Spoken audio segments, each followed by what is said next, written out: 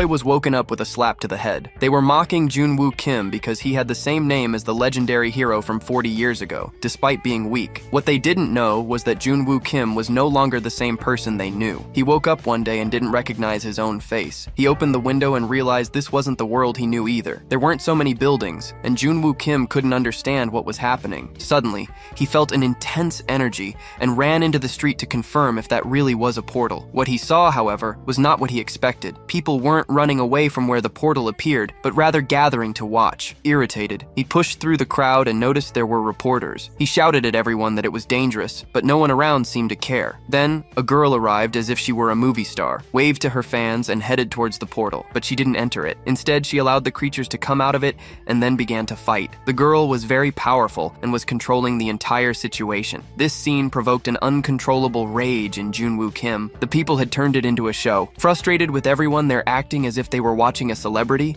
Junwoo Kim knocked over the cameras and yelled that this was all stupidity. The boy's reaction took everyone by surprise. He was the only one not excited about the spectacle. He warned that there was a possibility the monster could go berserk and adapt to this dimension, and that if that happened, everyone there would be in danger. The girl replied that everything they were doing was what had been taught in subjugation classes. Junwoo was speechless at her response. She then mocked him, saying that real life is different from the classroom. At that moment, Junwoo's eyes turned red, and he asked if the brat thought it was right to create a battlefield in front of people. The intense gaze intimidated the girl, and the guards warned him to back away. As he was being pulled away by the bodyguards, Junwoo questioned how someone as weak as her could be considered a hunter. The girl didn't respond to the offense, only commenting that his life must be difficult. A while later, Junwoo went to the square to think about everything. It seems he had returned to life 42 years after his death. He remembered perfectly. I was gravely injured in that battle. My companions were shouting for me to open my eyes. All I wanted to know in that moment was the result of the subjugation. They had tears in their eyes, so I thought we had lost. But in reality, it was a success. We had won. So, why are you all crying so much? I asked. That monster was on a completely different level. If we had lost, everyone in the city would have died. The reason they were crying was because I was dying. I hadn't even realized my injuries were so severe. That's when they showed me my own amputated leg. They were too worried to celebrate the victory. But all I said was that I was happy they were all okay and had survived, and I truly was. It was in that instant that I knew for sure I had died. Junwoo Kim was the first hunter of South Korea and fought bravely against Gigantiana, the most powerful monster that ever existed. What an end for a hero. But then I remember that, as everything went dark, a voice in my head said, I will return in 42 years, much stronger. Next time, humans will not be able to survive. The voice echoing in his memory, it would return in 42 years. He remembered that grim prediction. If things continued, all would be lost. The hunters, he'd explained, were outmatched by even the weakest of monsters, and he needed to prepare for the inevitable calamity. But then, a flicker of hope. He claimed there was still a chance. He clung to the hope that his group was still alive. If he could reach them, he could make a difference. But how? He couldn't simply ask strangers about his missing companions. Then he remembered the girl and her mention of a hunter's academy. There, perhaps, he still had a chance. This meant the institute had been founded within the last 3 decades, and only one person could have been responsible. He remembered asking his friend if he'd truly intended to establish a school. His companion confirmed it. He'd been planning for the future, envisioning an academy to nurture the next generation should the war ever end. He even entrusted Junwoo with naming it. Junwoo, surprised by the offer, hesitated. Are you sure? He asked. With a calm expression, the man suggested Korea Hunters College. He was told the name was too simple, too unremarkable. Now, standing before the school, he wondered if his companion had actually chosen such a plain name. The school itself was immense. He was questioned, asked what he was doing there. Was he a student? They hadn't seen him at the school before. He denied it, stating he was simply looking for someone. The old man spoke up, telling him if it was Yoon Chai he was after, he should leave. That wasn't the case, the protagonist replied. He asked the guard if he knew someone named Bae Woo-shik. The guard looked confused. He then asked if the protagonist was referring to his boss. That's right, the protagonist replied. I'd like to meet him. The old man explained that visitors were not allowed to see the director. Are you perhaps a special admission student? He asked. The protagonist was now confused. He claimed ignorance, insisting he was just a regular student. But the guard, with a look of pity, told him to follow. They entered the building. Minutes later, something startled him. Inside the room, a portrait of his former self hung on the wall. The boy questioned its presence. A guard told told him to stop yelling in the school. He apologized,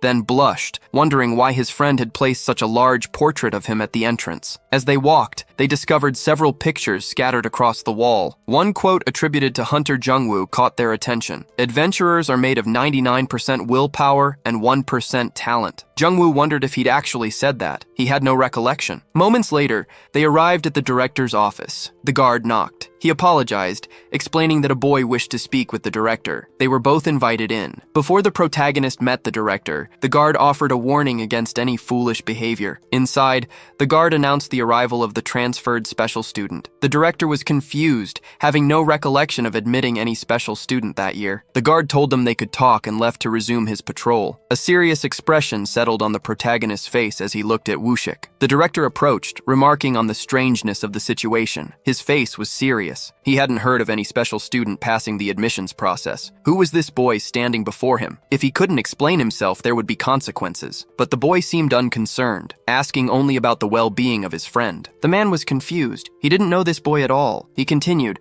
remarking that his friend looked almost unrecognizable, like an old man. He asked if Woo-shik knew him, revealing his name, Jun-woo. The man, bewildered, claimed he'd never seen anyone so crazy in his entire life and reached for the phone. He called security, demanding they remove the boy. No random person should be allowed in his office. A moment later, the protagonist asked about Sun-young. He demanded to know how the MC even knew that name. The Protos explained that Won-cheat had relentlessly pursued her, only to be constantly rejected. It was impossible to forget. The protagonist then asked if his friend had ever managed to win her over. At this, the director rushed towards him. He grabbed Jun-woo by the collar, shouting, "Who the hell are you? Why are you saying these things?" Jun-woo started laughing. "I never imagined you'd actually grab me." An irritated expression crossed his face. "Quite daring for a school director, wouldn't you say?" Seeing this, the man released the protagonist, his face etched with shock. The protagonist brushed off his shirt. "I've told you before," he said to his friend. "Even when facing the fiercest monsters, the most powerful figures, you must maintain control. Never let your target escape." The director, visibly shaken, asked, "Is he your leader?" Years ago, at Subjugation Management Headquarters, a shout rang out. "What are you all doing?" A blade pressed against a woman's neck. "Bring me medicine, bring me food." The MC asked what was happening. A nearby man explained that the young man with the blade had been expelled from his base due to illness. Now, desperate, he was searching for medicine. He asked if it was true. The man replied that they suspected it was,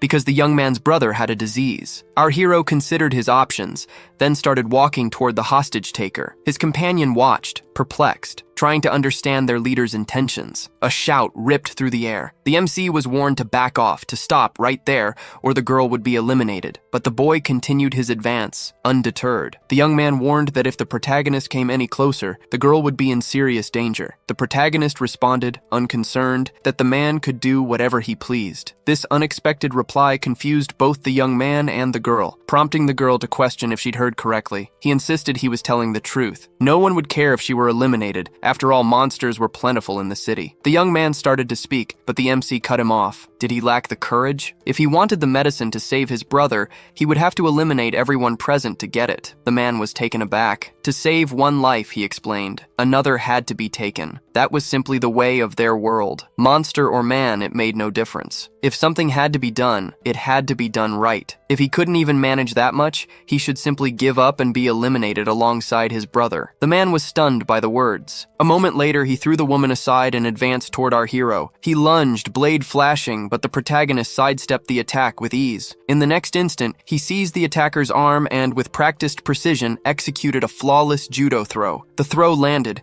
and a curse ripped from the side character's lips. In a flash, he was slammed to the ground. He struggled to rise, anger twisting his face, and vowed to eliminate our hero. He cursed Jun-woo again, slashing out with his blade. A smile touched Jun-woo's lips. "That's the spirit," he said. His system window announced the equipping of an item. Jun-woo parried the attack effortlessly. He leveled a finger at the man. The system confirmed. Explosive flick. In a flash, the blow landed, sending the man hurtling back to crash against the wall. The blow knocked the man unconscious. Jun-woo turned to his companion. They should search for the man's younger sister, he said. She might be close by, and he still had medicine for her. His companion argued that their leader should reconsider. The girl had a contagious disease, but Junwoo didn't care. If that were true, he reasoned, the man would already be gone. He urged his companion to hurry. The young man immediately obeyed. The protagonist then instructed his friends to bring the newcomer back to their base and give him food. Woo-shik started to speak, but the hero cut him off. That was all there was to it. From that moment forward, they were a team. But back in the present, the protagonist's friend questioned if he was truly the same person. He looked like a child. The protagonist admitted he had no idea what happened, only that he'd woken up in this unfamiliar body. The director's gaze lingered on Junwoo, making him acutely aware of his youthful appearance. He confided in the man, explaining that his friend seemed skeptical. "Of course he is," the director replied. "Nobody would believe someone eliminated returned looking like a child." The MC suggested it would be best to explain what happened during their first hunt. Upon hearing this, Woo-shik punched him. Meanwhile, a guard sprinted toward the director's office, summoned by Woo-shik to remove the boy. The school's special admissions program attracted remarkable talent, and he assumed the boy was one of these select few. He arrived at the director's office, stating he was there to apologize. As he stepped inside,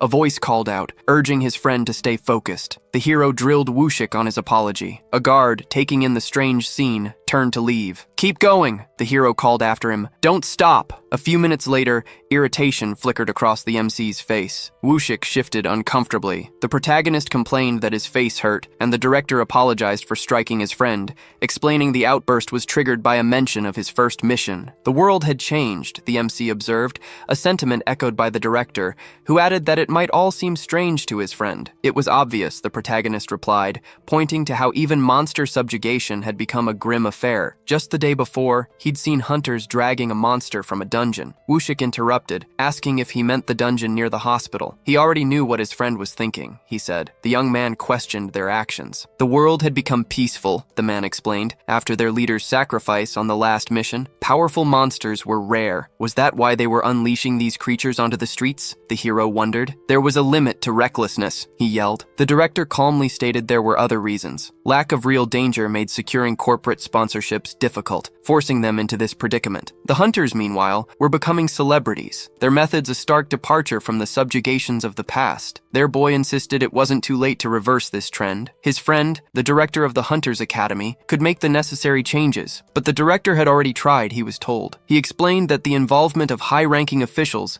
made it impossible for him to change the education system alone. The MC suggested that reuniting with their companions might give them the leverage they needed, but the director countered that those very companions were the high-ranking officials he'd mentioned. With clear reluctance, he admitted some of his team wouldn't welcome the protagonist's return. The MC then asked if his friend shared this sentiment. The director, surprised, quickly corrected him, insisting that wasn't the case at all. He sighed. Everything had been a mess since his return. Woo-shik tried to reassure him. The world was finally free from the constant attacks, and their leader could begin a new life. But he countered, grimly certain that the final boss would return. The director, a little bewildered, asked their hero to repeat what he'd just said. The protagonist reiterated his claim. The final monster would return. Woo-shik, equally confused, pressed him. "Gigantiano? You're saying he'll be back?" "Exactly," the protagonist replied. "Whether we want to believe it or not, that's the reality. Just before he vanished, I heard a voice. It said the final boss would return in 42 years. Woo-shik insisted it couldn't be true, asking if his friend had misheard. The MC questioned whether his friend truly doubted him. He'd seen someone return after 42 years, yet his friend struggled to believe the most powerful creature could also return. The director shifted uncomfortably. Their hero announced he was leaving. Staying no longer made sense. The man asked his friend what he planned to do next. He declared it was obvious. He would handle everything alone, just as he had before. Woo-shik argued that their leader wouldn't be capable of anything in his current state. The protagonist retorted that he'd done it once,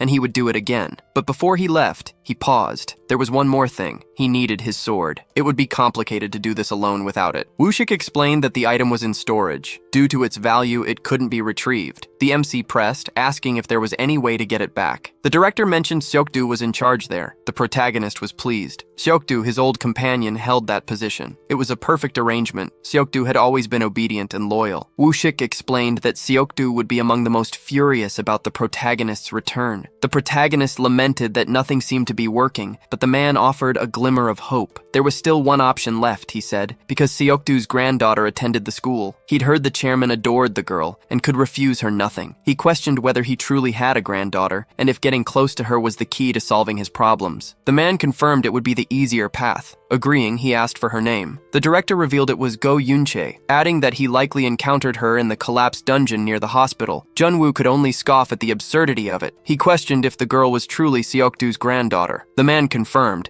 asking if there was a problem. The MC explained his anger after witnessing the street subjugation, admitting he'd fought with her. The director was surprised. Woo-shik, concerned, asked if his friend had hurt anyone. Of course not, the MC insisted. A few angry words spilled out before he turned and walked away. Later, the weight of his words settled upon him, the memory of her victory flashing in his mind. Frustration boiled over. "I don't know what to do," he shouted. He turned back, extending his hands towards Woo-shik. Woo-shik, confused, watched his friend. What was Junwoo planning? "Do you need something?" he asked. Junwoo's reply surprised him. "The academy enrollment form." "Really?" Woo-shik asked, incredulous. He urged his friend to hand it over, explaining that his weapon was in someone else's possession. To retrieve it, he needed to approach Seokdu's granddaughter. Woo-shik scoffed, dismissing the plan. The problem wasn't the granddaughter, he explained. It was the protagonist's age. Confused, the protagonist pressed him for an explanation. Woo-shik asked incredulously if he truly intended to enroll at his age. The question struck the protagonist like a blow. The director unleashed a torrent of words upon the hero,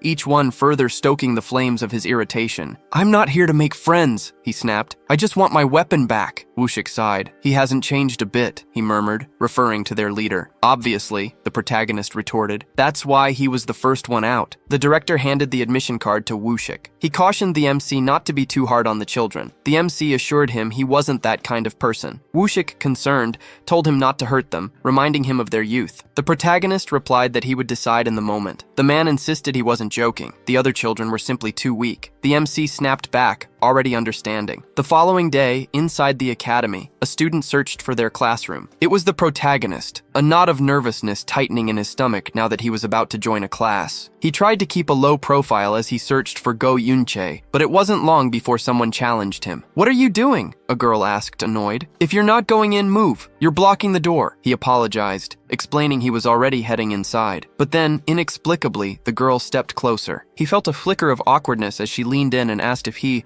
by any chance, happened to be the dog from yesterday. Confusion washed over him. She entered the room, remarking on the unexpected nature of the transfer student. It didn't matter to her, she claimed, but the protagonist questioned her use of the word dog. She offered no reply, leaving the protagonist even more bewildered by her abrupt departure. He found today's kids far more complicated. Stepping into the classroom, he felt the weight of many eyes. The students were all staring at him. The boys murmured amongst themselves, speculating whether the newcomer was the same dog they'd seen the previous day. Even some of the girls whispered similar theories about the protagonist. He realized they were all staring at him. Confused, he wondered what was happening. It was his first day at school. He considered ignoring it all, telling himself he'd expected the academy to be different since no one else possessed his item. He searched for a seat, but a surprise awaited him. A bouquet of flowers sat on his desk, accompanied by a congratulatory message from Woo-shik. He paused, a flicker of confusion in his mind. Did everyone receive these upon arrival? Taking his seat, he muttered about the wasted expense. A sudden clatter startled him. Someone was making quite a racket. A shout echoed, someone criticizing their teacher. It was a boy, complaining about being forced to come to school. His arrival silenced the classroom, a sudden fear falling over the students. He thought, kids, they never change, always so sure of themselves. The boy noticed him then, a flicker of surprise in his eyes, quickly replaced by a wide, welcoming smile. A new friend, he seemed to think. He approached, incredulous. "I can't believe you're in my class," he said. "That dog, the one from yesterday, it showed up in my room." He hadn't expected to see the protagonist there, not after the incident with Go Yunche and his disparaging remarks about hunters. Surprise flickered across the hero's face. "How do you know these things?" he asked. "Your video," the boy replied. "It's everywhere." The protagonist's mind raced. He was certain no one knew about that. Then, with a stinging slap, the boy's words hit even harder. "I can't believe you.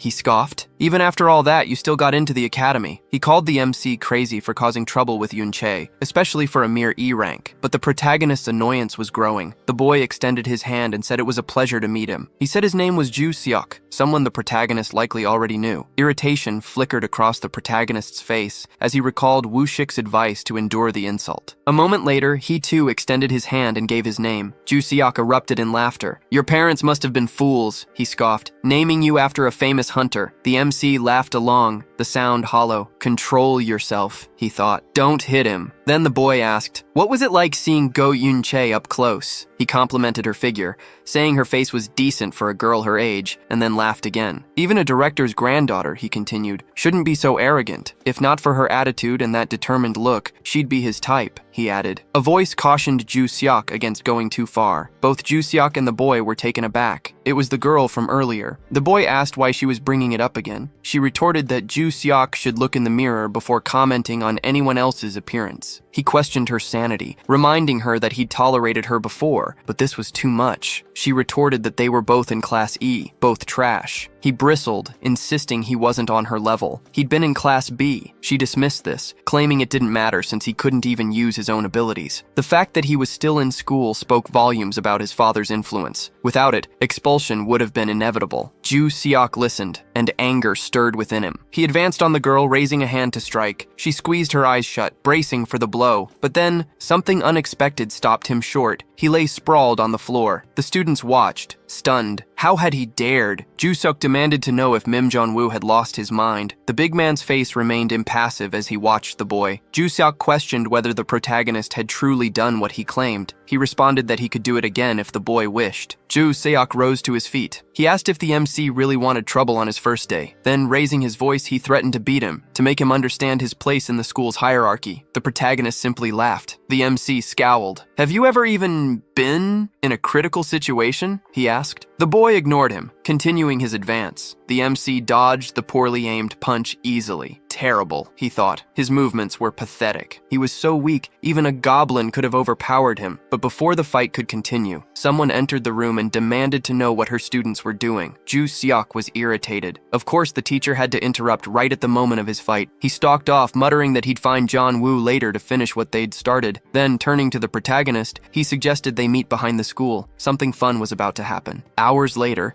irritation flickered across Woo Shik's face. He asked how the MC could have already found trouble on his first day. The protagonist replied that he'd been holding back. Woo Shik explained that he'd already cleaned up the MC's mess, but he wasn't sure what Ju Seok would do. John Woo asked what he meant. Woo Shik clarified that the boy the MC had hit was the minister's son, the minister of his own subjugation department, no less. The boy was used to getting his way, and with his father's influence, he'd never faced any real consequences. He understood now, he said, how things had ended up that way for the boy. The director cautioned him to be more careful. If he challenged Ju Seok again, there would be nothing anyone could do. He understood, the protagonist replied, and would handle it his own way. Outside the office, he sighed. The girl from the corridor suddenly spoke, startling him. Why did you do that? She demanded. Do you even know who you just messed with? He shrugged. Doesn't matter. I don't like rude kids. Then, turning the question back on her, he asked, why were you about to fight him? Ju Seok was only talking about Yunche. His surprise was immediate. The girl standing before him bore a striking resemblance to someone he'd seen during the subjugation. His eyes fell on the badge pinned to her shirt, Go Ah Hyun. He asked if she was Yunche's younger sister. She confirmed that she was. The MC was pleased, seeing an opportunity to use her, but then she revealed a surprising truth. She wasn't actually Yunche's younger sister. Born to a different mother, she was never considered her father's daughter,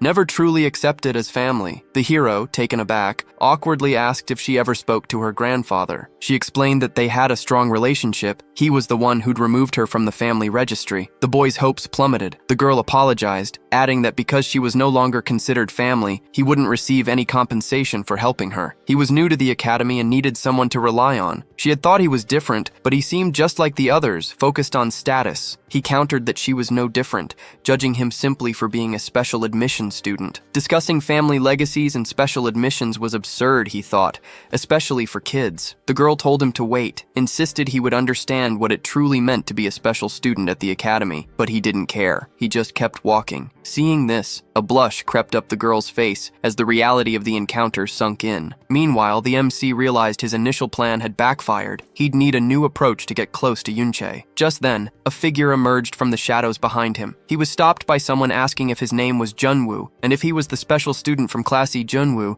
Surprised, wondered who this person was, but simply asked what they wanted. A few boys watched on, laughing, and more people began to arrive after the initial challenger appeared. Junwoo suddenly found himself surrounded by 5 people in the school hallway. The man threatened humiliation if the MC didn't follow. The protagonist, realizing the gravity of the situation, felt the beginnings of a headache. Inside a school warehouse, he followed the boys from earlier. The MC wondered if this was their hideout, the air thick with a terrible stench. A voice called out, announcing their friend's arrival. It was Jusok, and he had a question to ask before the 6 of them embarked on what he promised would be an unforgettable experience. He wondered why a special student would pick a fight with him. It felt almost dreamlike, nonsensical. Then the larger boy questioned the label itself, special student, and its significance. Jusok was taken aback. He sneered, complaining that someone who'd slithered in through connections dared to speak to him as an equal. If he weren't currently under punishment, he'd teach the MC a lesson himself. The protagonist should be grateful, he added, that his friends were merciful. Then, with a roar, he unleashed his companions. Hearing this, one of the boys lashed out with a kick, but the protagonist easily dodged the blow. He was surprised when his attacker stumbled and fell to the ground, apparently without any help. Juseok laughed. Good dodge, he said, but the crowd surged forward,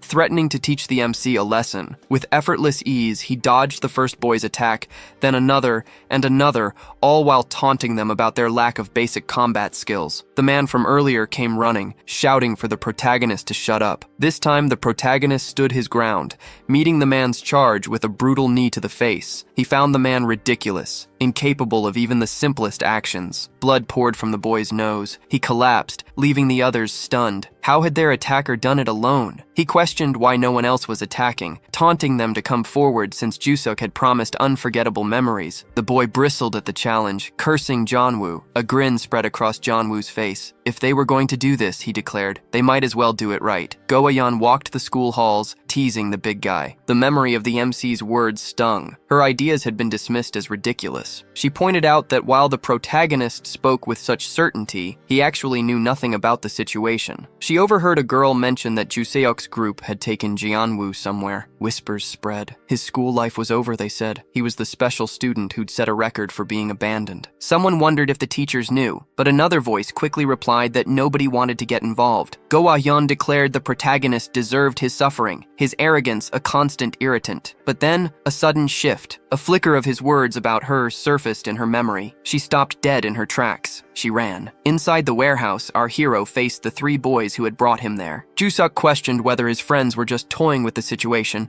A simple charge and a strike against the MC would surely suffice. The boys were intimidated. He'd taken down their strongest in a single move, but he reassured them, saying there was nothing to fear. He hadn't done anything special, he insisted. Their skills and mentality, he added, were simply childish. Jusok was deeply disturbed. He turned to his friends, suggesting they use his ability against their opponent, but one of them cautioned that using their techniques risked exposure and expulsion from the academy. Jusok assured them they simply had to avoid being caught. With this reassurance, the boys began preparing for another attack, bracelets fastened to their wrists. The protagonist realized they were using the same item as Go-Won and Che, and that wielding swords would likely be more cumbersome. The boys hesitated, unwilling to challenge the larger figure. Seeing their inaction, Jusok leaped down, denouncing his companions as cowards. He brandished a bracelet, activating some mechanism that unleashed his powers. One boy warned his friend he'd be punished if caught. Jusok silenced him. He activated the item. The system announced a D-rank skill, granting him immediate access to its abilities. Our hero watched, impassive. Through the window, a spear changed hands. Jusok declared he would make our hero beg and see how long he lasted. The protagonist scoffed, calling the boy a mere child, and questioned whether he even understood how to use abilities. A bystander spoke up, incredulous, asking if the protagonist was an idiot. He was already wielding a weapon. The protagonist grabbed a nearby broom, turning to Jusok. "Did you really think summoning an item was an ability?" he asked. Then, looking back to the bystander, he added, "There's someone who knows nothing." The big man jabbed his broom toward Jusok, his face contorted with anger. How dare this kid use an ability outside a dungeon? Meanwhile, back in the academy office, news traveled fast. "One of your new students is already causing trouble," someone reported. "Apparently, he was bold enough to go up against Ju Seok from Class B," the other person responded, surprised. "Strange. He's a special admit, but he's in Class E? That would mean he has no talent as a hunter?" The woman denied it. Confused, the man listened as she insisted he was mistaken. He was in this class, she explained, because he hadn't taken the aptitude test. This puzzled him even more. Those who skipped the test usually possessed a combat level too high to measure. He questioned his exclusion from the evaluation. The only other student to receive that classification had been Go Yunche, and he wondered if they were being compared. The man countered that someone with his talent wouldn't be relegated to the lowest class. The woman explained that the director had specifically placed him in Class E to keep him under the radar. He remarked on the strangeness of it, hunters typically wanting to stand out. But the woman admitted she didn't know the details. Before she could say more, a voice called out her name, Go Eun. "What happened?" she asked. She warned that the MC was in danger. Back at the battle, the protagonist's broom and Jusok's spear met in a furious clash. Irritation flickered across the boy's face. He was barely keeping up as the protagonist effortlessly deflected each of Jusok's attacks with a simple broom. A bystander watched, perplexed. Jusok, with his spear, should have been more than a match for someone of barren level. What was happening? The protagonist deflected every blow, his broom holding strong. Frustration mounting,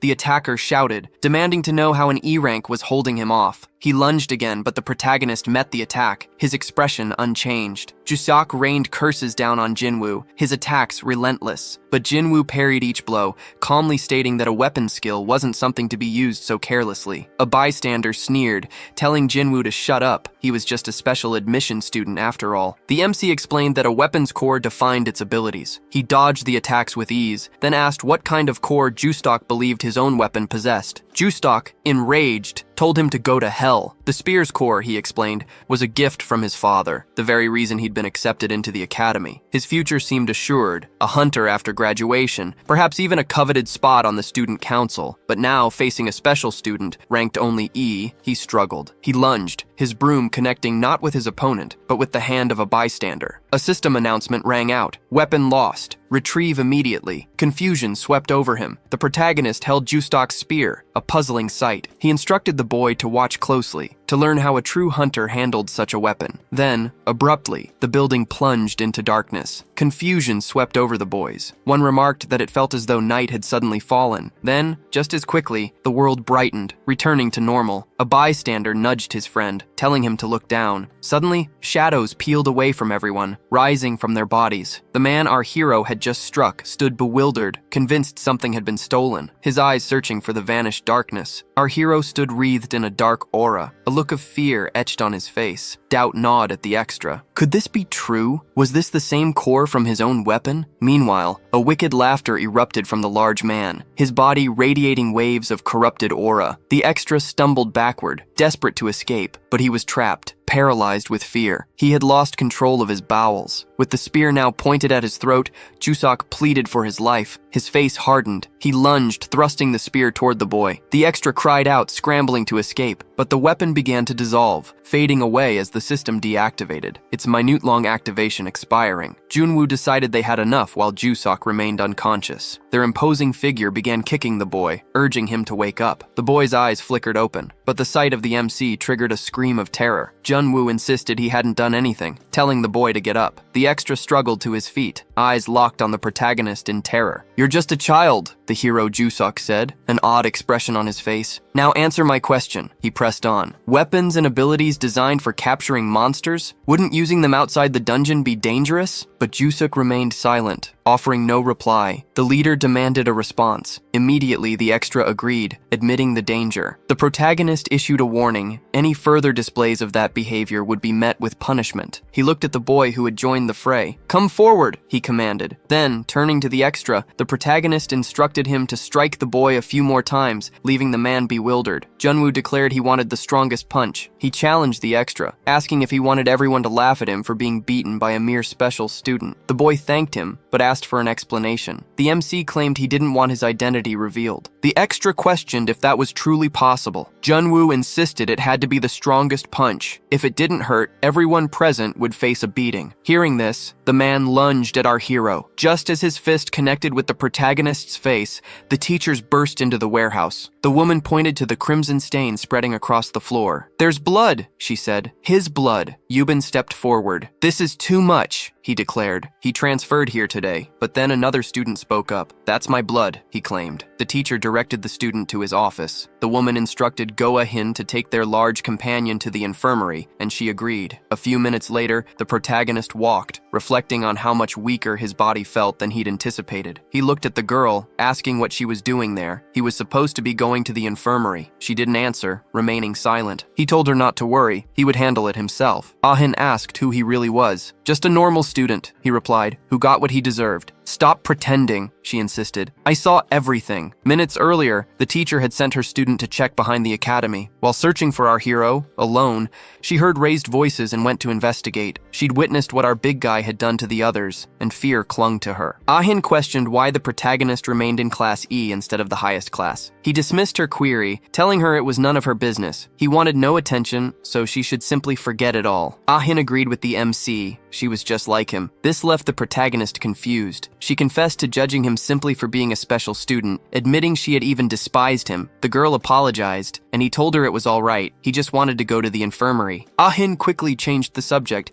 claiming she didn't want to bring it up, yet asked for his help in joining the student council. The protagonist, taken aback, asked Ah-hin to repeat what she'd just said. Ah-hin explained that entry into the council required a sponsor. "Are you saying we'd be taking advantage of this person?" the protagonist asked. "Exactly," Ah-hin replied. "That's why no one wants to sponsor me." Just as she was about to ask for his help, he refused. "Too busy," he said. Ah-hin insisted, offering to do anything in return. It wouldn't be free, but he countered, saying what he wanted was beyond her abilities. She offered him a multitude of things, each of which he refused. Then she offered to introduce him to Yunchi. He questioned her, asking if such a thing were even possible. How could she make such an offer, considering Yunchi's expulsion? But the girl insisted there was more to the story. A playful expression crossed her face as she considered her words. Then, smiling, Ah-hin explained that if she got onto the student council, they could talk, since her sister was already a member. The MC's reaction was unexpected. He told her to forget about it. He'd handle things himself. Just then, dizziness swept over him. He collapsed. The girl knelt beside him, asking what was wrong. "I've been asking to go to the infirmary," he gasped. "For a long time." Meanwhile, at Hunter Academy, an emergency meeting was underway. The teacher stated that this was the second instance of Juseok using his ability. Another person declared it grounds for expulsion. Owen concurred, adding that this time there would be no leniency. The first teacher nodded, confirming he'd seen it firsthand. The man turned to the academy director, Wooshik, seeking his perspective. Wooshik's gaze shifted to the teacher who had brought Ah-hin. "Is it true," he asked, "that Juseok and his friends assaulted the MC?" The teacher confirmed, stating she'd witnessed the attack. He pressed her, asking again if she truly witnessed the attack. Her answer remained unchanged. The director burst into laughter, thanking the protagonist for taking the beating, leaving the teacher bewildered. His tone shifted. The use of abilities was forbidden, he stated, and since this wasn't the first infraction, there would be consequences. The director announced that according to the rules, Juseok would be expelled, but a voice interrupted, requesting to speak. Wooshik granted permission. The speaker, seemingly without shame, argued that expulsion was too harsh a punishment. Wooshik demanded an explanation. The man's shameless reply was that teenagers often behaved this way. Their teacher's voice rose sharply. This wasn't just a mistake. It could have caused a serious accident. The academy official argued that Juseok was a promising student,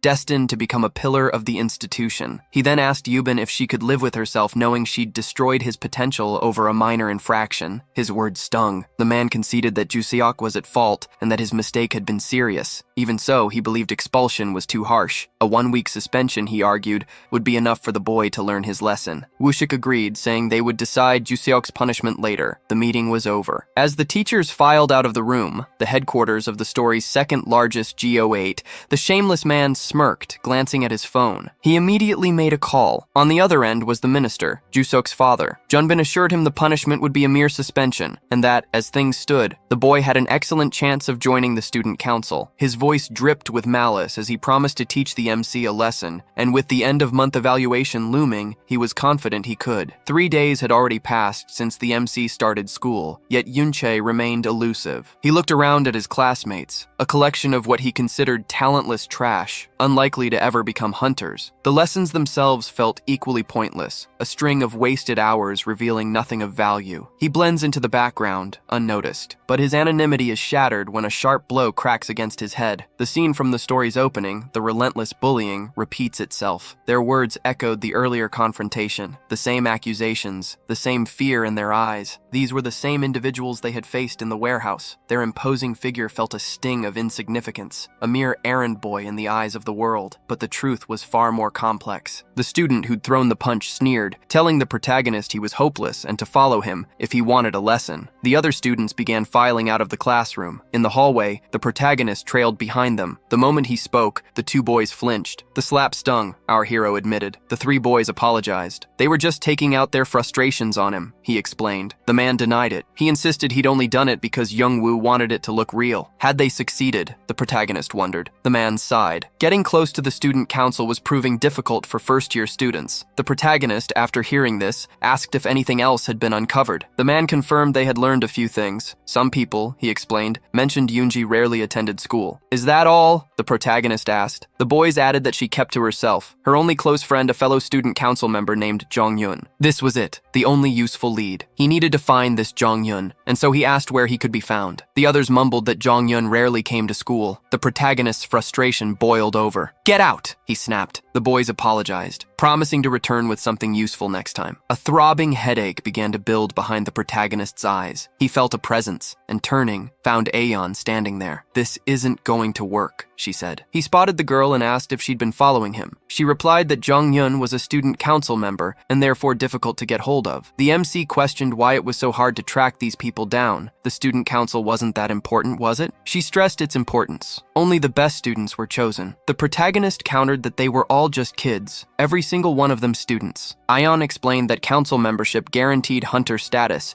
opening the door to real missions, and because the council members' parents held such influence, teachers treated them with deference. Even within the school walls, they wielded absolute authority. She explained they operated on a different level, and with his current approach, he wouldn't even catch a glimpse of Go Yunche. Jong-woo asked if there was another way. The girl started to suggest the student council, but he immediately shut her down. Hearing this, the girl was confused. Why do you keep refusing? She asked. He told her that Aeon had said only talented people could stand out, and she didn't have any talent. Just teach me, she insisted. I'll work hard. He started to laugh. He warned her that learning from him would bring immense pain. A heavy silence followed. He admitted he didn't understand her desire to join the council, advising her not to concern herself with things beyond her reach, but the girl dismissed it all. Jong-woo was taken aback. She insisted that if the council wouldn't have her, she'd rather go to another world entirely, and pleaded with him to teach her how. She declared her intention to master everything about subjugation, vowing to dedicate herself to relentless training. Jong-woo, announcing the end of the break, started to walk away. The girl pressed him for an answer. A smile touched Jong-woo's face, impressed by her courage. He hadn't seen such determination in a long time. She might prove useful. Elsewhere, their favorite teacher congratulated the students, then reminded them about the monthly evaluation. For that reason, they needed to put in the effort. Last month's scores had been dismal. Her words were cut short by the arrival of someone apologizing for the interruption. It was the shameless teacher, there to announce changes to the upcoming monthly exam. He declared that the first year's test would be a practical exercise, held within a dungeon. A wave of confusion swept over the students. Their heroine questioned the reality of the moment, while the protagonist's face darkened. The teacher, after a moment, declared it impossible, but the man, unashamed, warned her against raising her voice in front of her students. Yuban argued that a practical exam was excessive. The shameless man countered, asking if she was implying Class E wouldn't be able to handle it. She was left speechless. He dismissed her silence, stating the decision was already made. He added that excluding students from education was considered discriminatory. He questioned how long they intended to remain separate from the academy's core curriculum, reminding them that all students needed to fulfill the basic requirements for hunter certification. The MC found this absurd. This class was clueless, practically children. He felt certain something was amiss. No teacher would willingly send kids into a dungeon. He offered a brazen ultimatum. "Take the exam or surrender and enroll in remedial classes." Fixing his gaze on the protagonist, he added a chilling rider. Withdrawal meant expulsion. As he turned to leave, he vowed to personally oversee the evaluation, leaving the protagonist with a gnawing suspicion that something was deeply amiss. The teacher couldn't have orchestrated this alone. Someone powerful was pulling the strings. In the director's office, Woo-shik's suspicions were confirmed. The Minister of Civilization of Korea was involved. The MC revealed he'd been blacklisted because of Jusuk. The man apologized, explaining he'd done everything he could to stop it, but Myeonjin's influence at the academy and his deep roots within its history had made it impossible. He understood it was a difficult situation, the protagonist responded. The director continued his explanation, but the protagonist cut him short. He'd heard enough complaints. Woo-shik asked his friend how he planned to escape this persecution. The MC agreed. Of course he'd take the exam. He still hadn't seen Yoon Chae, and expulsion was out of the question. He turned to the director. Did his friend have any useful weapons? The man claimed he had nothing. The MC told him he couldn't enter a dungeon unarmed,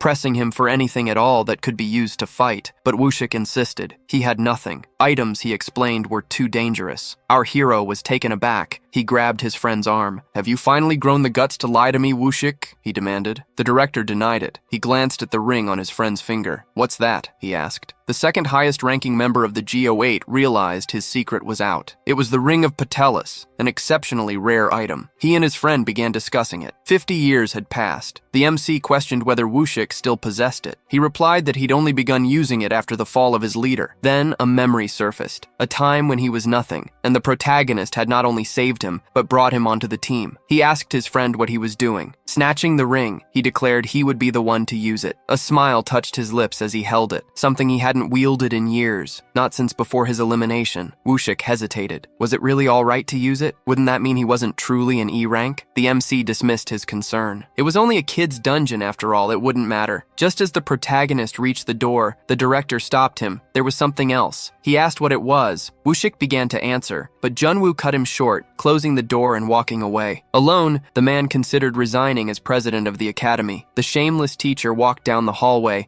and knocked on the door of the Hunter Academy's special department. He opened the door, surprised to find the main heroine inside. He asked Go Eun-chae why she had come to school that day. She immediately shot back, demanding to know why he had barged into her room. Irritated, the man retorted that the teachers could come and go as they pleased, and she shouldn't let her position as a council member go to her head. After his remark, silence hung in the air. The man, realizing his blunder, shifted uncomfortably. He reminded himself to be patient. He was at the academy after all. There was an upcoming first-year evaluation, he explained, and the student council had assigned a supervisor. This time, it would be a practical exam. "Are you serious?" the girl asked. "A practical exam for first years?" He confirmed the news, then asked if she was interested. She refused. The man asked if Chae could ask the other student council members, but she told him they couldn't do it either. He incredulously asked if she was suggesting they postpone the practical exam. She confirmed, stating that if it couldn't be held without the student council's participation, it would be better to wait a year. There was no benefit to them, she added. Perhaps, she mused, if they paid her, she might reconsider. The man erupted, demanding to know if she thought being a council member made her superior. Youngman reminded her that he had supported her rise within the school. Had she done it all alone, he challenged? The girl bristled. "Don't take your frustration out on me," she said. "It was my grandfather who judged you, not I." She added pointedly, "You should treat the council members better too." Youngman was speechless. He finally managed to ask where she'd heard about his judgment, but before she could answer, someone entered the room. "Teacher," the newcomer exclaimed, "it's good to see you again. Is there something important we need to discuss?" The man explained that someone from the council needed to evaluate the exams. The boy inquired whether Chai had agreed. The man replied that she hadn't. The student offered to do it himself, since he wasn't busy. Youngman asked if he was truly able to help. The boy pointed out it was obvious he could handle the task, being a student council member himself. Youngman considered the student, a troublesome sort, and hesitated. But a moment later,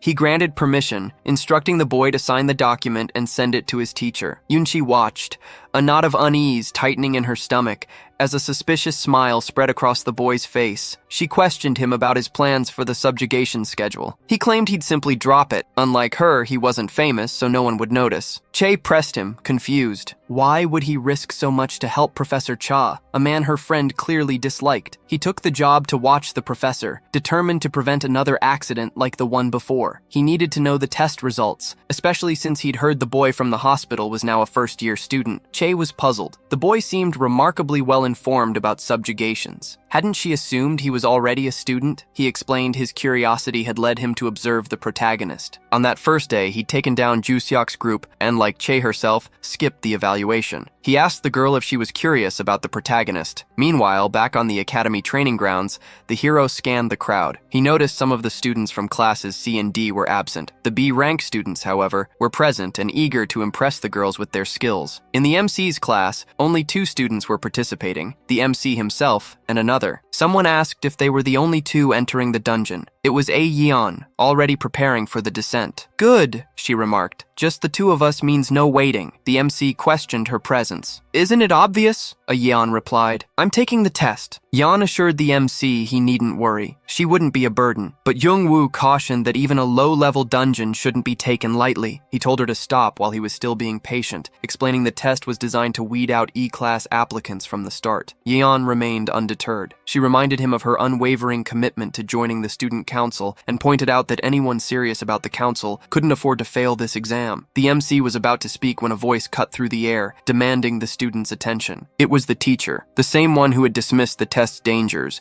now warning them not to lower their guard. This school exam, he explained, would take place in a low-grade dungeon, with each group limited to 8 participants. The class decided amongst themselves that Class A would take the exam first. The others would wait their turn. As a student entered the room, the teacher announced that everyone should recognize him, a member of the student council. It was the boy from earlier. He introduced himself as Kim Jong-yeon. A flicker of surprise crossed our hero's face. The name seemed familiar, a whisper from the past. As he studied the protagonist, the teacher, brazen as ever, announced a class reassignment. With only 2 students remaining in Class E, Junwoo and A-yeon would be moved to Class D. Then, the man from earlier approached and greeted the protagonist. The boys, bruised and battered after their encounter with the protagonist, shifted uneasily, attempting a show of bravado. But the heroine saw through their facade. Their feigned confidence was transparent, she noted, a poorly disguised act. Around them, murmurs rippled through the other students. Their own misfortune, they grumbled, to be teamed with a special admission student. A boy grumbled about being grouped with a special student. A girl complained about being 2 members short. One of the boys the MC had beaten earlier offered an apology,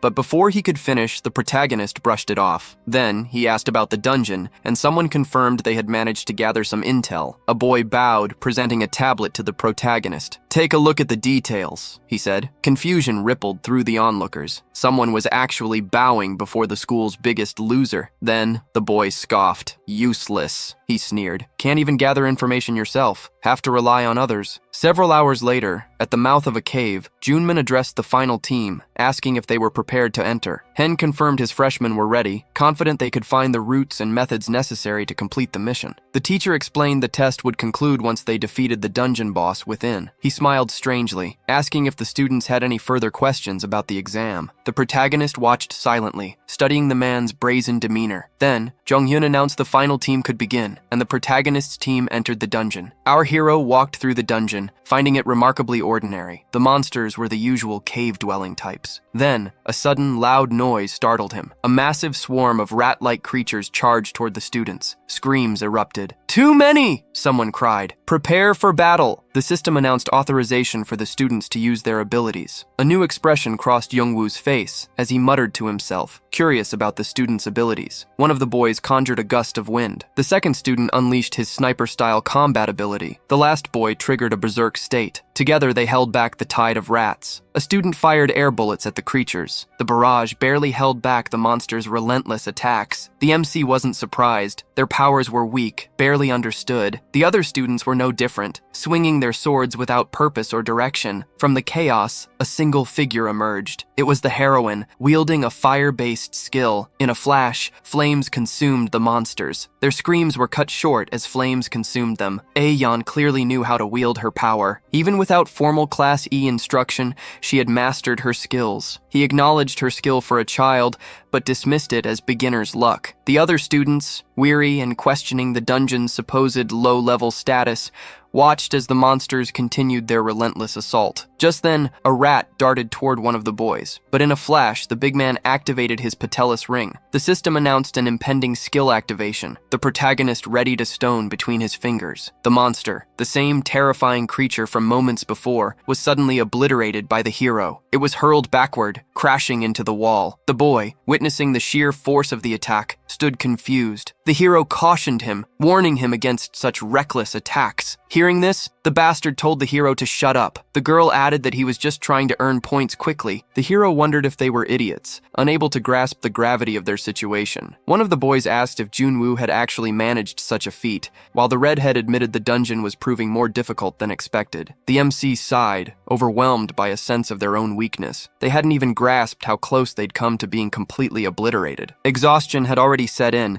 making it impossible to continue, and they hadn't even been in the dungeon for 5 minutes. Goyen was the only one who could help, but relying on her was out of the question. He yearned to leave the others behind, but the watchful eyes stopped him. Something felt wrong about this dungeon. He turned to his companion, a nagging suspicion tightening in his gut. "Doesn't this seem strange to you?" he asked. "More monsters than there should be, and we're only at the entrance. Something's not right. We should stop and figure this out." Junmin scoffed, asking if the MC was good for anything other than interrupting. He turned to walk away, muttering that the MC was too arrogant and needed to remember his place. As supervisor, Junmin would decide what to do. "If this continues," the protagonist shouted, "someone's going to get hurt." He started to say more, but the MC cut Junwoo off, sharply directing the student's attention back to the task at hand. He offered an out to any student too tired to continue the exam, but the room remained stubbornly silent. No one took him up on the offer. Junmin warned that if the protagonist was tired, he should quit alone and not drag the others down. Any more trouble, he added, would mean immediate disqualification. But then a hand landed on the protagonist's shoulder. "Don't worry," Jonghyun reassured him. "If things get dangerous, I'll step in." He dismissed the protagonist's concerns, mentioning his student council status as a subtle reassurance before walking away. Junwoo watched him go, his mind racing. A few minutes later, the group's excitement was palpable. They'd reached the dungeon's boss room, but their celebration was short-lived, replaced by a sudden chilling silence. Seeing their apprehension, he sighed. They were already scared, and they hadn't even seen the dungeon boss yet. He started toward the door, announcing he'd open it to the boss room. Ayan insisted they open it together. He started to argue, saying he could handle it alone, but she was having none of it. She was opening that door with him. She claimed the protagonist was inwardly amused by everyone's fear, a fear she did not share. He glanced away, trying to appear nonchalant. Then, together, they pushed open the gates to the dungeon boss's chamber. One look inside, and the protagonist was stunned. A giant monster lay on the ground, red liquid oozing from its head. The creature had already been defeated, a large pool of the liquid spreading across the floor. One of the boys asked if this was really the boss. The woman, too, was surprised. Had it already been vanquished? Junmin, equally confused, asked what was going on. Ayan explained that the dungeon was unexplored. The heroine looked at the MC, questioning if he knew anything. He replied that there had been interference inside and then yelled for everyone to retreat immediately. The students, faces etched with fear, reacted to the news with surprised questions. Why run? The protagonist urged them to leave. Immediately, something had gone wrong, terribly wrong, inside the dungeon. Then, without warning, a massive shadow engulfed Junwoo and the heroine. The MC, seeing it for the first time, felt a chill of pure terror. The creature dwarfed their hero, a terrifying giant. The students, struck by its immense size, broke into a run. Such an event, a dungeon boss defeated by a stronger monster invading its territory, is called a dungeon interference. Such a thing was almost unheard of in a low-grade dungeon. A look of terror gripped the heroine's face while the hero trembled. The creature stood directly before the protagonist. The system identified it, a three-tailed tiger. The protagonist felt a chill, a green-ranked boss in a purple-ranked dungeon. This was a disaster. Screams echoed as the students scattered, desperate to find the dungeon exit. But the creature, ignoring the protagonist entirely, sprang towards the others. Its landing was devastating, shattering everything around it. Fear gripped the teacher as Hyun shielded his classmates, urging them to hide behind him. The system's cold voice announced user authorization granted, rank 6 skills activated. Hyun's abilities were now at his command. Glowing light suddenly bloomed within the dungeon's darkness, emanating from Jonghyun's arm. This was Porcupine's Wrath, his unique ability. He called out to the MC. He couldn't face a green-ranked enemy alone, he explained, and needed the protagonist's help. Hearing this, our hero was confused. Why did the boy want his help? Hyun apologized, admitting he already knew about the protagonist's abilities. He'd noticed he'd passed without taking the entrance exam. The revelation stunned everyone. One student wondered aloud if the protagonist was just like Cha. He was baffled. Just days before, a system window had declared his abilities immeasurable. Woo-shik, seemingly anticipating this outcome, had declared him passed. He didn't want to stand out, our hero replied. The man explained that this was one of the few things outside his control. If the protagonist wanted to remain unnoticed, the teachers would likely oblige. Then, he clarified, when he'd said it was within his authority,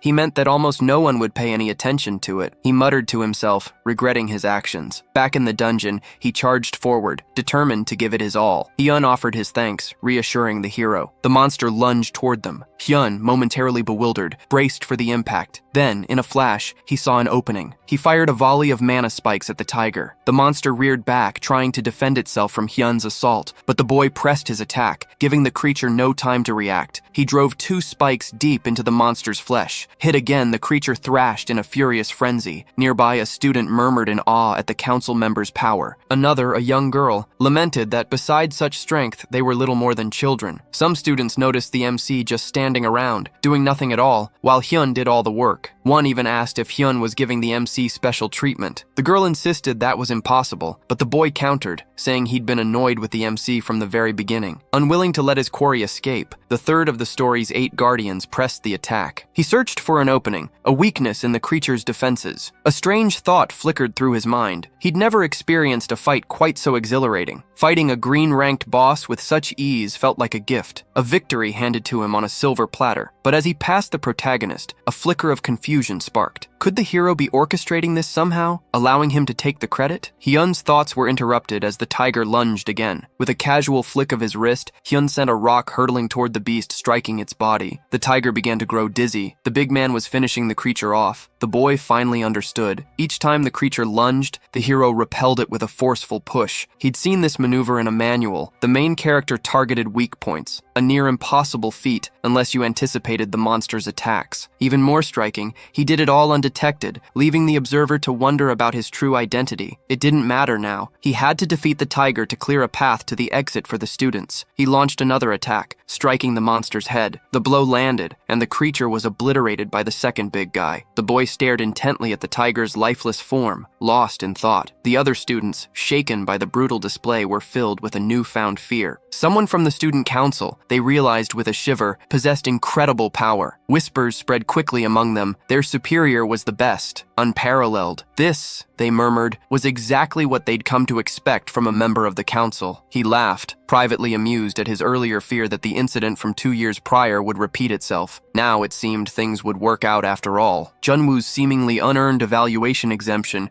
could be the grounds for his expulsion. But then, the protagonist spoke. The monster was still alive, he warned. It was too dangerous to remain. They needed to leave. A shout ripped through the air, demanding the protagonist's attention. It was the same man from earlier. He accused the hero of feigning concern, simply to gain favor. Then, with a sudden burst of motion, he leaped in front of the creature. He swore he wouldn't let Junwoo capitalize on the opportunity and would deliver the final blow himself. But in the next instant, the tiger's eyes snapped open. It lunged at the newcomer, who, it seemed, had severely miscalculated. Junwoo thought the man a complete fool for such a reckless move. To the reader's dismay, the second greatest Jai-08 stepped in front of the extra. His arm was then severed, a shocking, brutal act. The boy spat out a torrent of blood. The one responsible stood, stunned by what they had done. Horror gripped the professor and students. The boy lay motionless on the ground as anxious voices asked if he was still alive. Then Yoonmin urged them to run, and they questioned if the boy would be all right. The man urged them to run. Terror seized the heroine. What could she possibly do? A student council member, down in one blow. But there was no time to think. The monster was already upon her. She knew the tiger feared fire, a power she possessed. But as she prepared to strike, fear paralyzed her. She couldn't move. Fear locked her in place, her body trembling uncontrollably. She could do nothing. The creature charged. Then, the system announced the activation of explosive flow. A fist shot out, connecting with the monster. It was the hero, sending the creature flying with a single powerful blow. The girl watched, stunned, questioning whether she had actually just witnessed the hero's victory. The tiger sailed through the air from the force of the blow. Our hero didn't linger, quickly leaving the scene. Back where he'd fallen, the extra wept. His anger seemed to fade, replaced by a grudging acceptance. But the quiet moment was shattered when someone roughly grabbed the man by the collar. It was the hero, stepping in. He warned the man to stop his antics and take the fight elsewhere if he wanted to remain in this world. The protagonist called out to the largest among them, asking for his help. The others were to remain hidden. As he prepared for a fight, a nagging thought tugged at him. Had he made a mistake? He regretted the hiding. He could have ended this. Now the creature roared in his face. It lunged, but he dodged easily. The tiger then began to pull sharp objects from its own flesh. It lunged at the NC with something like a spear,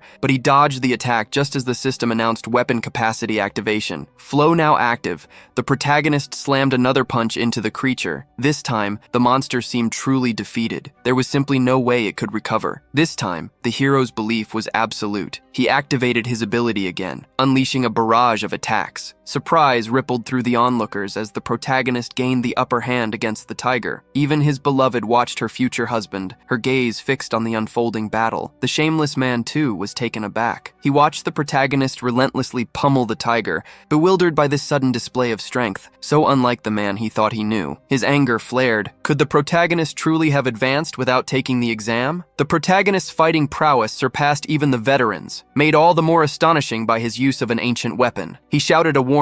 The ancient, supernatural weapon was dangerous. He pressed on, unconcerned. The professor's warning was obvious. He already knew about the penalties. Every ancient weapon carried a risk. Activation effects varied, sometimes even obliterating the wielder. But their sheer power was too tempting to resist. The bracelet was simple, offering maximum power without any drawbacks. Its limitation, however, was that the user was restricted to the abilities of the monster at its core. A supernatural weapon, on the other hand, amplified the monster's power, reshaping it into a more potent form wielded by the hunter. The MC mused that the new generation of hunters had grown weaker. Even if things seemed manageable now, the monsters would only grow stronger. Suddenly, a tiger materialized behind him. "Your future husband should look behind him," the heroine warned. The tiger lunged, but Go-8 dodged the attack effortlessly. The system announced the activation of the flow attack. The creature flinched, fear flashing across its features. The protagonist, spinning in midair, launched a punch at the tiger. The blow, explosive in its force, landed squarely. The monster winced, one eye squeezing shut from the impact. The attack's impact rippled outward, striking the bystanders and the heroine. Smoke billowed and drifted. She had thought the Patalis ring's penalty would consume its wearer's fear, but even ravaged by her attack, he forced his eye open. The system announced the penalty's activation.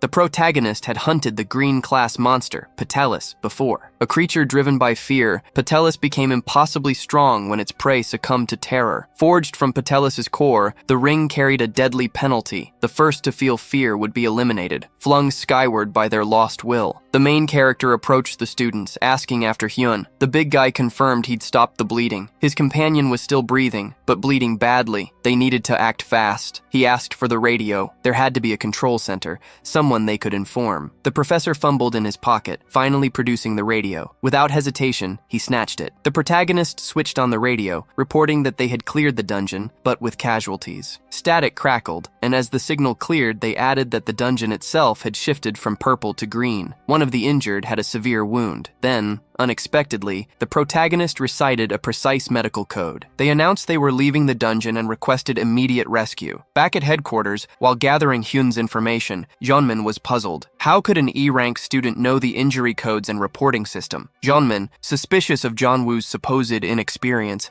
demanded to know his true identity. Jeonwoo remained silent. Jeonmin's anger flared. "Did you not hear me?" he shouted. Before he could utter another word, a fist slammed into his mouth. The blow came from Jeonwoo. Tears welled in the man's eyes as the protagonist argued that a supervisor should be capable of assessing a situation. His anger, however, remained. He started to retort, but the big boss cut him off, threatening to send him to Brazil if he uttered another word. The professor fell silent. A few minutes later, the students filed out of the dungeon. A shadow of sadness crossed our hero's face as he looked at his companion. Wushik asked if he was all right. He couldn't hold back, Wushik added, and the hero replied, "Thanks to that, no one was eliminated." The second-ranked member of the Go-8 boasted that his name would soon be known to everyone, Seokdu included. Suddenly, the protagonist's hesitation vanished. He revealed a teacher from their school had tried to eliminate him, and a 19-year-old boy had lost an arm. Finally acting as he should have all along, the protagonist turned to his friend. "Did any of this make sense?" he asked. Woo-shik trembled at the protagonist's expression. He wouldn't let this happen again, the protagonist warned. Walking away, he added that his friend wouldn't want to see him like this again. Hours later, the teacher stood in Woo-shik's office, brazenly claiming issues with the written exam. He laid the blame on Cha, saying she had forced the switch to a practical. The test, he explained, was designed to address the imbalance between Class E and the other classes. There was, he insisted,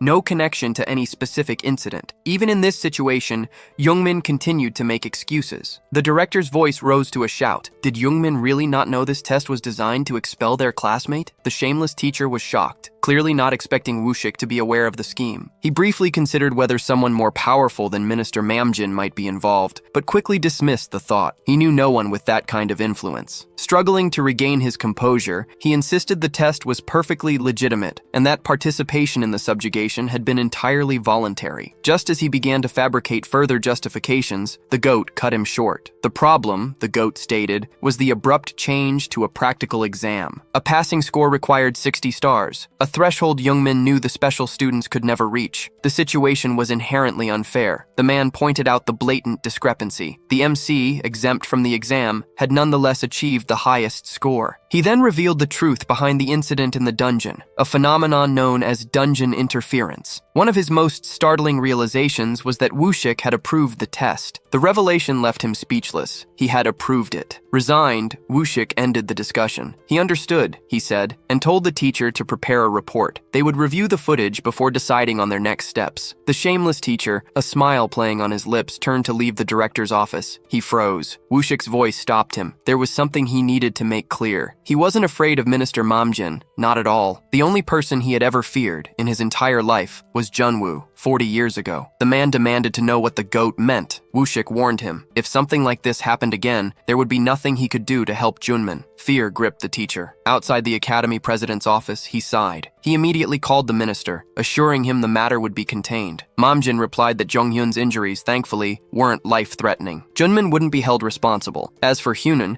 he'd never been an official candidate anyway, and considering his role in Professor Choi's expulsion, he should be grateful his injuries weren't more severe. The teacher offered an apology, admitting he'd underestimated the hero's abilities. The minister questioned whether the protagonist truly possessed the skills to warrant his admission. Before the teacher could respond, Mamjin interrupted, declaring he would get straight to the point. A member of the Parents' Association believed the council candidates were already chosen and sought Yunmin's opinion. Yunmin, fearful, agreed, echoing the sentiment. The minister, pleased, responded that it was excellent. He then suggested that Cha, despite his hard work, shouldn't be discouraged, and proposed a future lunch together. The minister ended the call, and the teacher sighed. He found himself wondering how any student could wield such power. This one was clearly beyond ordinary, stronger even than seasoned hunters, but such an opportunity couldn't be wasted. He was determined to defeat Janwoo, whatever the cost. Meanwhile, someone warned the protagonist of impending pain, a warning he readily dismissed. But an instant later, a doctor's touch with a cotton swab sent him into a fit of screams. The nurse explained it was finished, and he needed to remain upright until it dried, along with a few other precautions. His fiancée remarked that he was behaving like a child, hardly the demeanor of someone who just defeated a green-ranked boss. He told her to be quiet. The lingering pain, he suspected, was a consequence of neglecting his supernatural weapon for so long. Things were different now. She persisted. He was annoyed. She promised to disappear if only he would help her. He questioned her continued ambition to join the council. How many times, he asked, must he refuse? Whether she joined the council or not, he declared, meant nothing to him. A voice suddenly cut through the air, warning that joining the student council would be anything but easy. Ayan, surprised, mentioned a rumor that this person had transferred into their classmate's room. He was, in fact, a major player in the unfolding story, and the main character asked him how he was doing. The boy insisted he was all right, though his wounds clearly pained him. Our hero asked if Hyun had heard the news, that the arrogant challenger had finally yielded. Hyun confirmed, saying the news had reached him just after the practical exam. He said that when someone saves your life, the least you can do is show up and thank them, but the man still ran. Hyun dismissed it, saying it didn't matter. They had survived. The protagonist countered, "Wasn't that a little optimistic, considering Hyun's missing arm?" Hearing this, the boy was speechless. The goat explained that his father always told him, as long as he wasn't eliminated, he could overcome any challenge. Since he hadn't been sent to Brazil, everything would work out. The MC, initially suspicious of the boy,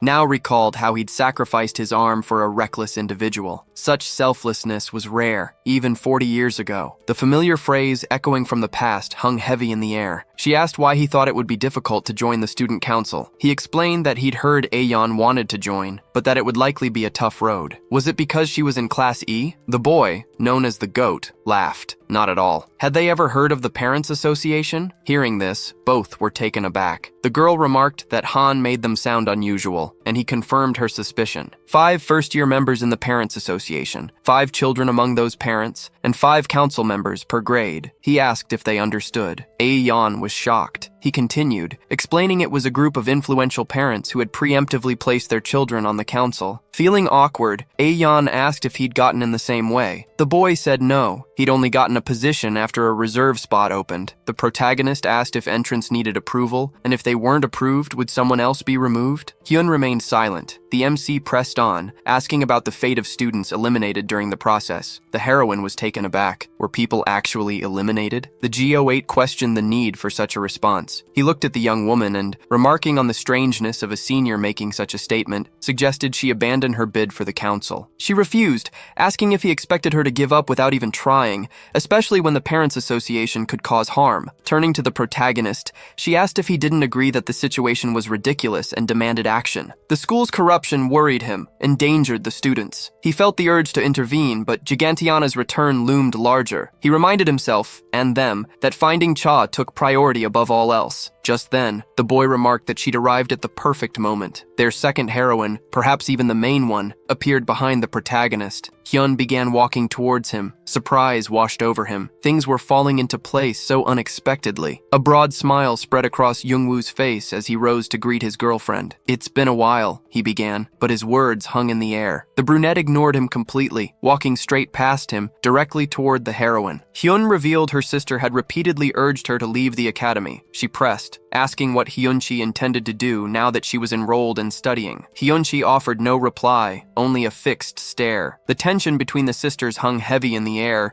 as 2 onlookers shifted uncomfortably. He wasn't sure what had passed between them, but the tension was unmistakable. He wondered if Aeon's desire to join the council was driven by a need to outdo Hyunchi. With nothing left to do, Aeon turned to leave. The MC started to speak, but she cut him short. He was in an even worse situation, she claimed. For the first time since the encounter began, Hyunchi spoke. Had his sister been hurt? Aeon looked surprised. "It's a little late for your sister to pretend to care," she said, walking away. Hyun, hoping to ease the tension, thanked her friend for coming and asked if she and Hyunchi already knew each other. As the two stared at one another, he remarked that their first impression probably hadn't been the best. Feeling like a third wheel, he decided he couldn't stay any longer. He excused himself, saying he had some things to attend to. The MC told Yunche he needed to speak with her, and the two of them left the room. Hyun, watching them go, felt the awkwardness of the situation intensify. Out in the hospital corridor, Yunche asked what was wrong. He hadn't prepared for this conversation, not back when they first met. Should he get straight to the point? He'd try a different approach. He'd tell her he was a fan. But even as he thought it, he knew it wouldn't work. That wasn't how friendships were made. "I heard you participated in the subjugation during the practical exam," she said. He started to deflect, to tell her he hadn't done anything, that Hyun had handled it all, but she cut him off. "Your friend couldn't have done that alone." Her words carried a certain weight. "It was a panic-inducing situation," she continued, "but a first-year student managed to handle it. And that advice you gave earlier, that wasn't something an amateur would say." He was about to make another excuse, but then simply accused her of being overconfident. Yunche playfully challenged him, asking if he was deliberately provoking her. "Obviously not," Jongwoo replied. "He simply wanted to know if they'd get along." As she tried to wrap up the conversation, she asked if he planned to join the council. She added that right now he was likely just trying to make connections, but he didn't need to. His skills were already impressive. He insisted he had no intention of joining the student council, but she cut him off again. She had one last thing to say. Her playful tone vanished. No matter what he did to get on the council, he was never to involve her sister. He remarked that the two were very much alike. Yunchai looked confused. He continued, explaining that Aeon was the only one who wanted to join the council, because he didn't care about it at all. He was only trying to get closer to her, he said, because he had a score to settle with Seokdu. Then, without warning, Yunche elbowed him in the neck and slammed him against the wall. She shouted, demanding to know if her sister had asked him for anything. He started to speak, but she cut him off, insistent on an answer. Had Ayan asked for help getting onto the council? Had she asked for help with revenge? Our hero's temper flared, and he braced to retaliate. But the situation wasn't truly dire. He simply pushed her away, surprising her. She regained her composure swiftly, launching a kick at the protagonist. This time he struggled to defend. He dodged another blow, impressed by her skill. Their eyes locked for a heartbeat before the clash resumed. He realized this fight was unlike their previous encounter. This level of the dungeon was challenging even for seasoned management teams. But his thought was cut short as the heroine launched another attack. Dodging her blow, he realized he'd underestimated Yun-Che. Her speed was astonishing. Why, he wondered, had she displayed such middling skills in the street when she was clearly capable of so much more? Her next attack came swiftly, and he dodged again, bracing for his counter. But that wasn't it. He ripped a bandage from his arm and flung it at her face. The tactic worked. Completely caught off guard, she was seized by the neck. Pinned against the wall, she gasped, demanding to know if John Woo's last move had been against the rules. He retorted, questioning whether there were any rules at their school. The girl remarked that he'd adapted remarkably fast for a special student. He, in turn, told her she was better than he'd anticipated, then asked what had happened during the last subjugation. She replied that the experience had been very different from what he might have imagined. The method of subjugation wasn't the point, only the crowd's amusement. This answer clearly displeased the hero. His irritation was plain to see. She asked what he wanted to discuss. Nothing important, he replied. He needed to speak with Yun-Che's grandfather. He simply wanted her to retrieve some weapons from headquarters. At this request, a look of confusion crossed Yun-Che's face. She told him it was impossible. She couldn't take weapons from there. John Woo mentioned he'd heard the devices were merely for show, and that Sok-do, as director of the support house, could likely acquire a few. Yun-Che countered that persuading her grandfather was a lost cause, regardless of the request. Just as the MC began to speak again, a woman appeared, calling out to our hero. The nurse, still gripping the girl's shoulder, told the protagonist he couldn't fight there. In an instant, the girl slapped his hand away and, after a brief struggle, walked off. He told her he looked forward to seeing her again, but she retorted that she never wanted to lay eyes on him again. With the confidence of a true protagonist, he replied that would be difficult. She was Seok-do's granddaughter. Moments later, he returned to his room. Hyun inquired about the conversation with Cha. It hadn't gone well, the MC admitted. The boy wasn't surprised. Then, the protagonist asked if the MC's relationship with her grandfather was strained. Hyun looked surprised by the question. He said it wasn't bad but not good either, more like a relationship between co-workers. Surprised, the protagonist asked if they truly didn't have a family-like relationship. The boy agreed. Hyun then asked what the MC had discussed with Cha. He explained that he'd asked her to retrieve something, but she had told him it wasn't possible. The boy said that sounded right. His friend had never asked her grandfather for anything. His very presence was intimidating. The MC questioned Hyun's meaning. Hyun replied that he couldn't speak freely there, and with a laugh, blamed the protagonist for the awkward situation, saying such a request was nonsensical. Jungwoo wondered if offering money would help, but Hyun just laughed harder. There was only one thing that would pique Eunche's interest, he explained. When Jungwoo pressed him, the boy revealed that to earn Eunche's favor, Jungwoo would have to convince Aeon to abandon her bid for the council. He admitted he didn't know why, but he was certain Eunche resented her sister's presence at the academy. The idea resonated with our MC. He remembered the girl mentioning something similar during their fight. Hyun suggested that if our hero could persuade Aeon to relent, they might achieve their goal, but Jungwoo silenced him. Someone was approaching, hours later, and in a different location. She sat on a plaza bench, the same woman who had earlier passed the room. The conversation she'd overheard between the protagonist and Hyun played back in her mind. All the effort, all the maneuvering to gain a seat on the council, it had all been for this, to finally exact her revenge on Seok-do. Her current abilities wouldn't be enough for the council, perhaps not even enough to graduate from the academy. That was why she needed his help. He was only a first year, yet unusually strong. With his support, she knew she could graduate, but help from him seemed impossible now. It didn't matter, she told herself. Things had always been this way. Once again, she would handle everything alone. Suddenly, someone approached. It was the protagonist. He immediately asked why she'd acted so pathetically. He then asked if she was going home, as it was getting late. She replied that she was. He had a question for her, he said. Was she thinking about giving up? Aehyun was taken aback. She questioned his assumption. Why would she ever surrender? He replied that he knew she'd say that. A smile touched the protagonist's lips. Until this moment, This exact exchange hadn't unfolded in the story. Then, he revealed he had faced Cha in battle. Hearing this, surprise flickered across her face once more. "What are you talking about?" she asked. He explained that he had, in fact, fought against her, and that Yunche was even stronger than he'd anticipated. Their clash had been unavoidable, a consequence of their bitter rivalry, reigniting old tensions and sparking another conflict. This changed everything. He wouldn't ask nicely anymore. He would threaten Yunche. The girl was confused. She remarked that the MC was exactly as she'd expected, too aggressive. She asked if he was joking, but he insisted he was looking for her sister's weak spot. Aehyun questioned what weakness her sister could possibly have. He pointed at Yunche. Her weakness, he told Yeon, is her own sister. He stressed the need for her attention. Che, he explained, led the council, was a top-tier hunter, and her grandfather headed the association. He questioned why someone of Yunche's power would even notice someone like Aehyun. After all, no matter how tirelessly Aehyun strived, she could never attain Eunchi's level. And there was a reason Yeon remained absent from the Hunter Academy. Such a revelation would jeopardize Che's career, or perhaps she feared Aehyun might usurp her position. At this,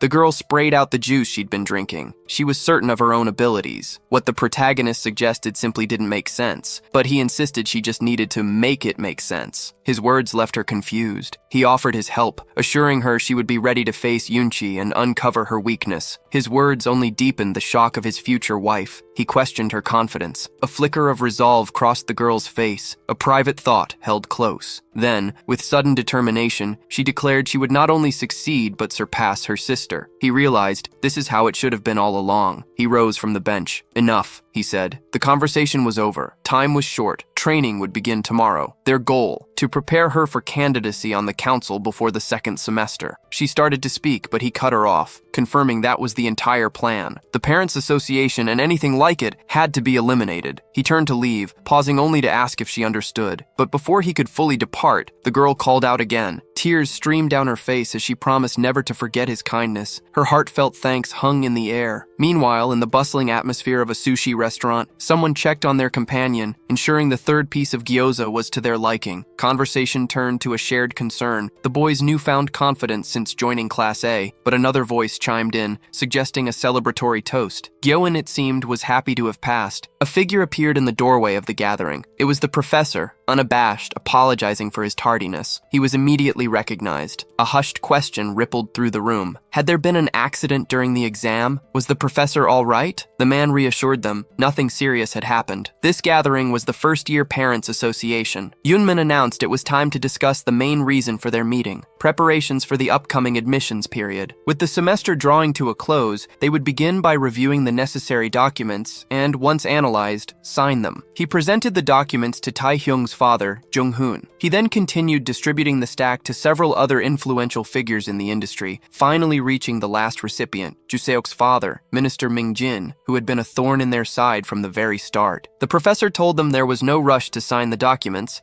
and asked if they had any questions. Jung spoke up, curious about the practical exam from a few days prior. He'd heard a special student had managed to complete it solo. He wondered if there was any chance this student might run for the council. A wave of surprise rippled through the room. The professor, utterly unashamed, declared their hero had shown no interest whatsoever. There was simply no chance their children wouldn't be accepted, he assured them. They could rest easy. In fact, he added with a touch of candor, it was highly unlikely their big guy would even apply. The minister then posed a question. He wondered if the professor had a contingency plan should his assumption prove incorrect. Jungmin dismissed the concern, assuring him it was obvious, and that he would do everything necessary to ensure their success. With a smile, he promised to ensure each of their children a place on the student council. The next day, at Hunter Academy, the protagonist entered his classroom. A moment later, a shout rang out. He had finally arrived. A wave of students surged toward the big man, peppering him with questions. He was overwhelmed by the barrage,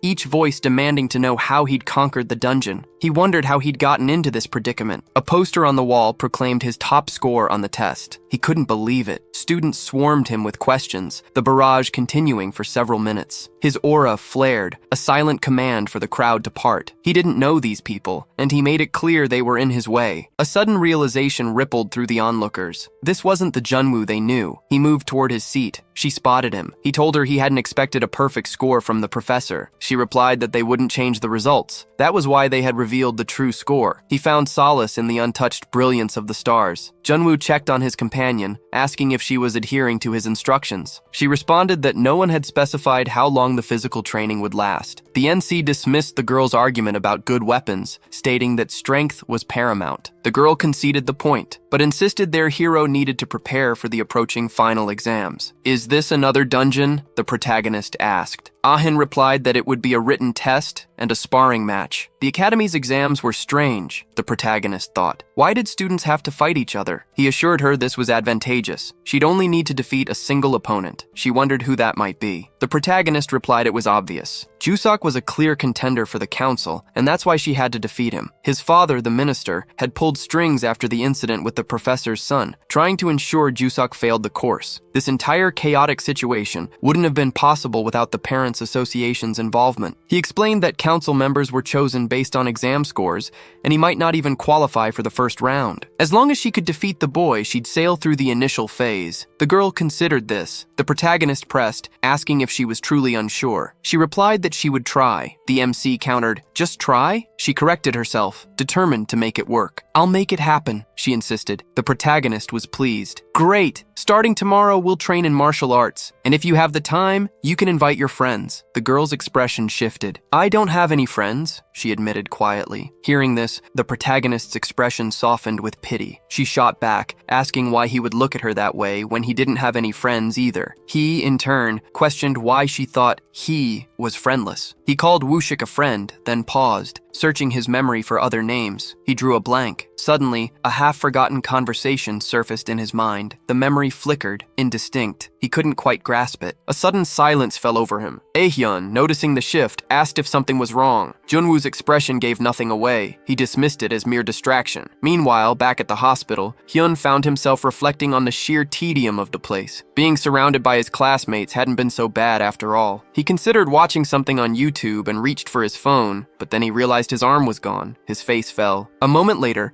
someone called for Geo8's son, and the boy's spirits instantly brightened. He asked if his father hadn't gone to work. The man replied that he'd spoken to his team leader and been given time off. He then asked about his son's health, and the boy answered that he wasn't in pain. The man explained that his own father had lost an arm during a subjugation, yet never abandoned his dream. He had become, in fact, an even stronger hunter. And so long as his son continued to train, his left arm would day by day find its own path to improvement. The man pulled something from inside his shirt. He'd discovered something, he said, proof that the Parents' Association was involved in the accident 2 years prior. Hyun asked if his father was still dwelling on that. The boy's father questioned whether the test had been pre-planned, but then abruptly shifted gears. Hyun fell silent. Just as the man was about to speak again, the boy erupted, shouting at his father. He was told to forget it. He'd been fired for investigating, and they'd lost everything because of it. He asked his father what he was still trying to achieve after all this time. This time, Hyun may have gone too far. His father was speechless. The boy declared that his investigation was futile. He would never take down the Parents' Association, and he would never hunt again. Hyun cut the man short,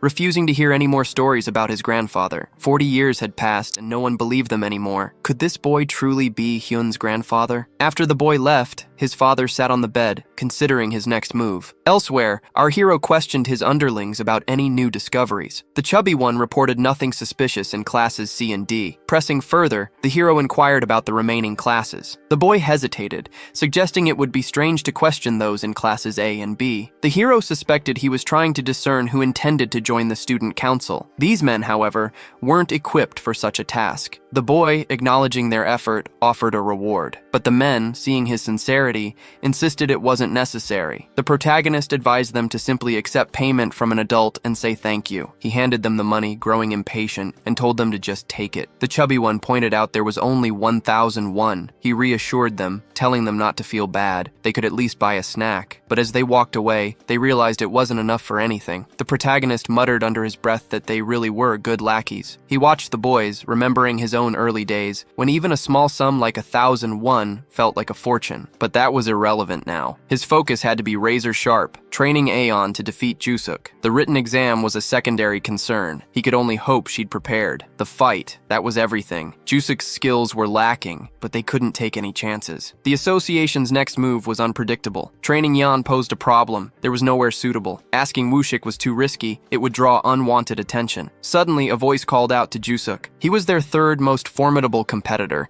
and his face lit up at the sight of his friend. The MC asked if Hyun had been discharged. Hyun explained he was only at school to take care of some paperwork. He'd heard their hero was going to help Aeon, and he was curious to know how it was going. The boy, after hearing the full story, nodded in understanding. He explained that Class E's use of the academy came with restrictions. "That's exactly what I was worried about," the protagonist replied. Hyun then asked, "Do you really plan to fight the association?" "Of course," came the immediate response. The MC questioned his friend's motives. The boy warned him it wouldn't be easy. It could even be life-threatening. The MC laughed. They'd faced worse together. They'd find a way through this too. Hyun conceded the protagonist had been right. They had survived the dungeon somehow. He remembered the events within, flashing back as the walls crumbled around them, even the moment he'd shielded the arrogant boy, saving his life. The weight of the past settled heavily upon the guildmaster, a fresh wave of sadness washing over him. He mused aloud, wondering how different things might have been had the protagonist been involved in the accident 2 years prior. The boy, understandably, was confused by this sudden, cryptic remark. But just as quickly, Hyun brushed it aside, casually mentioning that he knew of a training location, the student council's own academy, nestled within their offices. The professor, brazenly claiming honesty, looked at the boy standing before him. Jusuk, he declared, was in the most danger at that moment. The boy asked what he meant. Juman explained that the MC might try to join the council. The extra was stunned. The tension in the room thickened as the professor revealed that their hero had not only passed without taking the evaluation, but had also single-handedly defeated a green rank monster. He'd seen it himself, there was no doubt. The extra, already terrified, grew even paler at this revelation. Trembling, he confessed his position on the council wasn't earned, but bought, a gift from his father. The professor explained there were limits to parental interference at the school. Juman continued to press his case, while the other man insisted the professor simply had to intervene. Jusuk's father declared his son couldn't afford to slip in his studies. When he first arrived, the boy remembered the man's promise, a seat on the council. Juman reassured his student, telling him not to worry. He had the answers. All he needed to do was memorize them and keep them secret. The fight was what mattered now. The memory of his crushing defeat at the protagonist's hands still fresh, he admitted defeat seemed inevitable. But the professor, undeterred, claimed to have a plan. He reached into his shirt pocket. He produced a bracelet, much like the one Jusuk had wielded against our hero. Juman identified it as an unregistered B-rank bracelet, unknown to the association. The boy stared, shocked. He remarked that almost everyone in the school was D rank, and then the true value of the item struck him. The professor, without a trace of shame, declared that the minimum rank for hunters was B, and insisted his student use it in the upcoming fight. With a smirk, he called it completely overpowered, like cheating in a game. He laughed, asking Juman where he'd gotten it. The professor explained it was from his father. The extra added that he'd heard Yuman's father had been part of the subjugation team. Juman, trying to steer the conversation elsewhere, said that was a long time ago. He'd called in a senior to help his student adjust to his newfound ability. A moment later, someone appeared at the door. It was Inchut. Even before he could process what he was seeing, the boy was shocked, certain it was impossible. And he was right to be, for standing before him was their second heroine. The boy marveled, saying it was incredible. With her help, victory was assured. The man instructed him to obey her every command, explaining that he'd made a special request. He'd never imagined she'd agree, and figured her dislike of the NC must be the reason. He then turned the conversation to the upcoming training. Placing a hand on the young woman's shoulder, the man told her to look after her junior. She confirmed she would. Deep within the school's academy, AN sparred with the protagonist, offering fighting advice. But the heroine found herself completely outmatched, unable to land a single blow. Finally, she called for a break, admitting she couldn't keep up. She pointed out they were only practicing. Wasn't he being a little harsh? He replied that they needed to train seriously. AN then insisted that if they were truly going all out, he should teach her how to use abilities. Everyone else used them in a fight, she argued. She couldn't just rely on her fists. Youngwoo sighed. It would be easier to show than explain, he told her. He instructed her to remove her gloves and use her abilities against him. A flicker of confusion crossed her face, but the MC urged her on. Think of it as a real fight, he said. Attack him seriously. He then taunted her, asking if she really thought she could take him down with a single punch. An retorted, incredulous, asking if he was crazy. She wouldn't use her ability on someone unarmed. Youngwoo warned that if she continued complaining, he'd end the training session right there. With her bracelet activated, the system confirmed her ranked abilities. Flame magic ignited in her hands. She wouldn't care, she declared, if he were hurt, and with that, she charged toward him, magic blazing. She unleashed a torrent of fire, but the hero dodged with effortless grace. In a flash, he closed the distance, seizing her arms and delivering a powerful blow that sent her hurtling through the air. She slammed into the ropes. The protagonist urged her to get up and attack again. In a flash, she ignited her flames once more, this time unleashing her second-ranking skill. She charged again, lunging at him. He saw the shift to close combat and dodged her attack. It was a good try, he thought, but this time he wouldn't evade. He met her next rush with a punch, connecting squarely with her stomach. Aeon fell to the ground again. The NC remarked that she was likely puzzled, unable to land a single blow despite her superior range. He explained it was simple. An ability must be woven into her movements, yet she was so preoccupied with the next attack, she neglected the present one. Aeon looked puzzled. "Isn't that normal?" she asked. "No," the protagonist replied. "It creates a gap in your skills. Instead of thinking about how to use an ability, you need to focus on how to attack." She claimed not to understand what he was saying. He smiled. "Then you'll learn the hard way." He lunged, a punch aimed at her head. Even as he attacked, the NC continued coaching her on defense and counterattack. He told her to unleash the full force of her ability the moment she found an opening. He'd expected her to give up quickly, but she possessed a surprising courage. He wondered how long she could hold out. Suddenly, realization dawned on our heroine. For the first time, she dodged the hero's attack and, lifting her leg, prepared to counter. She lashed out, a powerful kick connecting squarely with his stomach. The blow sent him staggering sideways, nearly falling to the ground. She unleashed a third-rank skill, surging forward once more, but then, unexpectedly, he leaped. They hung suspended for a moment, face to face, eyes locked. Seeing this, she faltered, her focus broken. In that instant, he landed a blow to her chin. Dizziness swept over her. In a flash, she was down. The MC had taught that victory lay in exploiting an opponent's weaknesses, but superior skill and weaponry alone wouldn't be enough for her to capitalize on those openings and dominate the fight. He asked if she now understood the importance of mastering the fundamentals, but he suspected her true motive was to take him down. Noticing how she'd instinctively thrown an elbow strike without even realizing it, she replied, still curious about his true identity. He questioned why she'd brought that up now. She replied that it made no sense, given they were the same age. Then, turning to the protagonist, she began to speak, but stopped abruptly. A flicker of fear crossed even the big guy's face. Had she somehow discovered his secret, that he was a reincarnator? She pressed him, wondering aloud if her future husband was actually a secret agent, trained from childhood. The MC shut her down, telling her to stop with the nonsense. Entering the academy, Gilwatt remarked, surprised that he hadn't expected to see them there so soon. The protagonist and heroine greeted Ken, who asked how they'd been, noting it had been a while since they'd last trained at the academy. She insisted she was fine, that it was enough. He admitted he always fought his father in the ring, despite losing most of the time. Our hero asked him what he planned to do next. He wondered why the MC had brought that up so suddenly. Even if he left the council, he still had to graduate,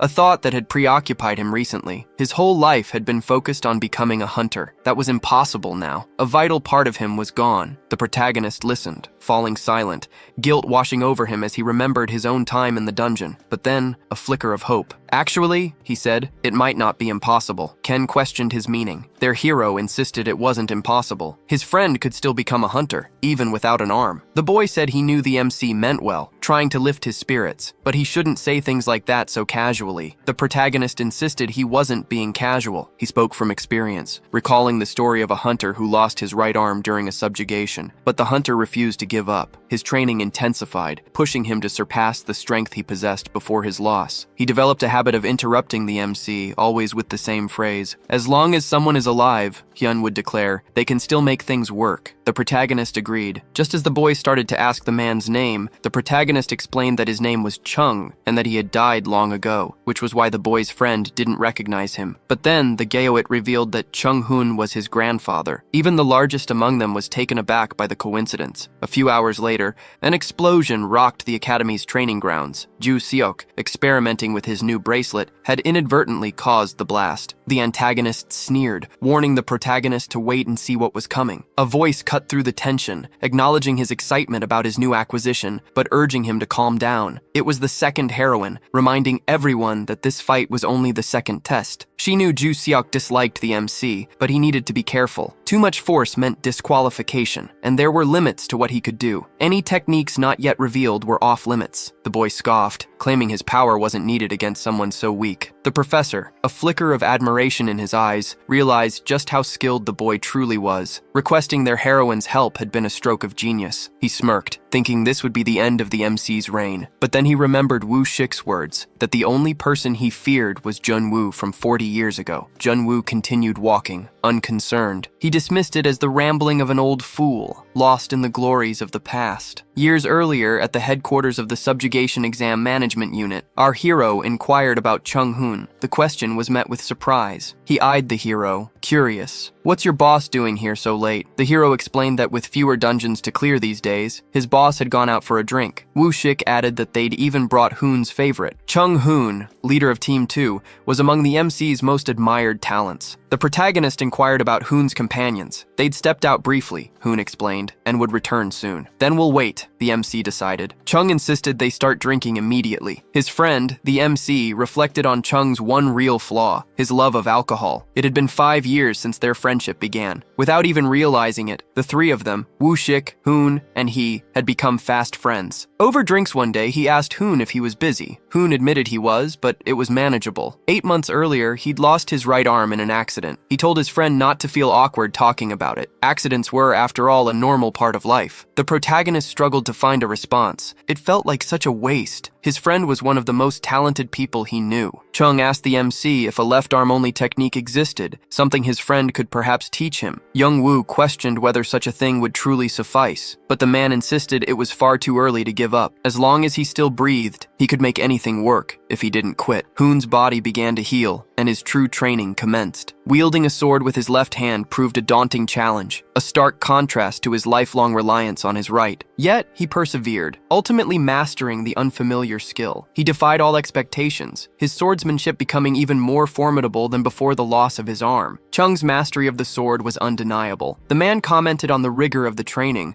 but Chung reminded him that he'd been the one to ask for help. Just then, caught off guard, Chung asked if his friend was still using that. Hoon agreed, explaining it was a symbol of his dedicated training, a wooden practice sword he planned to give to Dong someday. This wasn't a blade meant for battle, but it had been perfect for honing his skills. Woo Shik observed that Dong didn't seem drawn to the hunter's life, questioning why Hoon would bequeath his sword to such a son. Hoon replied that if that proved true, he would simply pass it down to his grandson instead. The protagonist remarked that his friend would need to live a long life if he hoped to see his grandson wield that blade. Woo Shik wondered aloud if such talk was dangerous. Cheon agreed, then asked if their companion had never seen a movie. A moment later, glasses clinked in a toast, and their companion declared they should all try their best to be eliminated as quickly as possible. Outside the cabin, Janwoo asked if Dong had been hurt while playing. Hoon laughed, admitting his initial fear had been of something far more serious. He was surprised, he explained, by his son's words. Smiling, Hoon recounted what Dong had told him. "As long as I'm alive, I'll find a way to make anything work." The evening stretched on, with their friend's boasts about his son filling every pause. Meanwhile, outside the academy, Hyun approached the couple, a photograph in hand, explaining he'd left it somewhere inside. The moment he saw him, the protagonist almost laughed. The leader of Zone 2 was known for his love of drink and conversation, and he was also the most accomplished swordsman the protagonist had ever encountered. His name was Kim Chung-hoon. He remembered telling his friend to live a long life, to see his grandchildren. The memory brought a flicker of sadness across his face. He regretted those words now. She asked if Hyun's grandfather had died long ago. The boy confirmed the story, saying he'd overheard that his grandfather had died in an accident. A thoughtful silence fell over our hero. The boy, noticing his friend's sudden introspection, asked if anything was wrong. "Nothing," the protagonist replied. Hyun admitted his surprise. He hadn't realized Junwoo knew anything about his grandfather. He continued, admitting it was hard to believe someone could become the strongest swordsman after losing their right arm. The MC countered, certain it was possible. The boy then suggested his friend and father would get along well. A thought struck the protagonist. He hadn't checked in on Dong in a while. "Is your father doing all right?" the MC asked. Hyun insisted he was fine, explaining that he'd tried to convince his father to abandon a case that had become an obsession, but his father had refused. Confused, our hero asked what case Hyun was talking about. The boy insisted it had nothing to do with Junwoo, but then mentioned something that happened a few days earlier. The MC had asked if anyone had been eliminated during the student council elections, and the boy confirmed that some had. This revelation shocked the duo. It was eerily similar to the accident before the exam,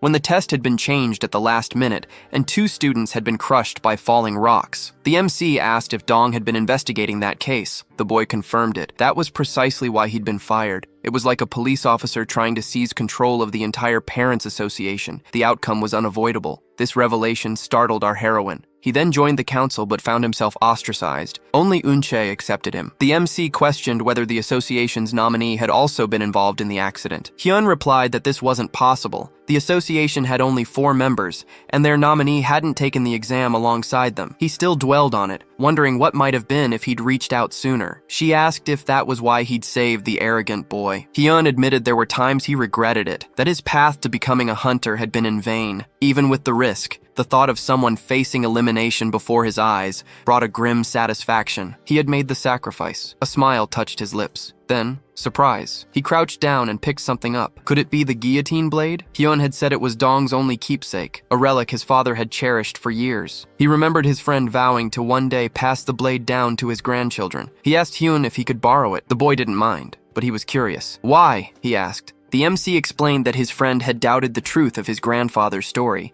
calling it impossible. Old stories are always exaggerated, the boy replied. Not this one, the protagonist insisted. He then turned to Hyun. Would you like to watch the next exam? A few days later, the final exams began. The first day was dedicated to general subjects. In one classroom, students hunched over their tests. He was among them, utterly lost, realizing he didn't understand a single question. He hadn't attended a single class since enrolling. How could he possibly handle a math test when his life had been spent fighting monsters? Then he glanced to his side and saw Ju Seok. The extra appeared focused, but his gaze held a certain hollowness, the look of someone who hadn't truly studied. He likely memorized the answers. If this cheating continued, it could spell trouble for Go Ah-hyun. The young woman herself seemed to be struggling with the exam. Her expression was peculiar. She looked unwell, and it worried the protagonist. He recalled her perfect scores on the written exams. He had to trust her. A sudden, sharp tap on the head startled him. It was a piece of paper, wielded by one of the teachers. The teacher, clearly uncomfortable, told him not to look around during the test. He promised he would be ready. Several days passed, and on the 4th day of exams, a voice echoed through the speakers, alerting students to the imminent start of the final first-year test, the combat exam. Every first-year student was summoned to the main auditorium. It's finally starting, he murmured, turning to the woman who would one day become his wife. Come on, he urged. We don't want to be late. She agreed. Inside the bustling gymnasium, he remarked on the sheer number of people present. She asked him to wait. A moment later, a look of surprise crossed his face. He wore a look of shock, though nothing remarkable was visible in the arena.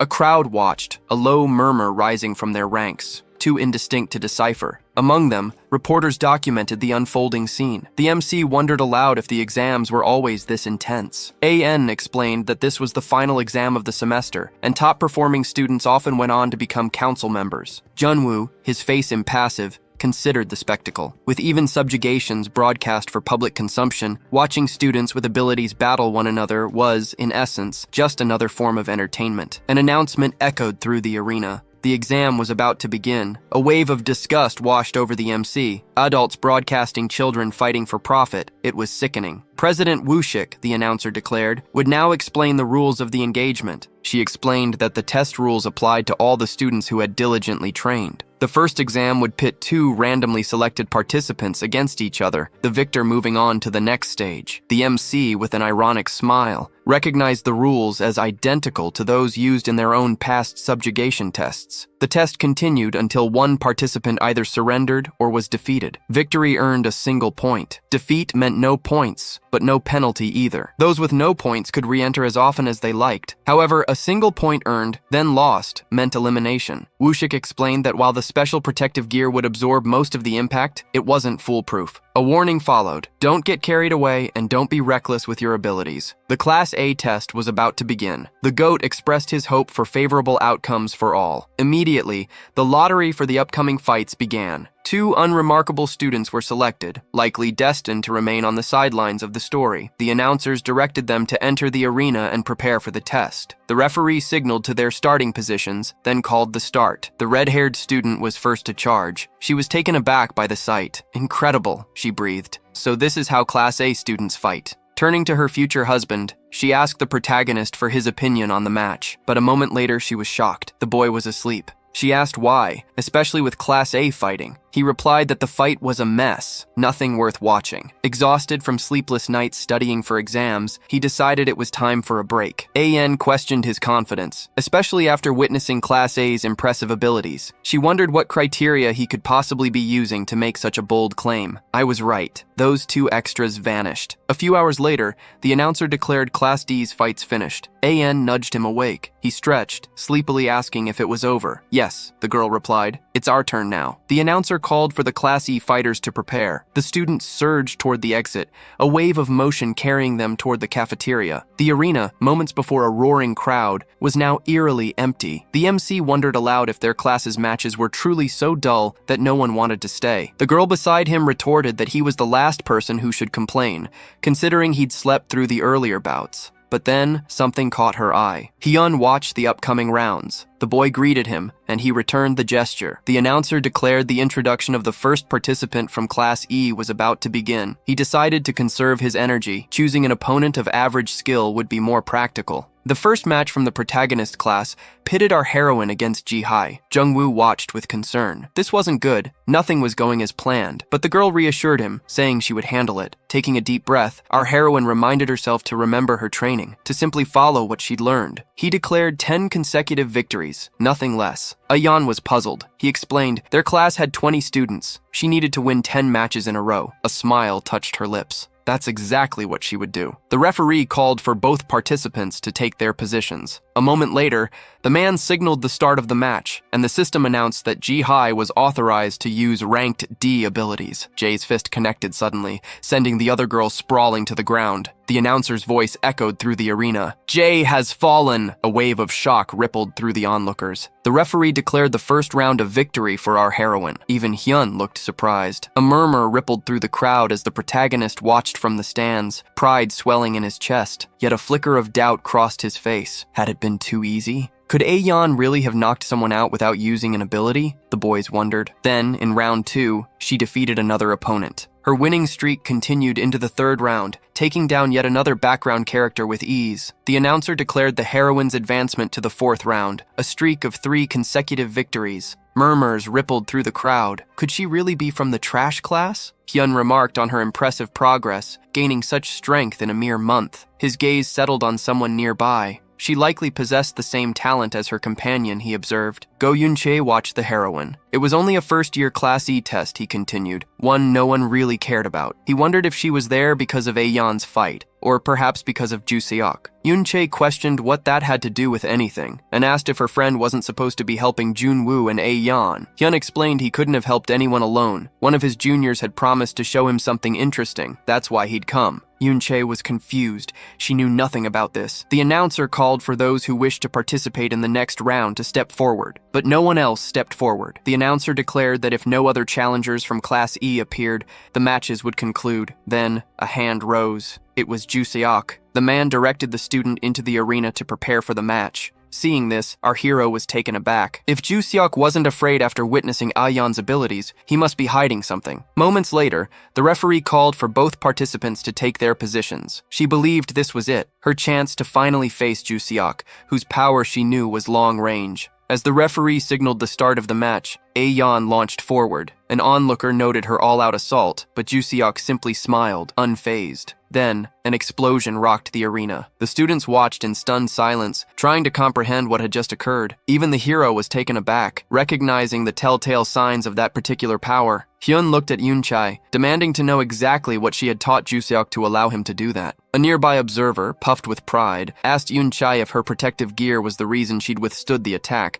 but quickly dismissed it, noting her low endurance. Eun-chae, lost in thought, realized this wasn't the bracelet Ju-seok usually wore. Where had he gotten this new ability? Ju-seok claimed many people helped him because of his parents. That's how he'd gotten the item. Our heroine questioned whether he truly thought that was something to be proud of. He confirmed it was, especially since it was something she could never have. Aeon bristled at his words. He then asked if she was upset because he'd mentioned her lack of parents. She silently warned herself not to get angry and fall for his taunts. Remembering her hero's words that the first battle is understanding your opponent, she realized she needed to decipher Ju-seok's ability. What category did that extra skill fall into? Its rank must be far above her own, she concluded. Activating her magic, she told herself there was only one way to find out. A blast of fire shot toward Ju-seok. I have no choice, she declared, but to keep fighting. He laughed, asking if she really thought D-rank abilities would make a difference. She reasoned that magic category abilities had similar casting speeds, favoring a long-range attack. But in a flash, Ju-seok unleashed an explosion. She managed to defend herself, thrown back only a few meters. She puzzled over what she'd just witnessed. Even if he controlled that strange ability, its speed was bewildering. Was it even magic? He asked if she understood, claiming his power operated on a completely different level than hers. It couldn't be magic, she thought. Magic required cooldowns between uses, impossible to fire off abilities consecutively like that. Could it be combat enhancement? The only ability she knew that came close was beetle bombardment. She charged, shouting her defiance. The extra advanced too, boasting that she'd finally cracked the code, but it was too late. He landed a blow, but the heroine held her ground. Aeon's fist connected with Ju-seok's face. He cursed, but Aeon's reply was simple. Knowing his ability made all the difference. His skill, she explained, caused an explosion on impact, so she just had to prevent him from landing a blow. She was doing well, the protagonist thought. Had she mistaken it for a fire-based magic skill, approaching would have been impossible. Stopping an opponent mid-cast is difficult, so the usual tactic is to exploit defensive openings. But if it was an enhancement, he'd need a new approach. With no delay between activations, magic-based strategies were useless. The weakness lay in the action itself. His sweeping air attack left him vulnerable if countered. If nullified, the advantage would shift to his opponent. Aeon knew her solution wasn't foolproof. She had to be cautious. The extra lunged. Her defense remained impenetrable. He lunged again only to be blocked. In a swift motion, she retaliated, landing a blow to his head. As she countered his relentless attacks, a surge of confidence coursed through her. She could do this. She would take Ju-seok down. With that resolve, she seized both his arms. The system announced the activation of the user's second-level flame abilities. Our heroine launched a kick toward the extra, and Ju-seok braced for the impact. Suddenly, an explosion rocked the arena. The extra's attack sent our heroine flying back several meters. Ju-seok, irritated, scoffed. A little martial arts and you think you're something special? You thought you could block me with just your arms? He walked toward Aeon. She realized with a jolt that he could create explosions with a single knee. The extra confronted the heroine, warning her to know her place. A system announcement echoed. An enhancement category ability was activating. The man declared she should be eliminated. He lunged to attack, but a hand stopped him. The protagonist stepped forward. Enough, he said. If you continue, I will eliminate her. Aeon was eliminated. The next participant was to be the MC. He sneered, remarking that their hero had finally decided to appear, but the protagonist ignored the taunt, his attention solely on the heroine. Are you all right? He asked. It's not over, she insisted. Go back. Your turn hasn't come yet. He knew she was at her limit, battered from the initial blast, and a surge of respect filled him for her tenacity. You've already lost, he stated. The match is over. She started to speak, but he told her to accept the loss. After a moment, Aeon stopped resisting. She left the arena, refusing a stretcher, insisting she could walk. Moments later, the protagonist called out to the heroine, praising her performance and telling her not to dwell on the loss. Aeon, surprised by his words, walked away, tears welling in her eyes. The background character, watching with pride, called out to the hero, admitting his earlier worry that the protagonist wouldn't appear. Our hero questioned whether the boy hadn't gone too far in his fight against the heroine. Siak claimed he'd gone easy on her, even letting her walk away. The MC retorted that Ju-seok was acting arrogant, simply because he'd obtained a B-rank ability. He asked if the man had forgotten the warehouse, the attack. The words hung in the air, and the man trembled. His ability, he continued, was far from ordinary. Where had he gotten it? The boy questioned why that mattered to the MC. He didn't need to ask who had gated to him, he already knew. He remembered someone claiming it had been an accident, that he too had been a victim. He was struck by the resemblance between the man from the past and Junmin, a fleeting thought arising that perhaps the professor was the man's son. But the announcement of the second round cut short his speculation. He would simply do what was needed. Hyun should pay attention. He wouldn't be demonstrating forever. Meanwhile, Hyun watched from the sidelines, wondering if his friend truly intended to fight one-handed. The background character laughed. There was a limit, he said, to how much the MC could underestimate his opponents. Did he really plan to fight one-handed? Jusok's aura flared. He would beat him, he declared. And with that, he began activating an ability, a skill meant to crush the protagonist. He unleashed a flurry of blows, each punch detonating in explosive bursts across the arena. The shockwaves rippled outward, slamming even into the distant stands. Fire raged throughout the arena. The boy's relentless assault continued. Even after 7 panels, the relentless attack on our hero hadn't ceased. Hyun remarked that this was supposed to be the first fight of the year, but it had already escalated to an unbelievable degree. The background character stopped attacking. With a laugh, he questioned whether a bit of athleticism truly set the hero apart. He scoffed, adding that abilities were everything, and no amount of showing off could bridge the gap between them. Our hero declared that kids these days were hopeless. Jusok felt a chill of fear. From behind the swirling smoke, the protagonist added that they seemed to think reckless attacks were the answer to everything. He gripped a wooden sword, demanding to know why the other boy had closed his eyes and used his ability so carelessly. That doesn't make any sense, Jusok argued. Are you saying you weren't hit even once? The protagonist scoffed. The boy was an idiot. His skill's explosion only reached a meter, while the arena was vastly larger. He hadn't needed to dodge a single attack. The MC charged toward the background character, declaring he'd teach him how to fight. The boy, at first confused, suddenly saw an opportunity. This was perfect. He lunged, throwing a punch at the protagonist, but then faltered, fear flashing across his face. The hero had countered, striking the boy with the wooden training sword. Jusok wondered what had become of his ability. It hadn't activated. A tremor ran through him as the protagonist stared blankly, a single hand held out. Smoke curled from the protagonist's sword. Fear etched on Jusok's face. He asked if Jeonwoo had actually deflected the explosion with a wooden blade. Jeonwoo suggested he try attacking again if he didn't believe it. The man, consumed by the thought of vanquishing his foe, unleashed a flurry of wild attacks. But his aggression was swiftly met with pain as the protagonist landed another blow. Yoonchae was astonished, wondering if their hero had actually blocked the explosions with nothing but a wooden sword. It wasn't a bullet he'd stopped, it was an explosion, and the feat seemed impossible. Jeonwoo explained that the wooden sword he'd given the hero had a unique ability. It could cut through mana. Chae wondered if the MC had neutralized the skill by severing the mana flow before the explosion. The boy confirmed there was no other explanation. He then turned to their companion, asking if she had another theory. She questioned whether their hero had somehow cut invisible mana with an accuracy of 0.01 seconds, right at the moment of activation. If such a feat were possible, she argued, there could only be 2 explanations. This person was either a fraud or a hunter from 40 years ago, back when the legendary Jeonwoo still lived. The extra knelt before our hero, baffled by his defeat. He, a hunter with an unrestricted core, wielding a B-rank ability, was losing to a special admission student armed with nothing but a wooden sword. His mind reeled. A student council member's reputation, his own hunting career, all crumbling before him. This couldn't be happening. Impossible. He wouldn't allow it. He would defeat their hero, no matter the cost. He rose to his feet, declaring that ever since our hero's arrival, his life had been utterly destroyed. A system warning blared. A new ability activating. He readied himself for attack, vowing to crush our hero no matter the cost. As he spoke, the entire arena trembled, and stones tumbled from the structure above. The narrator ordered the extra to stop, declaring he wasn't authorized to use that power. Alarms rose around them as others called for security. Hyun watched in stunned disbelief, trying to understand the nature of the ability. If it continued, he realized, the entire auditorium would be destroyed. Chae cursed Juseok's recklessness, even as a flicker of guilt reminded her of her own part in this escalating chaos. A dark aura,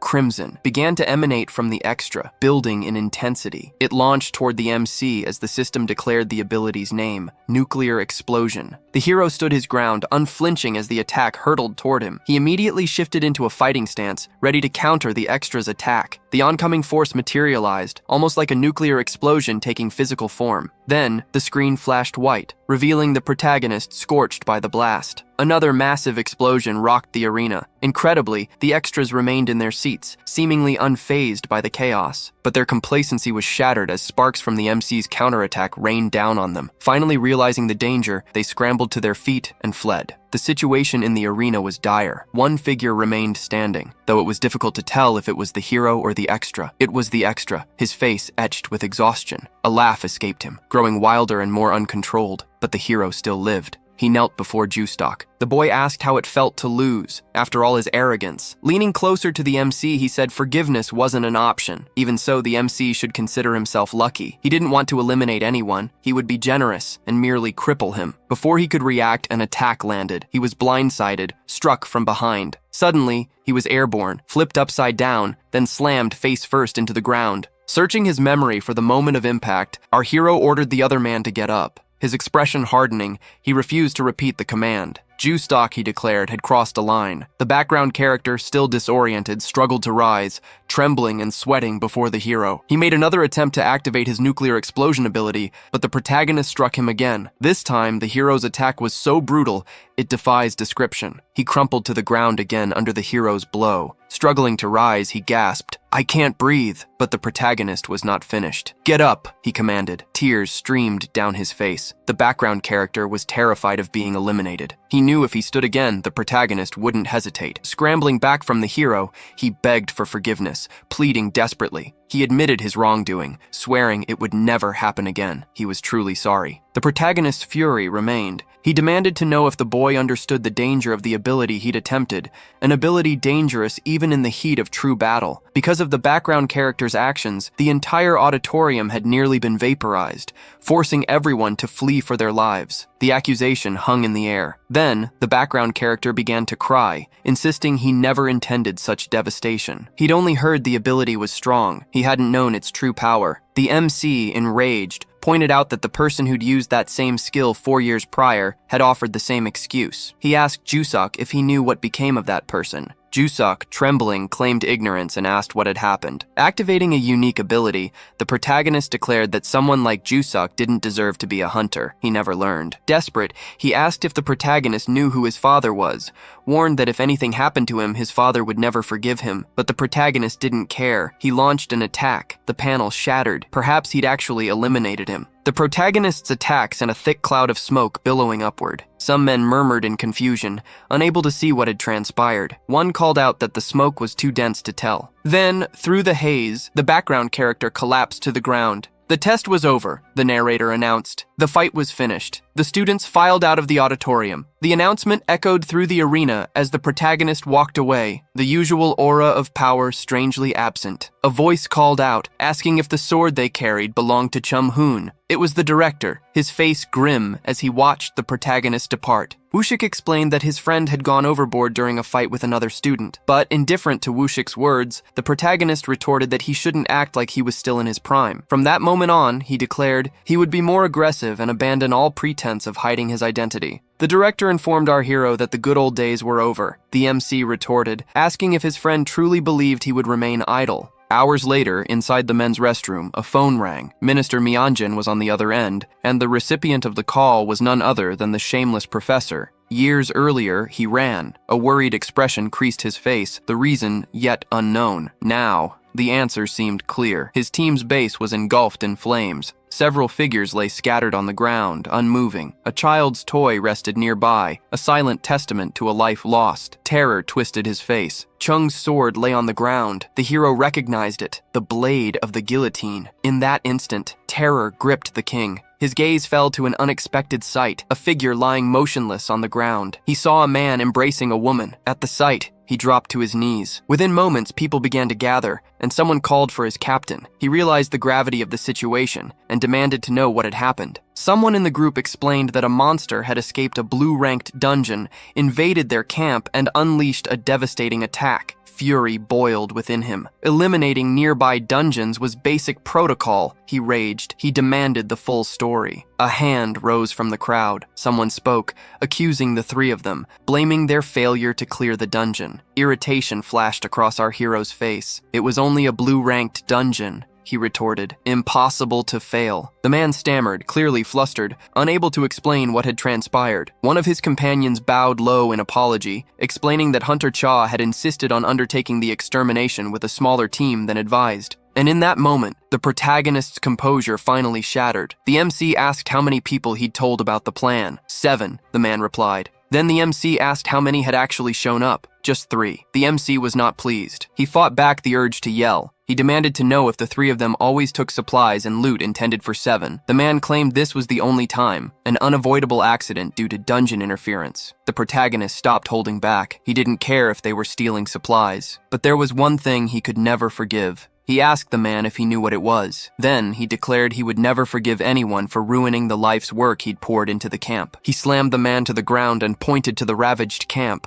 "Look at what you've done," he seethed. "Your recklessness has destroyed everything. I didn't endure all that we have just to see it end like this." He questioned whether the extermination team was risking their lives in vain. The man insisted it wasn't his fault, shouting that he hadn't wanted this, that he couldn't have foreseen the dungeon interference, and that he too was a victim. He then pleaded with the MC for another chance, offering to return all their profits and even fund the camp's reconstruction. Ignoring all the commotion, the protagonist activated an ability on the guillotine and declared the man expelled from the extermination team. His residence at the camp and his hunter status were immediately revoked. In this moment, the protagonist looked strikingly different. From that moment on, Che would never again dream of becoming a hunter. And as expected, the inevitable occurred. Back in his office, the professor ignored the minister's incessant ringing phone. 6 missed calls and counting. He cursed Siak under his breath, remembering all the times he'd warned the boy, "Control your strength. Never, never use a nuclear explosion." It was over, broadcast to the entire country. An investigation would surely follow, uncovering every detail. And the worst part, the unregistered bracelet, illegal. A potential link, perhaps, to the incident 2 years prior. The design was flawed, he thought, and the blame would land squarely on his shoulders, given the association's considerable influence. He punched the mirror.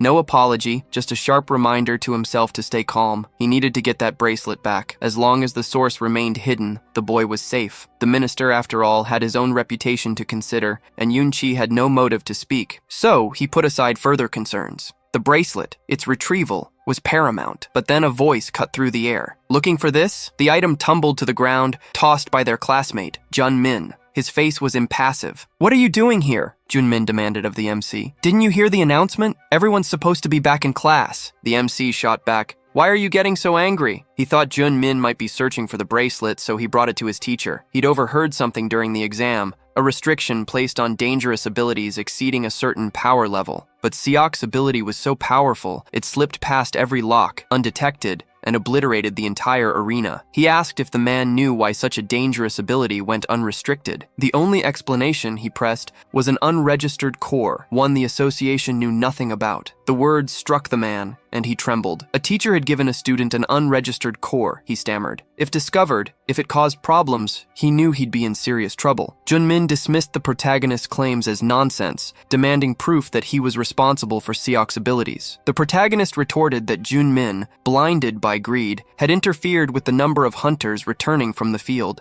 a decision that led to the devastating loss of the entire 2nd District team. As punishment, the protagonist stripped Junmin of his mana and banished his team from the camp. Was it merely coincidence that he witnessed these uncommon abilities again? When he spoke the name of the man he'd just disarmed, the man questioned his identity, yet knew his father's. Even he was taken aback, unaware that Junmin was Cha's son, though their shared history made it less surprising. With that revelation, he struck the man, declaring that because of him, one student had lost an arm, and today, several others nearly lost their lives. Even 2 years prior, he had made significant errors in judgment. But one thing remained intolerable: witnessing the destruction of something he had poured his life into building. He announced he had a question and demanded an immediate answer from the shameless man. He demanded to know if the man had supplied the unregistered core to Seok, but received only silence. The man then tried to bolt, lunging for the protagonist's bracelet, and, to the protagonist's surprise, succeeded in snatching it. He lunged, seemingly aiming a blow with the bracelet, but instead of striking,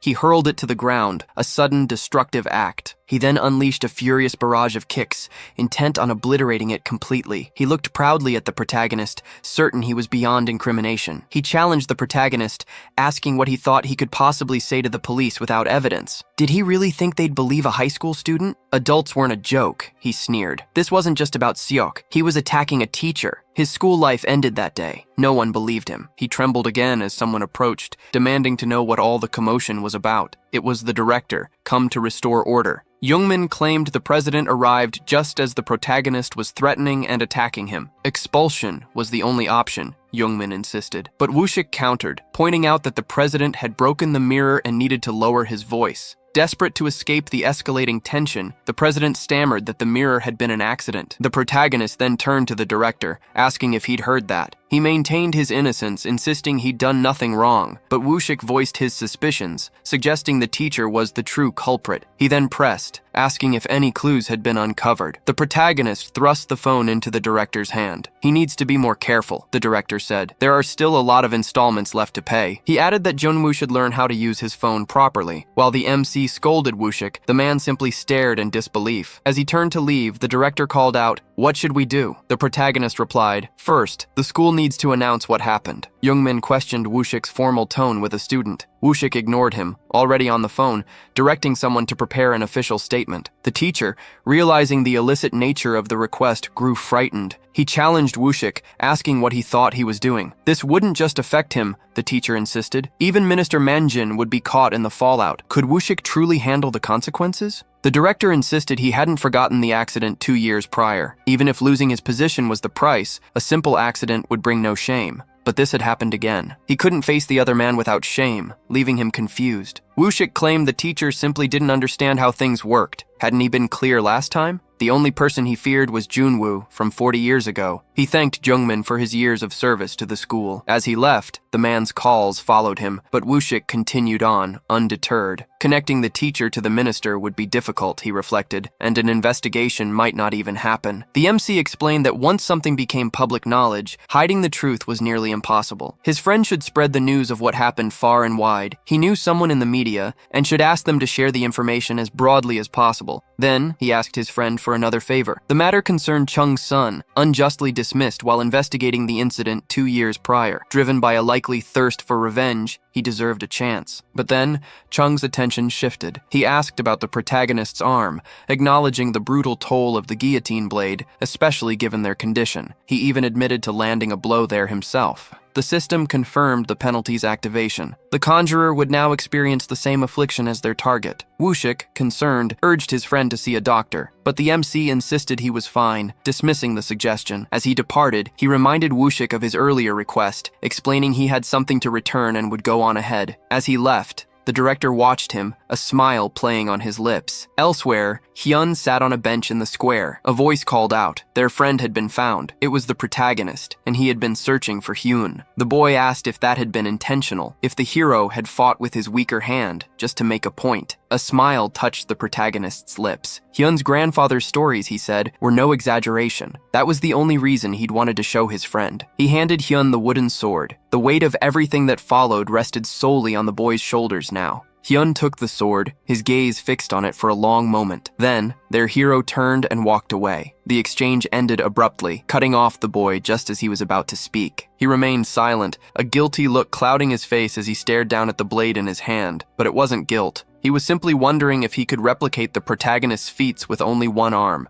Then, something inexplicable happened. His phone rang. It was his father. A flicker of confusion crossed his mind. Why would his father be calling now? But then, his father's voice came through, filled with concern. "Are you all right?" Worried by rumors of an incident at school, he asked his son if he was hurt. Hyun reassured him, saying he was fine. Nothing had happened. Relieved, the man explained he'd missed whatever it was because of work and asked his son to come home early. The boy agreed. The video continued to circulate. He asked who the boy was, the one wielding a sword left-handed, a sword identical to Hyun's. When the boy didn't answer, the man reassured him. If it was difficult to speak, he didn't have to. He was probably tired of hearing such stories. But the boy's resolve hardened. He would become a licensed hunter, no matter the obstacles. A news report detailed the incident at school, the auditorium Seuk had destroyed. The police investigation into the minister continued, searching for any evidence of a request for the illicit power. Meanwhile, back at the academy, news of the unfolding events spread rapidly online. One student, our hero, watched the reports, taking note of the seemingly favorable public reaction. Dong's job was reinstated, which came as a relief. Aeon noticed Jonwoo staring at his phone, lost in thought. The whispers about their hero, she remarked, were relentless. Likely, his name was already known throughout the school. He wondered aloud if the same wasn't true for her. After all, people were talking about her more than him these days. Several were praising her ability to stand against Seok in the arena, even if only for a short time. A blush crept across her face as Janwoo added that some were even calling her One Punch Girl. Moments later, someone entered the room. "Still training?" a voice asked. It was Hyun. He congratulated her on becoming a council member, but she was bewildered. "What are you talking about?" she asked. Even she didn't understand. "I haven't even been officially nominated," she insisted. "It's too soon to relax. Nothing is confirmed yet." Hyun cautioned that anything could happen, but in the next instant, the boy surprised our hero. He confessed that despite daily practice with the guillotine blade, he wasn't progressing well, and this presented a problem. He told his friend it wouldn't be easy. If he truly wanted to reach his grandfather's level, he'd have a long road ahead. The boy just smiled. Easy or not, it didn't matter. He wanted to be stronger. He asked to be taught. Aeon warned Hyun to be careful. Their new teacher was intimidating. The protagonist's response was sharp. If she had complaints, she could stop training. But in the next moment, someone arrived, calling out to the boy's son. The protagonist was taken aback. It was Hyun's father. He asked if the two were his son's friends, and said it was a pleasure to meet them. He then went on to say that he knew of our hero, and that he'd been incredible in his fight. He'd seen the boy use the same sword as his father. He expressed surprise, asking if the hero's name was Junwoo. The hero confirmed. Earlier, 3 men had pleaded with the protagonist not to expel them from the camp. Their pleas fell on deaf ears. He insisted his teammates exclude them, but the men continued to beg for forgiveness. Their pleas for mercy faded behind them as our protagonist walked away from the ravaged base. Flames licked at the skeletal remains of buildings, the destruction complete. A shout cut through the desolation. A survivor had been found, a child. He noted how much the 10-year-old had grown, even starting a family of his own. A complicated feeling, he thought. Hours later, the announcement came. Class dismissed. Applications for student council would be available the following day in the office. A murmur rose among the other students as the protagonist stood. He suggested they both sign up, wondering if it had to be that day or if they could register the next. There was something he needed to check, he explained, so it had to be today. At his college, they stood before the office door. She asked if something was wrong and why he hesitated at the entrance. He told her to wait. He needed to check something first. Just then, a young woman emerged from the office, someone they hadn't seen before. She seemed like just a passerby, perhaps a fleeting extra in this scene, or maybe, just maybe, she would become important later. As she passed, she recognized him, the hero who had defeated Jusuk. Meeting such a celebrity, she gushed, was truly amazing. Glancing to the side, she spotted the heroine. "Are you his girlfriend?" she asked. Aeon blushed crimson. No, nothing like that. We're just classmates." The girl laughed. "Just kidding. I already know you," she continued, her words a monotonous drone. "I'm in Class B," she announced to them. The protagonist found her chatter irritating. She extended her hand to our heroine, introducing herself and asking if the 3 of them could be friends. The couple remained silent, their expressions peculiar as they studied the girl. She urged them not to be so cautious, pointing out they would be seeing one another often. "You shouldn't be shy," she added. The protagonist asked, "Why?" She explained her application for student council was simply because there was no reason not to. Their skills, she added, were far too advanced for any Class E student to compete with. And with Si-hyuk expelled, their acceptance was practically guaranteed. He smiled. "Interesting," he said. Si-hyuk hadn't applied to the council and had been expelled, yet this girl claimed her place was secure. It seemed the results were predetermined. With a sharp look, he asked if she was connected to the association. The girl didn't answer. She began to tremble. He was certain, but one final confirmation remained. He'd waited by the door intentionally. Everyone seeking a council seat would pass through this office, offering a chance encounter with someone from the association. His plan worked. He'd found one. Her trembling ceased almost immediately, replaced by a smile. No one, she asserted, could dictate who the school executives should be aware of. He countered, revealing he had informants within the association itself. The girl insisted Si-hyuk's elimination was no coincidence. She now understood the real reason why, and admitted she hadn't been fond of his actions either. Even if he was relegated to Class E, he shouldn't disgrace Class B. As her rambling continued, the couple watched her, their expressions unchanged. She extended her hand again, reassuring them there was no reason to worry, but they continued to ignore her, their expressions unchanged. Growing irritated, she asked if they were playing hard to get. Becoming friends with Class B students, she pointed out, would be good for them. The MC hesitated, unsure. Warren laughed, claiming ignorance. He questioned whether fame had warped the MC's reality, asking if the MC truly believed all student council members were equals. He agreed that the girl had a point. Even his own friend had been treated badly by the council when he first joined. He didn't care if she was from Class B or even if she was accepted into the council at all. He'd come looking for her, not to make friends. From the start, she'd chosen the wrong opponent. The girl looked confused. He explained he wasn't applying for the council. Aeon was the one who had been interested all along. The girl finally understood she'd been fighting the wrong person from the start. Hours later, whispers of the shameless teacher and the minister, both now under investigation, spread amongst an unknown group. Members of the association worried. If the two revealed the association's involvement, they would expose themselves as well. A woman spoke, concerned that even if the minister remained silent, the investigation could still ensnare them. Reaching this point hadn't been easy. A man added that all the associations would be at risk if the truth came out. They wouldn't remain idle. Another man agreed, adding that the director mentioned was part of the third-year association, and it seemed they weren't talking about Director Wushik. This assumption stemmed from his position on the board of directors and his influence within the hunting industry. But it truly wasn't Wushik. A shadow appeared, one that clearly didn't belong to him. This man was a formidable opponent, deeply entrenched with numerous alliances. The woman from their previous encounter stressed the critical importance of the vice president's ascension to an executive role should the situation remain unresolved. Otherwise, they would be forced to drastically alter their plans. He'd already considered that, the man said, explaining how difficult it would be to continue working with Minister O. This man they were discussing, it seemed, was Siok's father. The woman questioned whether everyone present hadn't at least some kind of contract with the minister. The man admitted they'd had dealings, but nothing of any real consequence. Someone else mentioned a previous discussion with the minister, adding that even if things fell through, they had backup plans. Regardless, the minister's absence was an undeniable embarrassment for the department. Another voice chimed in, suggesting that the vacant position might be filled depending on Ju Seok's replacement. At that moment, everyone thought of him. A voice questioned whether it had to be him, while another countered that there was no reason he shouldn't join their ranks. But the first voice argued back. It wasn't ideal for someone with no connections to get involved. But the woman disagreed.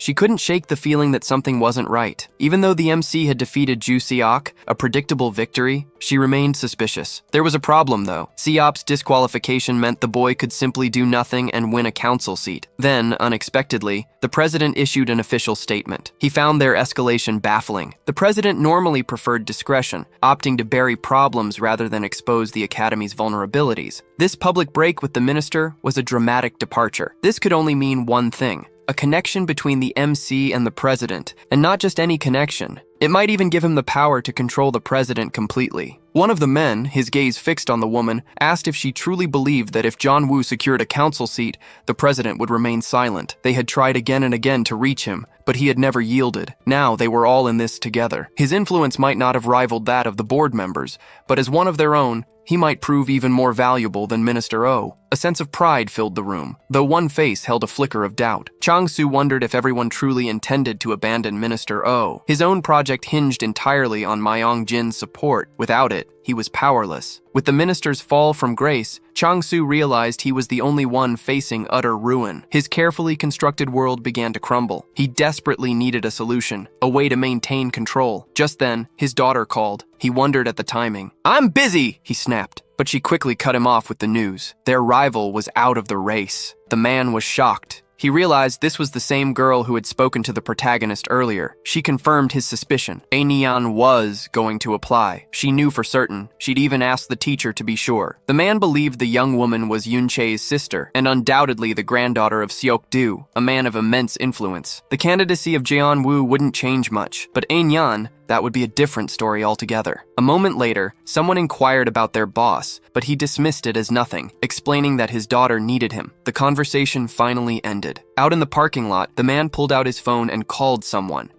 yet unknown. The mystery caller's question revealed his identity. He asked to speak with Yoon Chae, claiming he had something of vital importance to discuss. Hours later, in a restaurant, Chae confronted him, demanding to know how he'd obtained her number. He explained that his guild, still one of the largest in the country, maintained contact information for nearly every hunter. Then, he offered an apology for the abrupt contact. The girl asked the man what important news he had. He replied that she likely already knew the first-year students were attempting to join the council, and asked if she knew who planned to run. Chae admitted she had an idea, though she disliked the person she suspected. The man told her that if she thought it was the MC, she was mistaken. His daughter had informed him the candidate wasn't the protagonist. Ayan was the one planning to apply for the council. The girl was surprised. When she asked how he knew, the man explained that his own daughter had told him. Apparently, ever since Jusok had become involved in this, he no longer cared about the council. This wasn't the case for Che, and the girl pressed for clarification. What exactly did he mean? He explained that Yoon Che's anxiety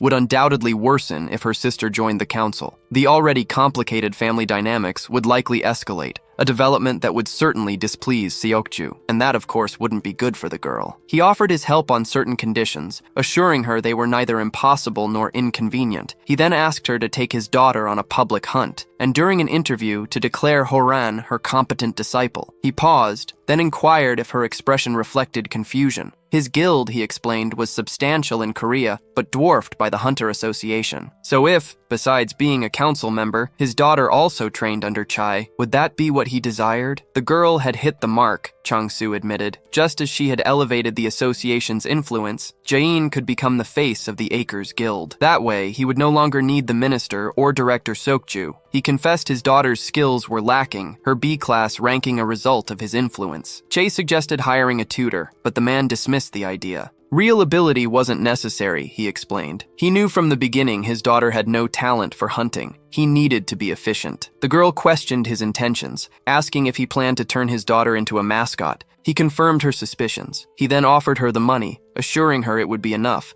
and asked for her opinion. She pressed him, reminding him that he'd mentioned a plan and demanding to know the details. He dismissed her concerns, claiming he wouldn't go to the same extremes as director Seokju. He then regretted mentioning the director, quickly adding that there was no need for concern. He'd merely send his team to frighten her. Che countered that such tactics wouldn't work on her sister. He asked if the second heroine had a better suggestion. She insisted he do whatever it took to stop her sister, even if force was necessary. Before leaving, she added that she had one more thing to say. She then asked if the man had spoken to other parents in the association. Chang-soo, surprised, responded with his characteristic expression, asking who would possibly gain from such a thing. Years earlier, 2 photographs had surfaced at a funeral. 2 figures knelt on the ground, their gazes fixed on something unseen. One of them, our heroine, wept openly. From behind, a voice cut through the silence, remarking on their continued grief even after the coffin's closing. A woman turned, her expression sharp with irritation, and confronted the newcomer. "How dare he show his face there?" she demanded.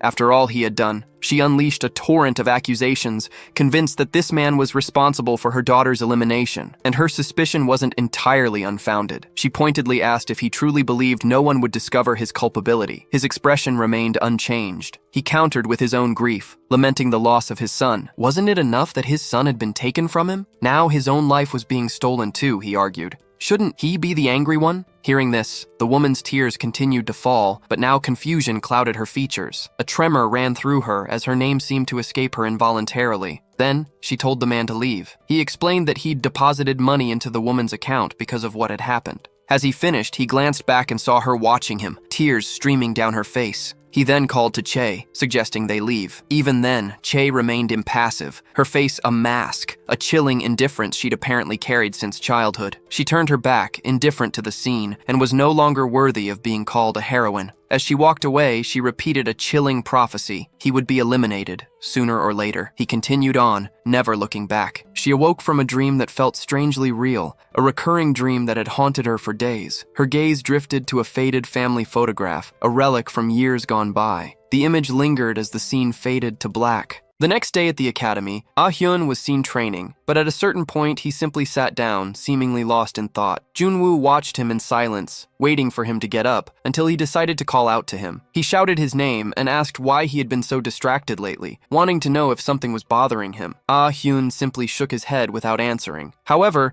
Junwoo was suspicious of his silence and insisted, saying that this complacent attitude was due to the false certainty that he would get the position on the student council. Startled, Ah-hyun quickly denied that was the reason. Faced with the tension, Junwoo sighed and suggested they take a break. During the break, Ah-hyun began to speak, admitting that he wasn't performing well. He explained that he had barely been able to sleep for the past few days, which made it difficult to concentrate, but he promised that from that moment on, he would try harder. Junwoo reflected that, at that moment, being honest was the best strategy, and commented that he had already thought about it. He then took the opportunity to ask Ah Hyun why he wanted to get revenge on his grandfather, suggesting he answer while they rested. He believed that remembering the reason for his revenge would reignite Ah Hyun's motivation. After a brief silence, Ah Hyun, in an outburst, revealed that his grandfather had killed his parents. Junwoo was in shock, hesitating to believe it, and asked if it was true. Ah Hyun confirmed, nodding with few words. Shock took over Junwoo, who pondered the possibility of someone killing their own son. Immediately, the image of a man he knew came to mind, a leader who, in his eyes, wouldn't be able to hurt a fly. He thought that even if the world had changed so much, it was still hard to accept such monstrosity. His thoughts were interrupted by Ah Hyun, who asked something that Junwoo, distracted, didn't immediately understand. Noticing his distraction, Junwoo tried to cover, saying that the Go Seok-do he knew seemed different from the one they were talking about. Ah Hyun's reaction was immediate. He stood up furiously and, in a brusque manner, demanded to know what else Junwoo knew about his grandfather. Without giving a concrete answer, Junwoo simply sighed. Suddenly, Ah Hyun turned and said he was going home. He then left the gym hastily, while Junwoo remained there, alone. While still reflecting on everything, Junwoo noticed that a girl, who was also planning to run for the Hunter Academy's student council, had forgotten her weapon. When he picked it up, he heard someone call him. Jong Ha-yoon asked if something had happened and why Ah Hyun had left early, noting that Junwoo also seemed down. He also asked if they had fought. Junwoo denied it, saying it was nothing. Seizing the opportunity, he asked Jong Ha-yoon if he knew anything about director Go Seok-do. Jong Ha-yoon replied that he only knew what everyone said, that he was Ah Hyun's grandfather. However, Junwoo insisted, wanting to know if he believed that person could have killed someone. Jong Ha-yoon was surprised by the question and, before answering, wanted to know if that had come from Ah Hyun. Junwoo just said it seemed to be something serious. After hesitating, Jong Ha-yoon said that although his father had recommended he stay silent, he knew part of the story. He explained that Ah Hyun's father had divorced his first wife because their marriage had been arranged. Later, while on a mission, he reconnected with Park, Ah Hyun's mother and his childhood friend, and they rekindled their relationship. According to him, they lived happily for a while, but after 8 years, both were transferred to a local branch of the Hunter Academy. Junwoo interrupted the story for a moment and asked if Ah Hyun's parents were also hunters. Jong Ha-yoon confirmed they were and continued the explanation. During a green dungeon raid, the team was forced to retreat due to injuries, leaving only the couple to face the boss in the main room. Junwoo asked if they were the only ones capable of handling the dungeon, remembering that the exit closes when the boss room is opened. Curious, Junwoo also asked about requests for backup. Jong Ha-yoon explained that they tried to make a request, but at that critical moment, the agency's system failed, resulting in a loss of communication. Junwoo reflected that it had been a series of failures: the unexpected retreat of their comrades, an error in the dungeon's classification, and the communication breakdown. However, he commented that it would be difficult to claim that Go Seok-do had intentionally planned everything. Jong Ha-yoon partially agreed, stating that it did seem unlikely, but revealed that the real problem was that the dungeon had been reported to headquarters as an orange grade one. Surprised, Junwoo asked how the support director Go Seok-do hadn't noticed that. Jong Ha-yoon replied that, although it was strange, there was no concrete evidence, which made the case even more disturbing. What was truly frightening was the fact that 2 years earlier, during the Academy's exam, a disappearance had occurred under very similar circumstances. Suddenly, Junwoo's face turned serious. He sighed deeply, reflecting that this explained what had happened to that idiot. He commented that there were people who weren't happy with the leader's possible return, and with Ah Hyun's words, wondering what else they knew about that idiot. Almost 4 years had passed, enough time to change an entire generation, and now there was not even a trace of the young Go Seok-do that Junwoo thought he knew. He figured he understood that person better than he actually did, and, resigned, thought that maybe he should apologize. Without wasting time, Junwoo told Jong Ha-yoon that they would train alone, as he needed to resolve something quickly. Jong Ha-yoon asked where he was going. Junwoo replied that Ah Hyun had forgotten something and that he was going to take it to him. Meanwhile, Ah Hyun was walking home, talking to himself. He reflected that he had overreacted and thought that Junwoo probably knew nothing about his parents. He concluded that he just needed to apologize the next day. However, he stopped abruptly when he saw a man in a black jacket and a mask appear in front of him. He soon realized he wasn't alone, as there was another man man behind him. Ah Hyun asked if they needed anything.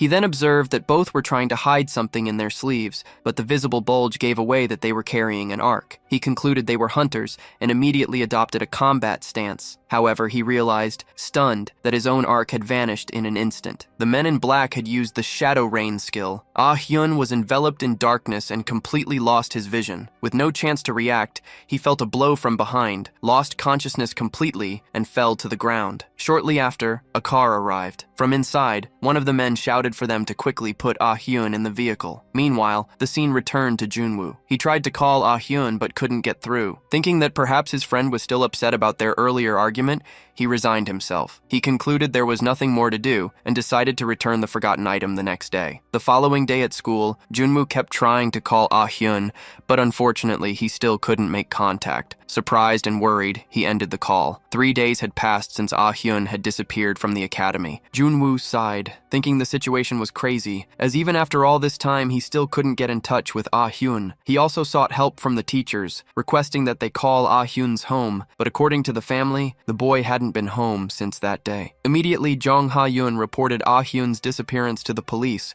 while Junwoo persisted in his attempts to call, still hopeful of getting an answer. At that moment, Jong Ha-yoon remembered the student council candidacy and warned that the registration had to be submitted before 6 p.m. that day. Junwoo agreed immediately, stating that Ah Hyun would never give up on being a candidate. With that, they both concluded that there was likely someone behind all these events. Jong Ha-yoon asked if they were trying to prevent Ah Hyun from becoming a member of the student council. He then suggested it could be the Parents Association. However, Junwoo dismissed this hypothesis, recalling that the investigation into the case was still ongoing, and that, in this context, the Parents Association wouldn't want to worsen the situation. Furthermore, with Jose already expelled, making things worse would bring them no benefit. Jong Ha-yoon reflected that if it wasn't them, maybe it was someone who was dissatisfied with Ah Hyun's candidacy. Junwoo agreed with this idea. However, the question arose as to who might have passed the information to Ah Hyun, which made Jong Ha-yoon think intensely. Suddenly, he reacted, saying that it certainly hadn't been him, as they hadn't seen each other since the exam. Junwoo smiled and reassured Jong Ha-yoon, assuring him that he knew he wasn't responsible. However, a sudden idea crossed Junwoo's mind, leaving him uneasy. Jong Ha-yoon noticed his reaction and asked what was happening. Junwoo explained that they had gone together to get the application form, and had spoken with a girl from Class B in front of the teacher's lounge. Jong Ha-yoon frowned, refusing to believe it. He asked if Junwoo had mentioned something unintentionally. Junwoo admitted that he might have spoken without thinking. Jong Ha-yoon shook his head, visibly annoyed, and commented that Junwoo talked too much. Then he asked who the girl was. Junwoo replied that her name was Hee-yeon from Class 1B, and added that she was part of the Parents Association. This revelation made Jong Ha-yoon reflect. He considered that, in that case, perhaps Hee-yeon and Ah Hyun were collaborating on the kidnapping. However, Junwoo shook his head, stating that he wasn't sure if Ah Hyun would really ally with Hee-yeon. He also didn't see a direct benefit for Ah Hyun in acting this way. However, he noted that as a member of the Parents Association, Hee-yeon's family could hold an important position, and therefore, there would be room for intervention from other people. Considering these possibilities, they thought that perhaps someone had obtained the information first and was involved in these events. Faced with this, Junwoo, without wasting time, picked up his phone and made a call. He called Jong Ha-yoon's father. As soon as he answered, the man on the other end of the line was surprised to hear Junwoo's voice and asked if he shouldn't be at school at that moment. Jong Ha-yoon was also surprised to find out that Junwoo had direct contact with his father. Junwoo asked if he was busy, as he needed to ask him a favor. Jong Ha-yoon's father, curious, agreed to hear what it was. Meanwhile, Jong Ha-yoon, observing the conversation, frowned and asked Junwoo when he had gotten his father's number. During the call, Junwoo asked for information about the parents of Hee-yeon from Class B. Jong Ha-yoon's father thought for a moment before replying that Hee-yeon's parents were not well known and that there was little material to investigate. He explained that her father was the head of a guild in Seoul, the Aces Guild, and that separated from his wife, he lived alone with his daughter. Junwoo asked if this guild could be compared to a private security firm. Jong Ha-yoon's father confirmed, adding that the organization was not entirely legal, being involved in controversial activities. With this information, Junwoo asked if it would be possible to track the current whereabouts of Hee-yeon's father. Jong Ha-yoon's father laughed and commented that, besides being a task that would take time, it could complicate the situation even further. He advised Junwoo to report the case to the police, promising to help so that the investigation could start as soon as possible. Junwoo thanked him for the help, especially considering he had called on the spur of the moment. The man on the other end of the line simply laughed and replied that, in fact, he was the one who should be thankful, as Junwoo was helping his son, Jong Ha-yoon. Junwoo smiled and ended the call. Jong Ha-yoon, still confused, asked what they would do if they couldn't find Ah-hyun's whereabouts. Junwoo simply smiled and said that if they couldn't find them, they would make them come to them. Jong Ha-yoon, who was initially laughing, suddenly became serious and grabbed Junwoo's shoulder, asking him to confirm if what he was thinking was really the plan. Worried, he reminded Junwoo that his father was a police officer and that this could be considered a crime. Junwoo just told him not to worry and that he wouldn't have to get involved. Before Jong Ha-yoon could stop him, Junwoo walked away, leaving him even more stunned. The scene then changed to a rooftop, where Gi-yeon was talking on the phone with his father. He was saying that Ah-hyun hadn't shown up since the previous day, and upon ending the call, he expected to be praised. However, as he looked at his phone, he noticed someone arriving on the rooftop. It was Junwoo, who appeared calmly. Gi-yeon, not hiding his surprise, asked how Junwoo knew about that place. In a mocking tone, he said he thought Junwoo was the powerful Kim Jong-won. Continuing with the taunts, he asked if Junwoo was going to apologize or just tell him everything. Junwoo remained silent, simply observing him. Annoyed, Gi-yeon declared that it was too late and that he himself was leaving. Without a word, Junwoo used his ability, activated the fur ring, and applied the explosive skill, Flick. What happened next was not shown. The scene then changed to a vacant lot, where Won was driving his car. While driving, he made a phone call. On the call, the person on the other end asked if Ah-hyun was okay. Won responded calmly, and the caller, smiling, said he was relieved, as it would be a big problem if something more serious had happened. Won commented that, despite everything, it was excessive to treat a high school student that way. Although hesitant, he asked the man on the line if he didn't feel bothered, since Ah-hyun was still his brother. Ah-hyun's brother replied that with someone as influential as the manager of the Acer Guild's Seoul branch involved, there would be no interference from the client. He stated that it was simply a personal request and asked Won to handle the situation until 6 p.m. Won agreed, promising to call again. As he looked into the distance, he reflected on Ah-hyun, acknowledging that the boy truly had impressive qualities and knew how to stand his ground. Suddenly, one of the guild's men appeared and greeted Won, calling him guildmaster. Won asked about the situation, and the man replied that everything remained quiet. Won ordered them to release the prisoner after 6 p.m., but demanded that surveillance be doubled. The guards agreed immediately. Shortly after, Won received a call from his daughter, Hee-yeon. Before answering, he muttered to himself, suspicious of the situation. Upon answering, Won scolded his daughter, saying he was busy. However, from the other end of the line, he heard Hee-yeon's trembling voice, who, crying, said she was being held captive. Before he could react, another voice came on the call. It was Junwoo, who introduced himself and asked if he was Hee-yeon's father. Overcome with rage,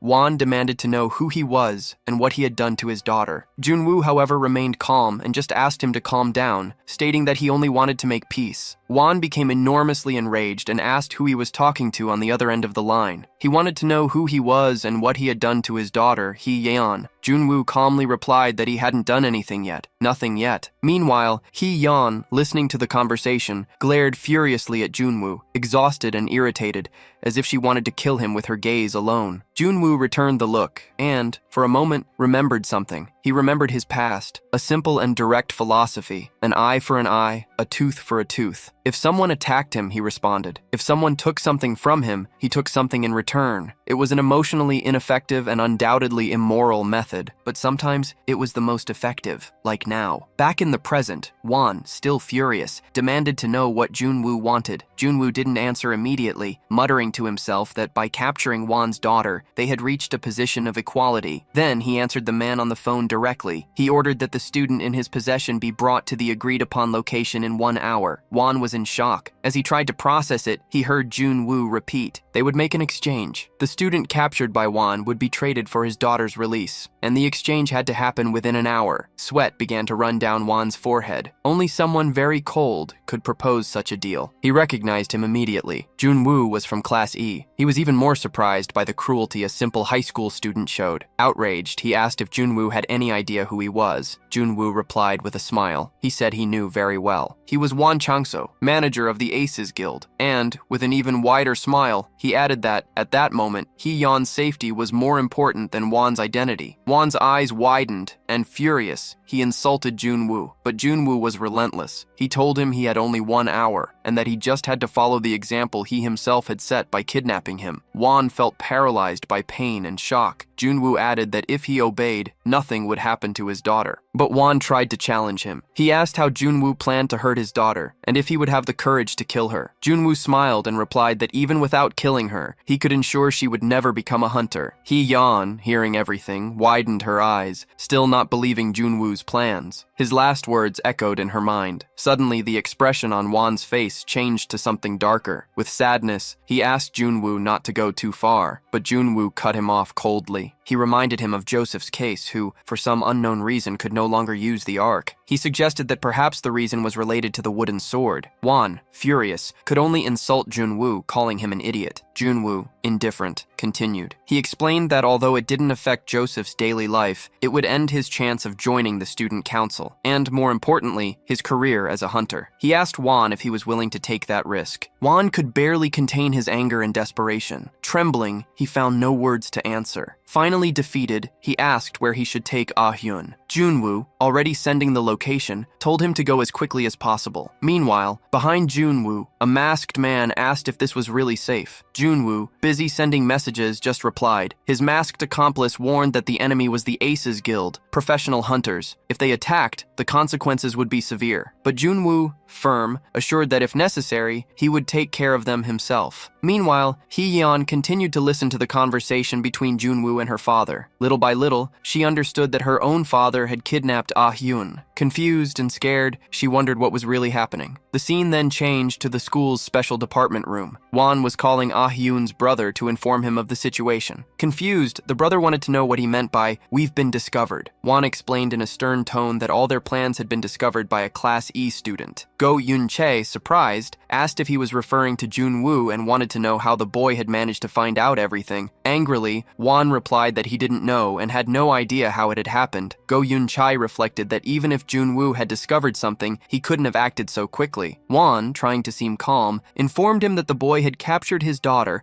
and was demanding a hostage exchange in 1 hour. Shocked, Go Yun-chae asked if he had accepted the deal immediately. Firmly, Wan stated that he had not. He added that, according to the threats, if he didn't comply, his daughter could never pursue a career as a hunter. He knew he couldn't stand by idly because, even if he didn't have high expectations, he wanted to ensure Hee-yeon at least became a high-level hunter. After a sigh, Go Yun-chae asked if this meant Wan was giving up on the request he had made earlier. Quickly denying it, Wan stated he had no such intention, but from that moment on, he couldn't guarantee the safety of Go Yun-chae's brother. Faced with this response, Go Yun-chae remained silent. Wan concluded that he had only called to inform him of the situation and hung up abruptly. After hanging up, he commented to himself that he believed Go Yun-chae didn't care much about this kind of thing. Without wasting time, he ordered his men to get the prisoner out of the car and prepare to leave immediately. His men obeyed promptly, and Wan also reminded them to bring the equipment. The scene then changed to a warehouse, where Junwoo and his allies were waiting. As soon as he arrived, Wan was greeted by Junwoo, who respectfully addressed him as Manager Wan Chang-so. However, Wan ignored him and asked directly where Hee-yeon was. Junwoo, maintaining an ironic smile,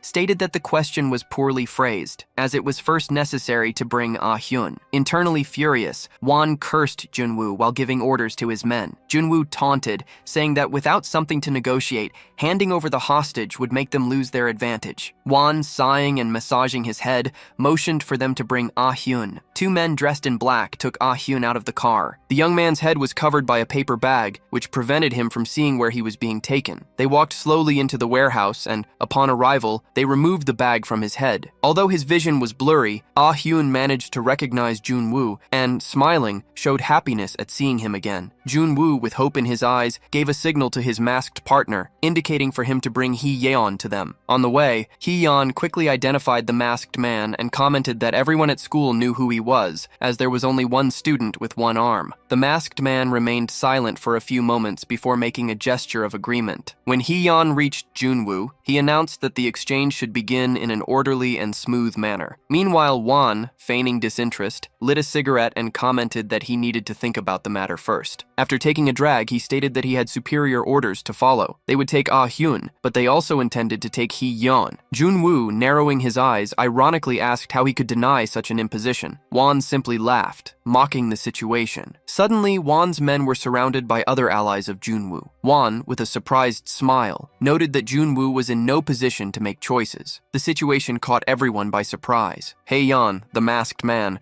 and even Junwoo showed signs of tension. As the atmosphere grew increasingly heavy, Wan remained silent, coldly analyzing what his next move should be. Junwoo walked slowly forward and spoke softly, but with emphasis, stressing that this was important for both of them and suggesting they resolve everything at once. Wan smiled arrogantly, throwing away the cigarette he was holding, and replied sarcastically that now he was the one begging, mocking the situation. Without losing his smile, Junwoo thought that was exactly what Wan wanted. Meanwhile, Hye-yeon, visibly nervous, approached Junwoo and Ba Mu-long, asking them not to look at her and to let her go, showing fear of a possible fight. Junwoo replied coldly, and without hesitation, that she should shut up, stay quiet, and not complain if she got hurt. The masked man then approached, sparking Junwoo's curiosity, who asked what he was doing. The masked man replied that even for him, it would be difficult to face this alone. Surprised, Junwoo asked if he was aware of what he was doing. The masked man smiled and stated that he no longer cared. In an unexpected move, he took off his mask, revealing that he was Kim Jong-ha-yoon. Without wasting time, Jong-ha-yoon activated his C-rank skill, called Mad Hedgehog, and prepared to fight. He commented that it had been almost a month since he started training, and that this was the ideal time to test his skills. Junwoo nodded with a smile, acknowledging Jong-ha-yoon's renewed confidence, especially after the loss of his arm. He warned him, however, that he would be the one to evaluate his performance, promising to be strict. Shortly after, Junwoo picked up a golf club, which surprised and intrigued Jong-ha-yoon about its use. He explained that he hadn't found anything better, so he decided to use the golf club that belonged to Bo-sik. He recalled that Bo-sik almost cried when he saw they were taking his club. Returning to the current situation, Wan, in disbelief, shouted mockingly about the use of the golf club, stressing that everything has a limit. Without waiting any longer, he ordered his men to attack. While watching the events unfold, Wan commented sarcastically on how ridiculous the situation was. He was carrying Ah-hyun, who seemed to be in pain, while trying to leave the warehouse. At that moment, he saw one of his men being thrown out of the place, landing headfirst on the ground. The man screamed in pain, leaving Wan even more impacted. Upon entering the warehouse to understand what was happening, Wan realized that his men were being defeated. One of them tried to attack Junwoo from behind, but he dodged and took the opportunity to hit him with a powerful blow using the golf club. The impact was so strong that the man went flying, to Wan's astonishment. Observing the scene,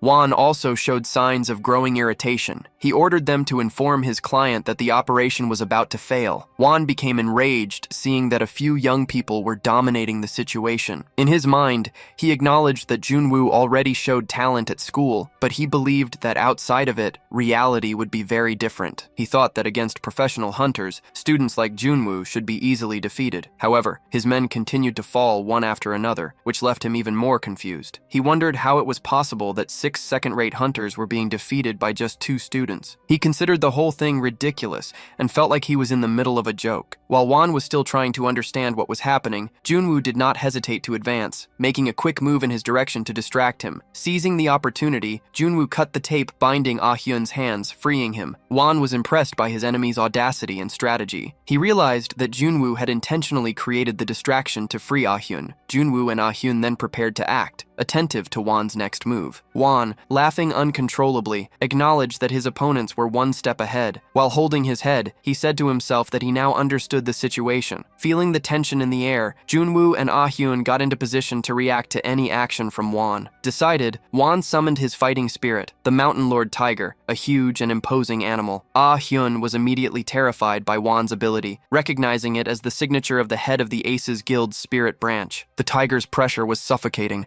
leaving Ah-hyun unsure of how to act. Perceiving the danger, Junwoo quickly threw a weapon to Ah-hyun, telling him to run to the school without looking back. Ah-hyun, hesitant, asked if Junwoo would be okay on his own. Junwoo replied that the mission was the priority, and that Ah-hyun had to submit the application on time. Understanding the gravity of the moment, Ah-hyun ran as fast as he could. However, Wan ordered the tiger to leap at him to stop him. The attack almost reached him, but Junwoo blocked the charge with the golf club. Defiantly, Junwoo said that Wan would have to get through him first. Wan, annoyed, called Junwoo a nuisance. Meanwhile, Ah-hyun managed to escape the battle and ran far from the warehouse. However, upon leaving, he found someone waiting for him. Confused, Ah-hyun asked what this meant. Their client had appeared in person, and it was none other than Go Yoon Chai. Thus, the brothers met. They stood face to face. Ah Hyun said he needed to go but was interrupted, as he was told he wasn't going anywhere. Ah Hyun remained silent for a moment until he began to talk about his family. Go Eun-chae listened in silence as he continued. Ah Hyun recalled that they were used to living in a small house in difficult conditions, but they were happy and always had dinner together. He asked if Go Eun-chae found that funny. He said that although his parents were hunters, the family lived in poverty. He revealed that his father had left home and that his grandfather spent all the money, forcing his father to send everything he earned to pay off debts. He said the family could only survive because his parents sacrificed themselves working multiple jobs to ensure there was food. Ah Hyun shared that his father used to say, every night in that small, smelly room, that he had a beautiful and kind brother. He would promise that one day they would all be reunited. When that day came, the father told Go Eun-chae that he should become friends with his brother. As Ah Hyun spoke, Go Eun-chae listened in silence without interrupting. Ah Hyun asked with pain in his voice why Go Eun-chae didn't even come down the hill to see them. He accused him of having stayed under the power of the man who killed his own father. Ah Hyun was on the verge of tears. Go Eun-chae replied that he understood the feelings of revenge his brother carried, but Ah Hyun interrupted him, shouting that he didn't understand anything. He said that if Go Eun-chae couldn't help him, he should at least not stand in his way. In an emotional outburst, Ah Hyun activated his Flame of Asher ability. Go Eun-chae tried to warn him, stating that he still didn't know what kind of person their grandfather was. Then he used his own ability, Crystallized Rice. Go Eun-chae added that if Ah Hyun continued to give in to his emotions, he would end up dead. Ah Hyun replied that he didn't care, that he wasn't like the others, and that he had nothing left to lose. At that very moment, his fire magic surged forcefully towards Go Eun-chae. Go Eun-chae counterattacked with his ice magic,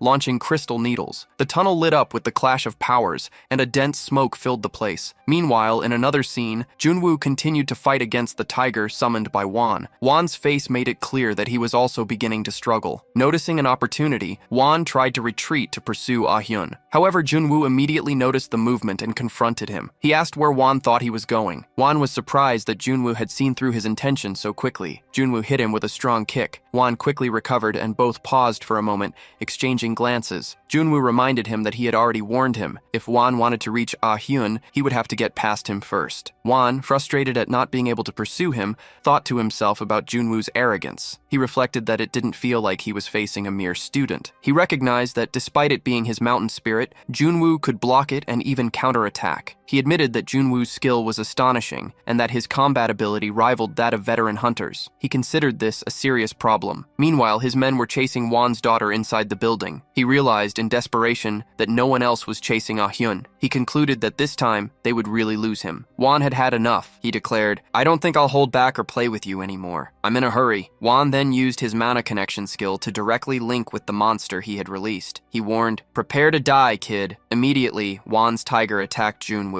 Junwoo stood his ground, facing the attack head-on, even commenting on the monster's speed. The tiger's blow impacted Junwoo's body, injuring him. Initially, he thought the attack would be aimed at his head, but he realized it was directed at his body. It was then that he noticed the summoned beast was on another level, something evident from its precise movements. Despite being injured, Junwoo managed to get up quickly. He commented, "So you use something called Ankh. Not bad for a student." Won replied, smiling, "Now you seem pressured. You can't afford to get hurt here." Junwoo remained silent, but it was clear he was analyzing the situation. He reflected that summoned creatures usually moved on their own, but Won seemed to control it directly, as if manipulating a character in a video game. By connecting mana to the monster, the summoner could command it with precision. Without this skill, summoned beasts would move erratically and dangerously. This flaw was common among amateurs, but that was clearly not the case here. Junwoo thought the summoned tiger was green rank, or perhaps even equivalent to a boss. As he was thinking, the tiger attacked again. Junwoo dodged quickly, looking for a way to counterattack. He noted that, although he could block the attacks, they were all strategically aimed at his weak points. Junwoo reflected, "So this is the strength of a branch manager." Suddenly, the tiger appeared behind him, trying to strike him with its paw. Luckily, Junwoo managed to dodge, but still in the air, he realized he was in a vulnerable position. It was then that Won smiled and said, "Too late." Junwoo, surprised, saw that Won had released another summoned monster, a huge golem. Won stated, "Now you're in Eric's spot. You have no choice but to fall." With a taunting smile, he added, I was hoping for this. I didn't even imagine I'd have to release 2 beasts. Junwoo wondered how he would survive this desperate situation. Won still taunted, "Don't worry, you won't die here, but it will hurt a lot." The golem advanced to strike Junwoo while the tiger approached from above. Junwoo quickly thought of using his troll's blunt weapon skill. Won, alert, noticed the change in Junwoo's stance. Before being hit, Junwoo counterattacked using his golf club. Won was surprised and cursed. He hadn't expected that move. The scene then shifted to Jong Ha-yoon, who was facing 3 enemies trying to capture Hee-yeon. Amid the tension, Jong Ha-yoon wondered if Junwoo, who was fighting the branch manager Won Chang-so, would be safe. Despite his worry, he soon realized he couldn't get distracted, as he had 3 professional hunters from the Aces Guild in front of him. The enemies, confident, taunted Jong Ha-yoon. They said that without his golf club-wielding friend, they doubted he could face them alone. They called him brave, but with contempt. They knew if they took too long, they could be punished, so they were determined to end the fight quickly. They attacked together, but Jong Ha-yoon retreated, following Junwoo's teachings, maintained distance, and observed the enemy until an opening appeared. Meanwhile, the hunters mocked him, impatient with his evasive strategy. As time passed, their irritation grew, and Jong Ha-yoon knew that soon one of them would make a mistake. As he had predicted, one of the hunters exploded with anger and charged forward alone. Jong Ha-yoon seized the opportunity, skillfully dodged, and struck the enemy's leg, who fell screaming in pain. Another, seeing his comrade fall, launched an attack, only to be quickly taken down with a precise blow from Jong Ha-yoon to the leg. The last of the 3 hesitated, seeing his allies on the ground, but the fight was still far from over. As he kept his guard up, Jong Ha-yoon couldn't believe what he was seeing. Even without special skills or great equipment, he could face professional hunters. He remembered how, a short time ago, he had lost hope of becoming a hunter due to the loss of his right hand. Now, after just 1 month of training with Junwoo, he had surpassed expectations he himself had never dared to dream of. The 3 hunters, furious, got up. One of them mocked the situation, saying that rank still made all the difference. Together they began to approach again, this time cautiously. However, one of them ended up discovering where Hee-yeon was hidden. They quickly changed the focus of the fight, as they knew the real mission was to capture her. They left Jong Ha-yoon behind and ran towards their target. Jong Ha-yoon, caught by surprise, was left vulnerable. One of the hunters took advantage of his distraction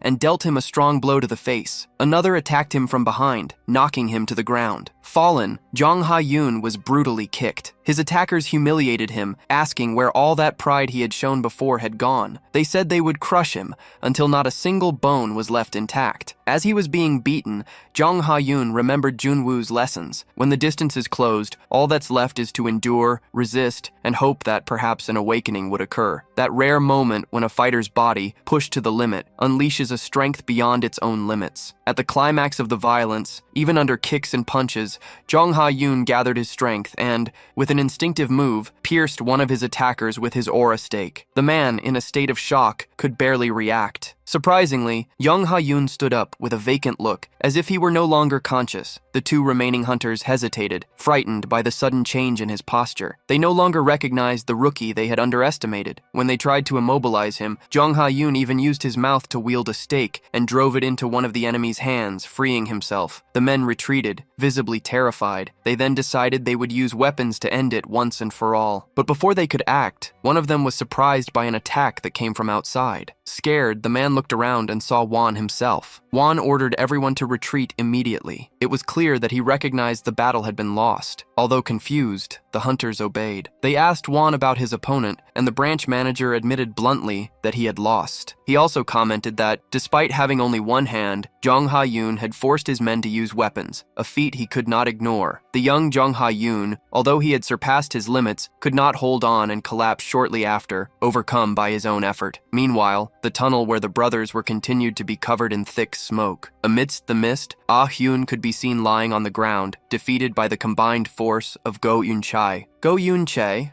disappointed, commented to himself that she had expected more, since Ah-hyun wanted to become a member of the student council. However, seeing the girl's condition, he concluded that if this was the extent of his determination for revenge, it would be better for him to give up, as he wouldn't last even a year before disappearing without a trace. Despite this, Ah Hyun, struggling to get up, stated that he would rather die fighting there than simply surrender. Go Yun-chae, shaking his head, just observed that in that state, he doubted he could do anything. Ah Hyun, still trying to resist, asked Go Yun-chae to wait, as the contest was not yet over. His insistence, however, sounded merely like an annoying lament. With no strength to face him, Ah Hyun had no choice but to cry. Suddenly, a voice broke the heavy atmosphere. Junwoo was approaching, ordering Ah Hyun to get up, questioning why he was still on the ground. Upon seeing Junwoo, Ah Hyun stopped crying and turned to him, while Go Yun-chae, recognizing the newcomer, showed surprise. Junwoo greeted Go Yun-chae casually, saying it had been a while since they last met and that it was good to see him again. Go Yun-chae, confused, asked how he had managed to get there,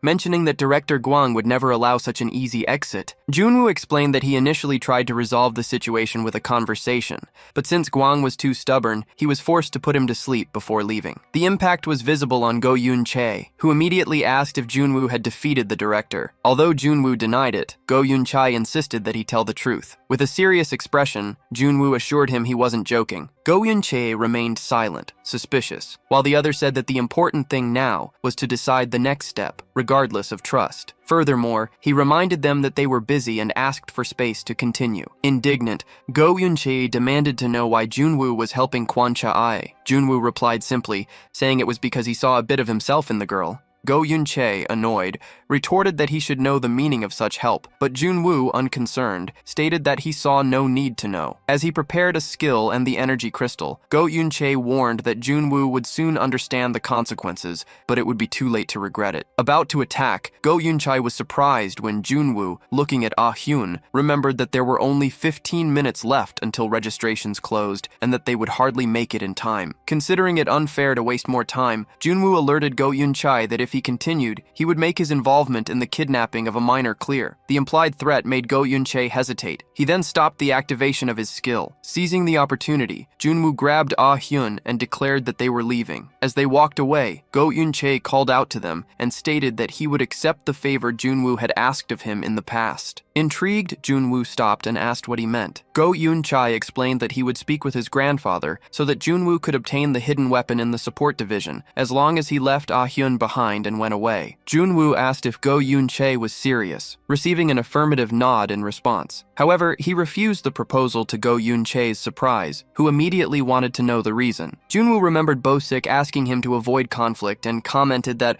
although he didn't want trouble, he preferred to act cautiously. He added that, observing the situation, he noticed that the younger grandson was overreacting. Not understanding, Go Yun-chae asked what he meant. Junwoo just asked him to convey to his grandfather that he would seek him out soon and that he should wait for him. After that, Junwoo left the place with Ah Hyun. After taking him to the hospital, Ah Hyun finally woke up. Junwoo asked if he was awake, and the boy, still confused, wanted to know where they were. He explained that they were in a hospital and that he had been unconscious for almost a day, advising him not to worry and to try to get up slowly. Anxious, Ah Hyun asked about the candidacy and the registration. Junwoo replied that he had managed to register in time and that he shouldn't worry, although when they arrived, the teacher's lounge was in chaos. Ah Hyun sighed in relief. Junwoo, seeing that he was okay, announced that he was leaving. However, Ah Hyun stopped him, asking why he had refused Go Yun-chae's offer, since it would have been a perfect opportunity for him. Turning around, Junwoo explained that Go Yun-chae was too afraid of his grandfather, which made it difficult to trust him for important missions. He added that Go Yun-chae was extremely aware of Go Seok-doo's authority. As much as he wanted to rebel, he ended up giving in. Junwoo concluded that he needed someone who could truly persuade Go Seok-doo, not someone who would blindly obey. Smiling, Ah Hyun asked what the other reasons were. With a faint smile, Junwoo admitted that Go Yun-chae had always been very poor, although that wasn't the only factor. There were other, better people who were just as poor. Scratching his head, Ah Hyun joked that Junwoo sometimes said things that didn't make sense. He laughed and told him to be quiet, as he knew he would face many difficulties during training. Before leaving, Junwoo said that although he didn't know what had happened to him, he was sure that he was safe, and that was the most important thing. Ah Hyun just watched him, moved by his words. Finally, Junwoo announced his departure, opened the door, and left, while Ah Hyun, despite everything, felt happy, knowing he could count on him. As Junwoo was leaving the hospital, the cell phone in his pocket began to ring. He quickly answered the call and soon recognized Bo-sik's voice on the other end. Junwoo confirmed if it was really him and heard Bo-sik report that he had followed his instructions and released the incident to the media. Despite this, Bo-sik expressed some doubt, asking if they hadn't gone too far in how they exposed the case. Junwoo responded firmly, explaining that since Go Yun-chae's attempt had failed, they had no other option but to adopt more drastic methods. Bo-sik, curious, asked if they would still be treated as the guilty ones in the midst of all this. Junwoo, the main manager of the Aces Guild's Seoul branch, replied with irony, saying that if anyone heard their conversation, they might think he had done something wrong. Bo-sik denied it, but admitted to being surprised that Junwoo hadn't used all the accusations he himself had suggested, including those involving Go Yun-chae and the Parents Association. Junwoo paused for a moment before saying that he had released just enough to get their attention, and that he would leave the rest for Bo-sik to complete. On the other end of the line, Bo-sik showed surprise and joked, saying that it seemed he was becoming Junwoo's right-hand man again. Junwoo, intrigued, asked why Bo-sik didn't seem very enthusiastic, and wanted to know since when he dared to contradict him. Bo-sik's only response was to respectfully call him captain. Confused, Junwoo insisted, wanting to know what had happened. Bo-sik hesitated before changing the subject, reminding Junwoo about the golf club he had borrowed and asking when he planned to return it. Meanwhile, the scene shifted to the special affairs room where Go Yun-chae was sitting, his head throbbing with worry. He reflected in silence that it was all over. He knew it was now certain that Ah Hyun would become a member of the student council, and if past events came to light, it would be his total collapse. He even considered negotiating with the branch manager, Won Chang-so, but quickly dismissed the idea, judging him completely useless. He wondered what else Junwoo could be plotting at that moment. As he was lost in these thoughts, Go Eun-chae's cell phone suddenly rang. He answered quickly and became even more alarmed when he saw the name that appeared on the screen. It was a call he couldn't ignore. On the other end of the line, the voice replied that they had seen the news and mentioned that something extraordinary seemed to have happened. Go Yun-chae, mixing surprise and anxiety, asked what it was about. Without wasting time, he opened his laptop and was horrified by the headlines. The names of the Aces Guild and director Won Chang-so were plastered across all the news portals. Go Yun-chae could barely believe what he was seeing. He wondered aloud what this was. The voice on the other end of the line asked directly if he had caused this. Go Yun-chae tried to downplay the situation, stating that there had only been a small problem and that he had tried to solve it. The person he was speaking with was none other than his grandfather, Go Seok-do. Go Seok-do, without wasting time, changed the subject, saying that it seemed Ah Hyun had decided to run for the student council and asking if it was true. Go Yun-chae confirmed with a hesitant murmur. Go Seok-do interrupted him sharply, stating that if his grandson had reached this point, it was also thanks to his efforts. He then warned Go Yun-chae that if the situation continued to deteriorate, both of them would quickly lose their positions. Go Yun-chae responded with irritation, saying he would fix everything. Go Seok-do, however, said harshly that his grandson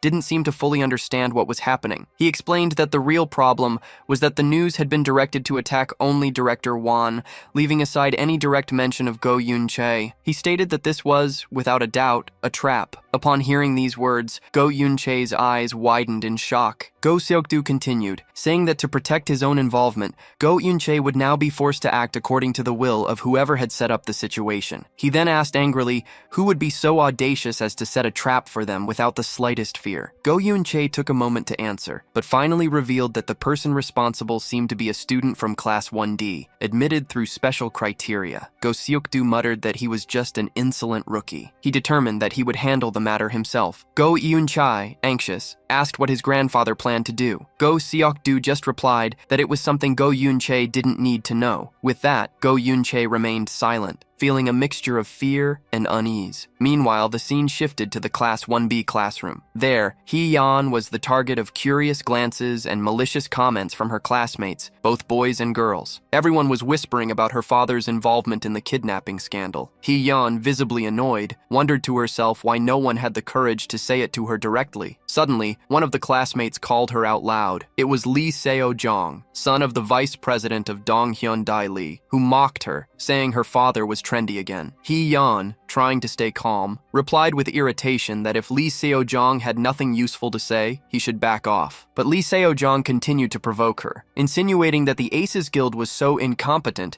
they even kidnapped a minor. Hee-yeon felt her anger growing, but the classmate didn't stop. Lee Seo-jong finished with a sarcastic comment, saying that Hee-yeon's father's courage was truly impressive. The intention to annoy her was evident on Lee Seo-jong's face. Faced with the extreme irritation she felt, Hee-yeon stood up abruptly from her chair and decided to leave the room. As she walked away, she could still hear Boy Buno making another derogatory comment. Although her father was in that situation, Buno insinuated that Hee-yeon would soon suffer the same fate, disappearing as soon as her father's influence was gone. Hee-yeon tried to ignore the words, but the final taunt resonated in her mind, penetrating slowly and painfully. As she walked down the hallway, the voices of her classmates became even clearer. They commented that without the family connection, Hee-yeon might not have even gotten a spot in the school. They also doubted she could find a decent job in the future. Boy Buno, unable to restrain himself, approached Hee-yeon again. He grabbed her by the shoulder and in a tone full of contempt, offered her a job, suggesting that if she knew how to make coffee, she might be useful in some way. This time, Hee-yeon could no longer bear it. She quickly pushed Bunot's hand off her shoulder without a word. Then she left the room, carrying within her a silent fury and a growing resentment. As she crossed the hallway, her steps were firm, almost heavy. In her mind, bitter thoughts arose. She was beginning to accept that without her father's shadow and influence, she might have no real value. She concluded that even her position in Class B was probably not her own merit, but due to the name she carried. Determined, Hee-yeon resolved that she would live up to her father's expectations. Although she wasn't perfect, she had never missed a single training session. Every day, without exception, she did her best. The scene shifted to the prison where her father was being held. Filled with hope, Hee-yeon, in front of the bars, tried to convey strength and determination. However, Won Chang-so's response was cold and cruel. He stated that Hee-yeon should not do anything unnecessary, as he had never expected anything from her. The words cut Hee-yeon like invisible blades. Her world collapsed. Anyone would be heartbroken to hear something like that from their own father. Hee-yeon left the prison building carrying an immense weight in her soul, as if heaven and earth had collapsed on top of her. She muttered to herself, immersed in bitterness. She repeated that her father didn't trust her, that he expected nothing from her. She wondered why she kept trying so hard if, in the end, she was only seen as a mere decoration. After some time wandering in her own thoughts, Hee-yeon returned to school. However, in the building's hallway, she unexpectedly ran into Jun-woo. She saw him walking carefreely, as if nothing had happened. The simple fact of seeing him there, apparently calm, rekindled the dormant anger in Hee-yeon. Her feelings suddenly exploded, like a wounded seagull hurling itself against the storm. Inside her, fury took shape like a finally awakened monster. The scene returned to the prison where Won Chang-so was being held. Over the loudspeaker, visitors number 3 and 34 were called. Won Chang-so found it strange to note that he had another visit. His daughter had just seen him, so he wasn't expecting anyone else so soon. Despite this, he felt an unsettling premonition. This premonition was confirmed when he saw who appeared before him. Surprised and shocked, he hastily stood up from his seat. Recognizing the visitor immediately, he showed respect, not fully understanding the reason for the visit. Before him was Go Seok-do, the director, someone who rarely moved outside of official events. Go Seok-do laughed in a relaxed manner, as if to ease the tension. He said that after everything they had been through,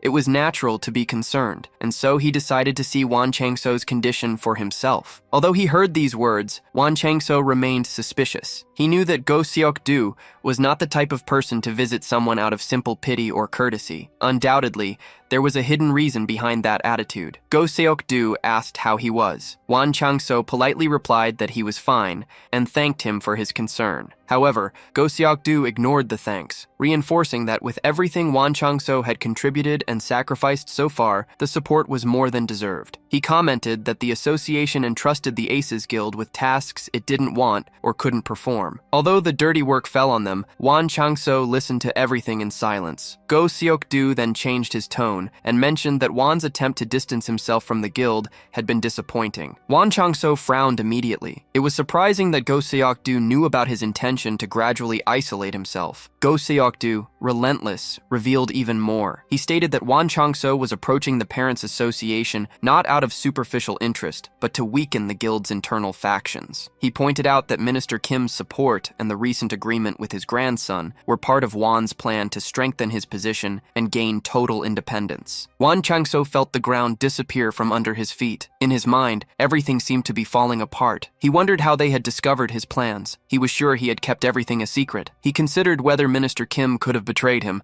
but that seemed unlikely. The tension was visible on his face, and beads of sweat began to form on his forehead. Still, he tried to maintain his composure. Go Seok-do continued calmly. He said he understood his motivations, and that he would not stop him from following his path. The sudden change in Go Seok-do's tone left Won Chang-so bewildered. Still confused, he nodded without knowing exactly what to expect. Go Seok-do smiled and imposed a condition. He wanted Won Chang-so to carry out a task just for him. Suspicious, Won Chang-so wondered if it wasn't just another trap. He decided to ask directly what the mission was. Go Seok-do replied simply, "It was just one mission, and it had to be carried out flawlessly, in a clean and organized manner." Won Chang-so insisted on knowing who the target was. With a cold smile, Go Seok-do revealed it. The target was a first-year student at Hunter Academy, a special admission named Junwoo. Won Chang-so's eyes widened. He recognized that name immediately. Junwoo was precisely the person responsible, directly or indirectly, for his incarceration. However, Go Seok-do seemed unaware of this detail and continued to lay out what he wanted. He was the one who set the trap for you, no doubt, and for that, he must pay for what he did. As Won Chang-so listened to all this, the cold sweat running down his face was evident, a result of the trauma and the memories of defeat that still tormented him deeply. Finally, trying to maintain his composure, he answered hesitantly, saying that Junwoo was just a high school student and questioned if this wasn't too dangerous. Go Seok-do, however, maintained his stern tone. He asked Won to think carefully, asking what would be more dangerous, facing that boy, or letting his own grandson get dragged into this mess. The intensity of his voice filled the air, making it clear that he was very serious. As proof of his decision, Go Seok-do slowly rose from his seat. Won Chang-so, stunned, remained motionless, with fear and confusion stamped on his face. Without waiting for a response, Go Seok-do turned his back on him, and as he left, simply said he would be in touch again when everything was finished. He assured him that it wouldn't be long before Won could leave that place. The scene then returned to the school. At the moment, Hee-yeon and Junwoo met. As soon as she saw Junwoo,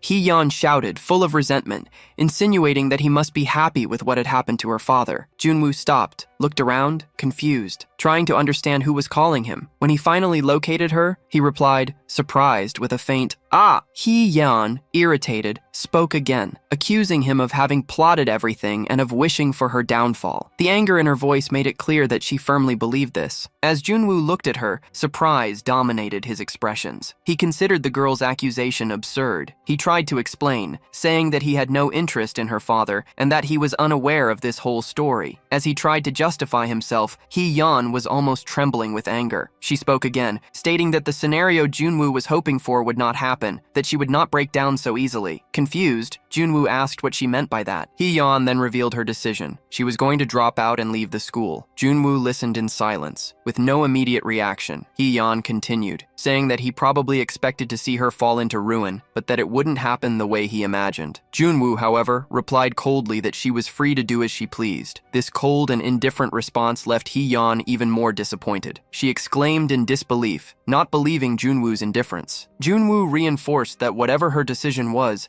it wasn't something that concerned him. He just asked that, regardless of what she chose, she didn't harm other people. Hee-yeon, unable to contain her fury, shouted that Junwoo had destroyed everything, and that her world had collapsed because of him. Junwoo was surprised by such emotional intensity. Hee-yeon was almost screaming, recounting how much she had worked day and night, and how it had all turned into a disaster. Annoyed, Junwoo replied, asking how everything could be his fault. Hee-yeon, overcome with pain, screamed again that he knew nothing about her father. Junwoo responded, trying to reason with her. He said that even if what she claimed was true, he didn't understand how her father's defeat nullified all the efforts she herself had made. He didn't know exactly what sacrifices she had made, but he questioned if everything would really lose its value because of someone else. These words hit Hee-yeon hard. Crying, she replied that, yes, without her father, she felt useless, and that everything seemed to have no purpose. She confessed that she wanted to be recognized, that she tried so hard, training every day until dawn without ever complaining. But now, seeing everything fall apart, she wondered what the point of so much effort was. Junwoo listened to everything in silence, but he couldn't hide the mental fatigue he felt in the face of these accusations. He whispered to himself, lamenting Hee-yeon's insistence on interfering in his life. Instead of prolonging the discussion,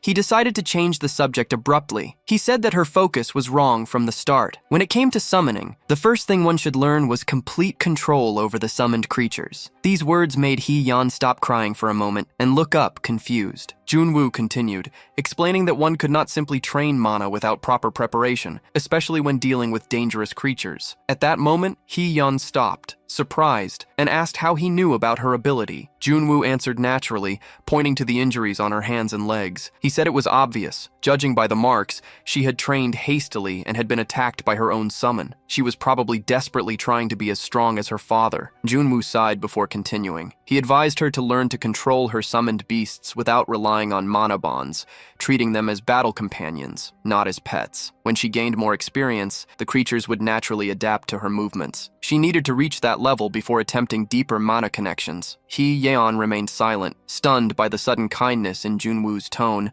and the weight of his advice. Junwoo, noticing her reaction, asked if she was still listening. Crying more softly now, Hee-yeon replied with hope in her voice. She asked if, by following that path, she could become someone like him. Junwoo answered immediately, denying it without hesitation. He said that question was ridiculous, but after a brief silence, he added that, at the very least, it would be enough for her to surpass her own father. The sun shone on the school building. As he reflected on the situation, Junwoo commented that he had gotten involved and wasted more time than he expected. As soon as the phone rang, he answered and greeted the person on the other end. Then, the voice asked if he was the first-year special admission student. With a smile, he recognized the voice instantly, despite decades having passed. As he remembered that familiar sound, he felt surprised to hear it again. In fact, it was Go Seok-do who was speaking on the phone. Shortly after, Go Seok-do said that the other had made a smart move, and the young man explained that it was the only way to meet him, as he was a busy person. Next, the man mentioned he had heard about the matter and asked what he wanted. The boy replied that it was nothing difficult,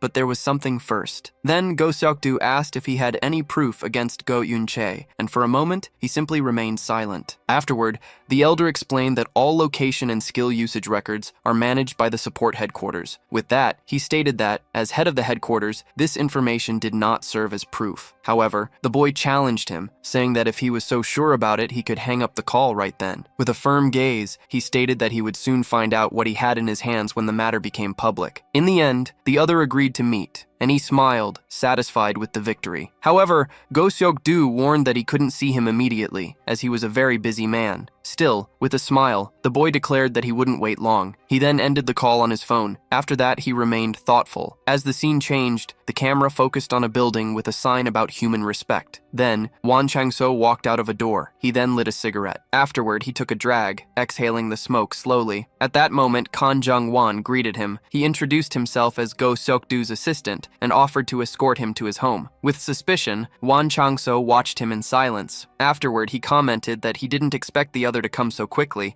and Kan Jung-won confirmed that they had managed to get a substitute sooner than expected. As they walked, he mentioned that the victim refused to testify and that he didn't know why. Won Chang-so then stated that the victim was not his main target and added that the other really didn't understand anything. Finally, he smoked again and commented that the man had accelerated his own downfall because if he had been left incarcerated, he would have survived, but he decided to mess with Go Seok-do. He then threw the cigarette away and muttered that the man was still a child, asking if the meeting date was already set. In response, Kan Jung-won handed him a card, informing him that the meeting would be on the first Saturday of next month at 7 p.m. with the address on the card. Attentively, Won Chang-so looked at the card in silence. Surprised, he said that he was asked to resolve everything without leaving any loose ends, acknowledging the other side's determination. Then, Kan Jung-won revealed that Junwoo had asked to act alone, and Wan Changso questioned this decision. Lastly, he heard that many people would increase the risk. As the conversation continued, Kan Jung-won added that Junwoo was just a student, which led Wan Changso, outraged,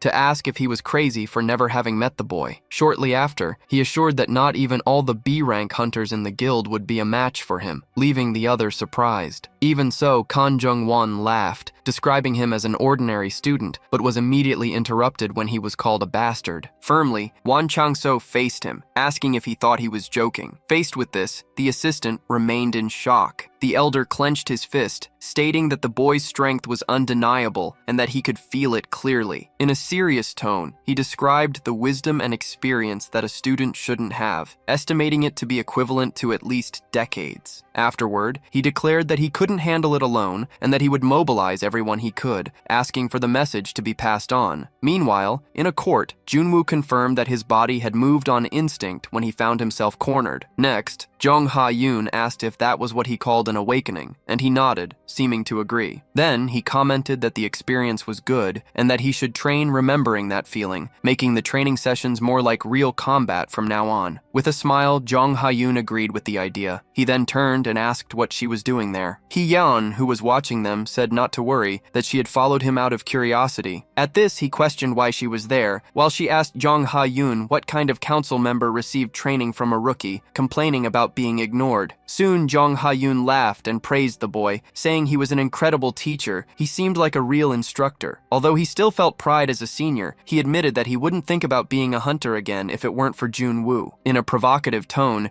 he asked Hee-yeon if she had also come because she heard something about him. However, she just muttered something, avoiding Jung Ha-yoon's gaze, who was smiling naturally. Then he said that Junwoo was helping both him and Jung Ha-yoon, and encouraged her to ask for help too, because it would be very useful. In response, the boy stared at him, asking who had decided that. Annoyed, Hee-yeon asked who he thought he was to talk to a student council member like that, but he simply told her to go home, that he didn't have time to look after her. Even so, she insisted, wanting to know what kind of training he did, and if it was different from what they learned in school, which ended up annoying the boy. Suddenly, she ran towards the equipment. She soon exclaimed that it was the wooden sword used in the last combat test, and that it was very heavy. Curious, she asked Jung Ha-yoon if he trained with that, and he just laughed, advising her to be careful not to get hurt. Next, she picked up a glove and wanted to know what it was for, to which he, visibly annoyed, explained that it was for training. With that, he thought she was tiring in a different way from Jung Ha-yoon, while the school gym stood out under the sky. As a training sword was brandished, Hee-yeon asked Jung Ha-yoon if Junwoo had a meeting scheduled with director Go Seok-do, and he confirmed that it would be next month. With that, Hee-yeon held the sword with a surprised expression, while the two watched her in silence. Then Jung Ha-yoon asked if he was nervous, as he was the first student to have a private meeting with the director, but he said he wasn't sure. Even so, he stated that whether it was private or not,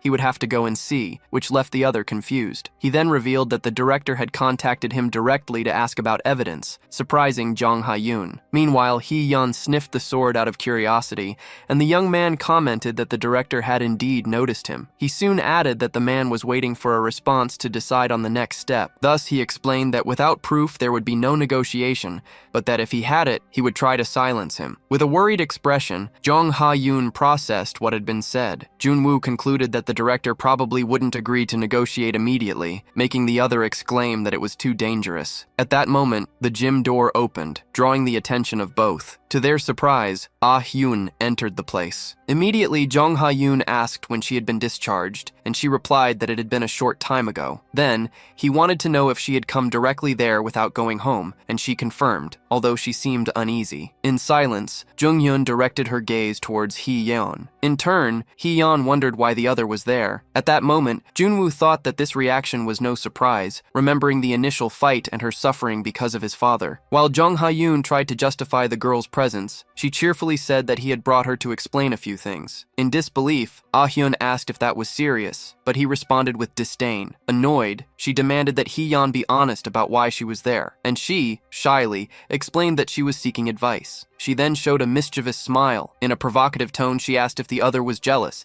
thinking he was her boyfriend, and even called her scary. With that, Ah-hyun got angry, questioning questioning why she needed Junwoo's advice. Surprised, Hee-yeon stared at her. Then, with a dark expression, the newcomer declared that Hee-yeon's father was the famous head of the Aces Guild, but that she could no longer count on his help. Immediately, the girl clenched her teeth in anger, asking what exactly had been said. She then challenged her rival to a fight in the ring if she had a problem, stating that she would not back down since even in her worst state she was B-class, while the other was an E-class nobody. With some irony, Junwoo suggested that they quietly withdraw. Confused, Jung Ha-yoon asked why. Then he said that if they wanted to fight, let them fight. But the other, scared, asked if they shouldn't stop it. With a malicious smile, he replied, asking if he wasn't curious. Thus, as the two faced each other with furious glares, the young man simply said to watch how it would end. As soon as Junwoo gave the signal, Ah-hyun and Ji-yeon got ready with boxing gloves. Shortly after, Hee-yeon was on the floor with a little blood dripping and asked, confused, what had happened. Meanwhile, the two boys were sitting on the floor,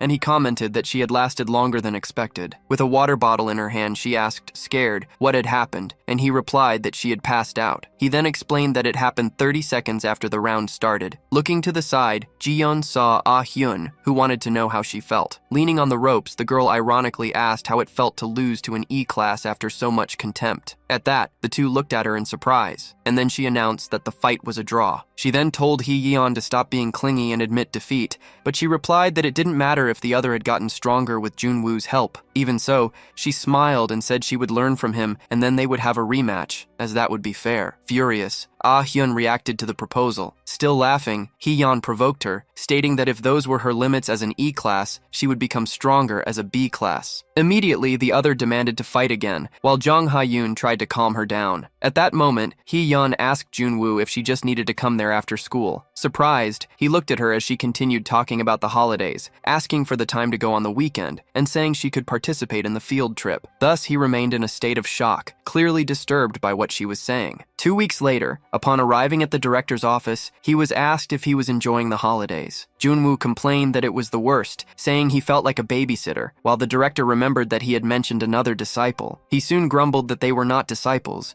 They had just invaded, draining his energy. However, the director smiled and commented that if he hadn't kicked them out, they must have some potential. Although Junwoo thought they could barely keep up with the training, he heard that still, following the captain's methods was already impressive. The director then picked up his coffee cup to change the subject. He soon asked if the meeting with director Go Seok-do was the next day, and he confirmed. Showing concern, the director commented on his plan to leave, but the young man said that the captain knew and that it was already decided. Even so, he explained that there was nothing he could do, as he still had to go. The director then warned that the other man would not accept negotiations, nor would he be content with intimidation. Seriously, he stated that if he were in his place, he would try to kill him. As the director listened to him, Junwoo explained that he wasn't expecting any kind of negotiation from the beginning. He soon revealed that he just wanted to ask him something face to face. He then asked about what he had requested earlier, and the director replied that he remembered. Leaning over the table, he said that he had tried very hard to borrow it. Then, he slid an object in his direction. Firmly, he asked him to use it carefully, explaining that it was a skill weapon that was hard to come by. He confirmed, removing the wrapping and showing surprise. Later, he met with director Go Seok-do, who greeted him by saying it had been a long time since they had seen each other. At that moment, Junwoo was holding the pistol-type skill weapon called Persona. After all, that was the same model the director used in the days of the Subjugation Management Corps. The supernatural pistol-type weapon called Persona was the same one Go Seok-do had used in the past. Curious, the director wanted to know where Junwoo had gotten it, asking if he had taken it directly from Go Seok-do himself. In response, he asked if the director remembered team leader Park Tae-seok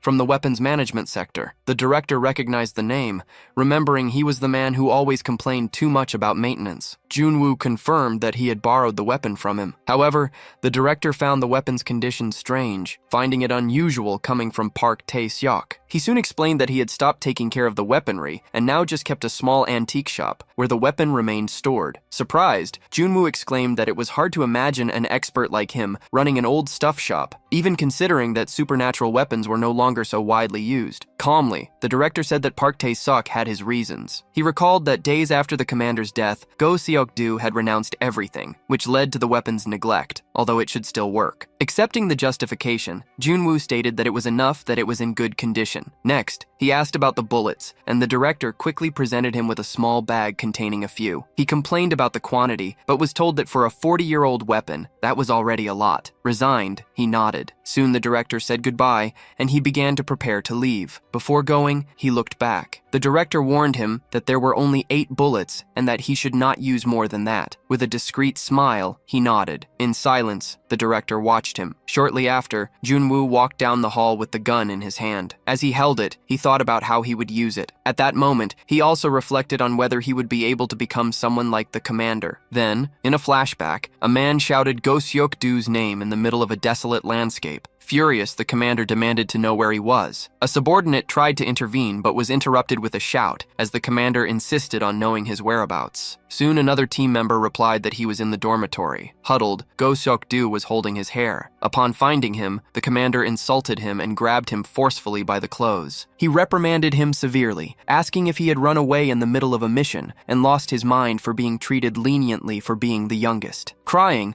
the subordinate replied that In Bayom and Bosik had been injured because of him, and that they were just lucky the enemy was only a green monster. Next, the commander threw him brutally to the ground. He reminded him that he himself had asked to fight by his side. Trembling with fear, the young man tried to explain between sobs. With a choked voice, he could only call for the commander. The commander sighed, revealing a silent weariness. Meanwhile, Go Seok-doo huddled in the corner of the dormitory, remembering that he had joined the unit at just 18 years old, with a clear reason in mind. His parents had been murdered by a runaway monster, and all he wanted was revenge, for them and for his younger brother. After 2 years of training, he was finally sent to Operations Team 5, where he faced a monster for the first time. However, the trauma of the loss was so deep that he could barely stand during subjugation missions. Approaching, the commander lamented having believed he would overcome it and questioned his own decision to have put him on the team. He said that anger could be a good motivation, and so he thought he could overcome the trauma while showing a family photo. But in the end, he acknowledged that he had made a mistake. In a firm tone, he informed Go Seok-doo that he was no longer part of the subjugation management unit. Impacted, he asked what that meant, but the commander was direct. It was time to forget about revenge and live as a civilian. He stated without hesitation that he would never be able to get his revenge. On his knees, Go Seok-doo pressed his fist against the floor, gritting his teeth in frustration. With a trembling voice, he asked how he could become someone like the commander. With his back turned, he replied that Go Seok-doo could never be like him. At that, Go Seok-doo remained kneeling on the floor, looking at the shadow projected in front of him. The scene dissolved into darkness, and even there he remained in the same position. A month later, under a clear sky, the unit's building returned to the scene. Terrified, a subordinate ran through the corridors calling for the commander. Not understanding, he wanted to know what had happened, and the young man replied, stammering, that Go Seok-doo had returned. Surprised, the commander turned around. Go Seok-doo appeared in the courtyard, dragging the bloodied head of a monster. The others watched in silence, in disbelief. One of them recognized the creature. It was the monster that had killed Go Seok-doo's family. Then the commander approached and asked if he had subjugated it alone. With his face covered in dirt and exhausted, he looked at him in silence. Shortly after, he swore that he would never run from a mission again and asked to be accepted back into the unit. The commander remained silent for a few moments. Then, he turned to Pyeongchang and asked if there was still a spot. Upon hearing the confirmation, he ordered them to collect his belongings and give him food. Grateful, Go Seok-doo simply nodded. He then addressed the team leader, Park Tae-seok. He asked for his help in using the monster's core to create a weapon. In the present, Junwoo observed the persona weapon in his hands. Shortly after, he resumed walking down the corridors in silence. Meanwhile, the director was sitting at his desk, thoughtful. He then reflected on the commander's request to find the best supernatural weapon, the persona. He then looked to the side, still concentrated. With that, he made a call, asking if the person was busy and if there was an urgent request. Next, he greeted Junwoo over the phone. As the sun rose, it was the day of the promised meeting with Go Seok-doo. At that moment, Junwoo was holding the weapon, thinking seriously about the situation. He then wondered why the meeting location was coordinates, as if it were a treasure hunt. Shortly after, he checked his cell phone, confirming that he was in the right place. Suddenly, he looked up in surprise at what was in front of him. Before him was the entrance to a dungeon, and he wondered if it was really a dungeon. With that, he understood the reason for the coordinates for the meeting, as no one would agree to go there. Thus, he realized that the intentions were obvious, and that the opponent underestimated him for being just a student. Shortly after, someone approached, saying that he had arrived on time. In response, he gave the person a cold smile. Then he asked where director Go Seok-do was and why he was there in his place. The man then explained that the director was not available to deal with high school students. With that, he smiled, thinking that Go Seok-do was playing hard to get. He then questioned Won Chang-so about how he had gotten out of prison so quickly. In silence, he was observed, while the other suggested that the director cared a lot about him. For a few moments, both observed each other without saying anything. He soon asked if prison time had made him quiet and commented that he had heard about his vacation homework. At that moment, the ex-inmate confirmed that he indeed had a task. Then, he was observed with confusion. Firmly, he said that the task was difficult without contacts and asked if he was prepared. Thus, he wanted to know what he was talking about and if he needed help. In response, Won Chang-so simply pointed to the dungeon entrance. Shortly after, he revealed that the task was house observation. At this, he understood the man's true intentions and how the game would be played. With a smile, he was advised not to be afraid, as they would be in charge of his safety. At that moment, two men in caps appeared discreetly. Without a sound, they emerged around him. They then all positioned themselves behind him, who was still on the path. He then heard that safety would be guaranteed, as long as the student didn't do anything reckless. Lastly, he let out a laugh. Then he turned towards the dungeon, wondering if it would be worth observing the situation. Shortly after, he began to walk towards the entrance, while the men watched him in silence. As he passed through the portal, he entered the dark interior, observing his surroundings. Attentively, he noticed that there were already people inside, ensuring that no one escaped. Meanwhile, Won Chang-so lit a cigarette, saying that he had created too big of a problem. Afterward, he let out the smoke slowly, stating that he should have been content with simply having him locked up. At that moment, he was confronted, reminded that the proposal was an observation, but now he was being intimidated. Coldly, the other stated he had brought rank elites and assured that it wouldn't be as easy as last time. At this, an ironic smile appeared, accompanied by the comment that director Go Seok-do really liked to repeat this tactic. He was then observed in silence, as if that gaze were measuring his reaction. Next, he commented that if an accident occurred due to carelessness, the police wouldn't do much,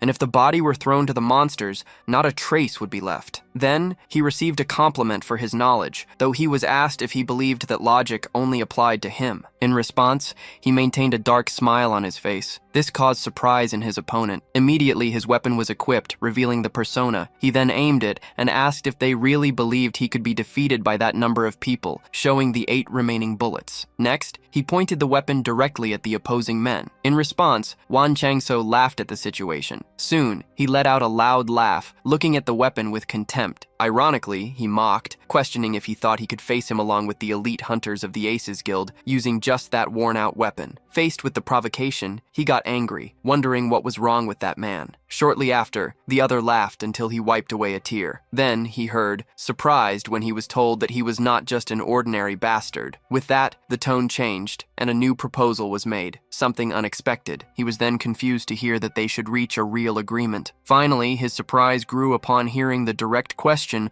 of whether he had ever thought about working by his side. He asked what that meant, and received an obvious answer. What else could it be? Shortly after came the revelation, the intention to take down Go Seok-do together. At this, he observed him in silence, trying to process what he had just heard. Finally, he was impacted, admitting to himself that he would never have expected something like this. The chapter begins with the director silently contemplating the view from his office window. A man approaches from behind, calling his name. He says that after reaching Chief Huang's location, it was clear he had entered the dungeon. The director says he understands. The documents had been prepared as requested, and the student will be reported as dead due to his irresponsibility during the subjugation. Interrupting the man, the director asks them to change the report a little. He wants the report to state that everyone died in the subjugation, which startles his subordinate. The director explains that the man is diligent and has obeyed them for 15 years. Unfortunately, he started having ideas of his own in recent years. It was all because of the incident that happened with Yoon Chai in her first year. Ever since then, he's been trying to act on his own. The subordinate says he was capable, and the director agrees. But there was something more. If we let him do whatever he wants, one day he'll betray us first. What is the use of a sharp fang if it turns against its master? The man asks if he should send orders to the Alpha team, but the director says it's not necessary. He just needs to focus on the aftermath. Silently, the director waits for the other man to leave his office and looks down. The view was beautiful, and it made him wonder, would any of this be possible without him? Even after 40 years since his death, his soul remained in the things he left behind. Perhaps no one in the world could ever replace someone like him. The director's mind turns to him, realizing he could never be the man he was. 42 years. It's been a long time. The next instant, the radio crackles to life. Alpha Team's attack has failed. Battle is now inevitable. Quickly, the director grabs the radio. He states that the usage records for the Ark have already been erased. The order is direct. Eliminate everyone, no matter what. Inside the dungeon, someone asks if this can be done so suddenly. A boy asks, "First you wanted to get rid of us and now you want to be partners?" The man with the mustache says he was trying to make the Soul Branch independent. He didn't want to clean up other people's messes anymore. He hated those bastards. But unfortunately, things changed. Go Suk-do found out everything. Silently,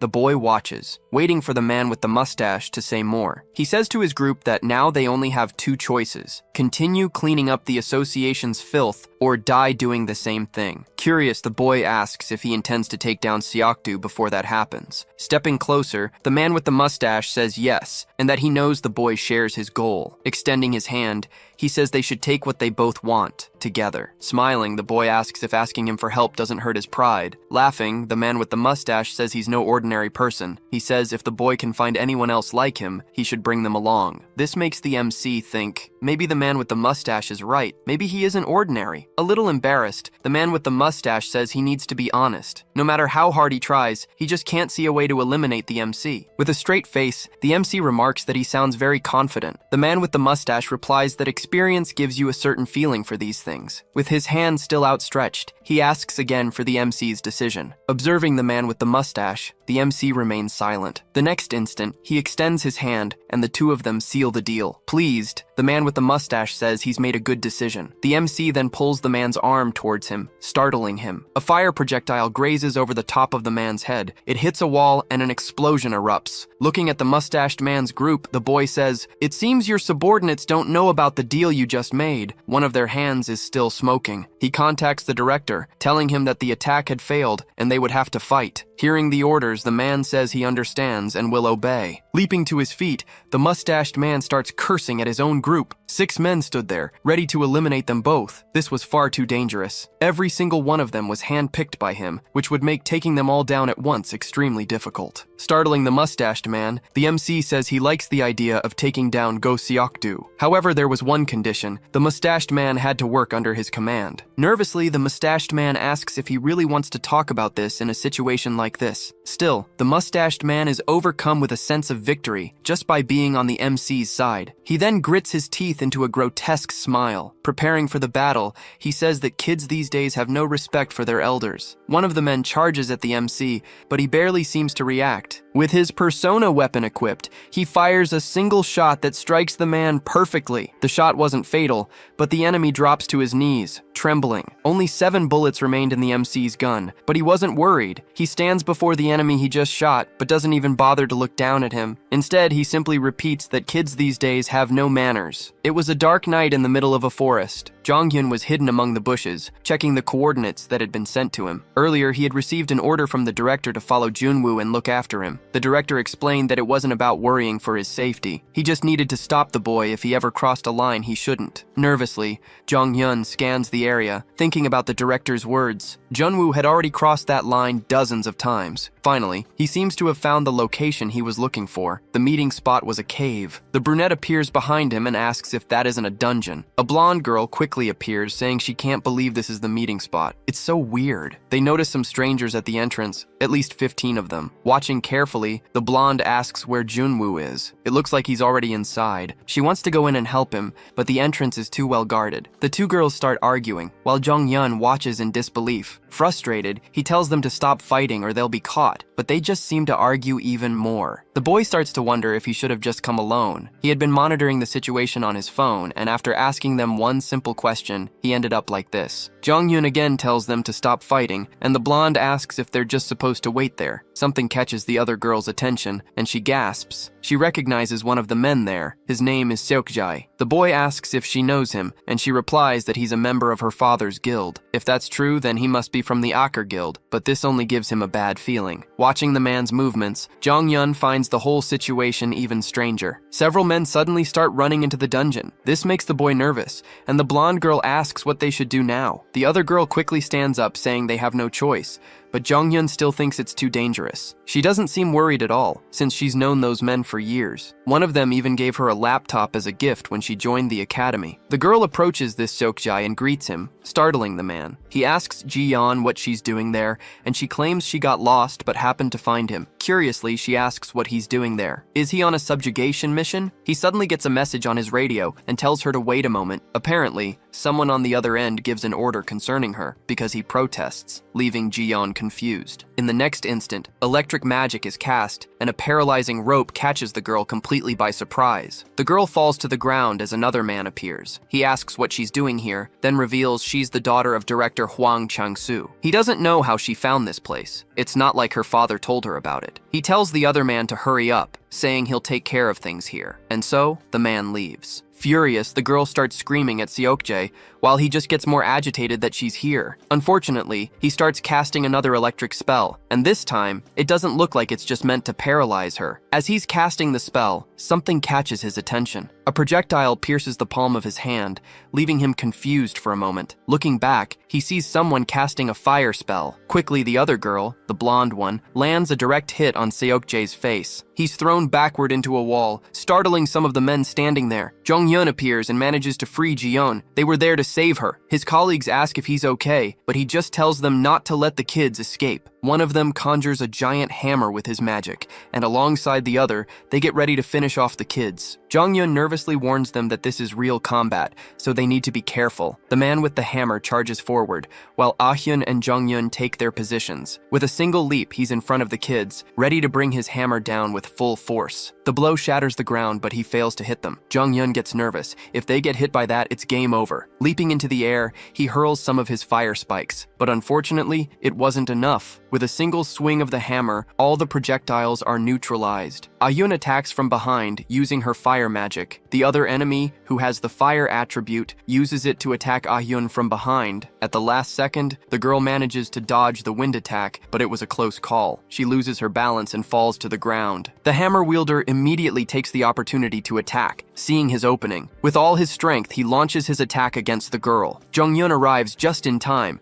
using his spikes to deflect the attack and save her. Seizing the enemy's opening, Ah-hyun unleashes her final attack. Shockwave! The enemy knows he can't dodge this. He's hit dead on and sent flying backward. The force of the impact instantly neutralizes him. His ally is horrified to see what just happened. This made no sense. They were just two kids. How could they be defeating professional hunters? The two kids get to their feet. Where is Ji-yeon? Now it's 2 against 1. In the professional hunter's eyes, this was complete insanity. The fact that the girl dodged the wind slash in midair was already insane. On top of that, the boy blocked a hammer attack with a single arm. Were these two really just high school kids? They seemed more like mercenaries trained by some secret organization. Feeling confident, Ah-hyun says they can win, but the boy tells her not to lower her guard. They might have a trick up their sleeve. The enemy figures they've already shown all their skills. There's no way he can hold off these two alone. Raising his arms, he decides it's better to surrender and tells them to wait. But before he can say anything else, something catches his eye. The man then gives a strange smile, and we see the two kids from behind. Someone begins to cast a lightning spell from behind them. Several lightning rods erupt from the ground, surrounding the two of them. They quickly begin to energize and glow, startling Ah-hyun. Jonghyun yells at her not to touch the rods. Trapped, they hear someone ask if this is their first time seeing this skill. She wasn't good at subduing enemies, so she rarely used it, as it had many drawbacks. Still, it's perfect for use against humans. Ah-hyun clicks her tongue,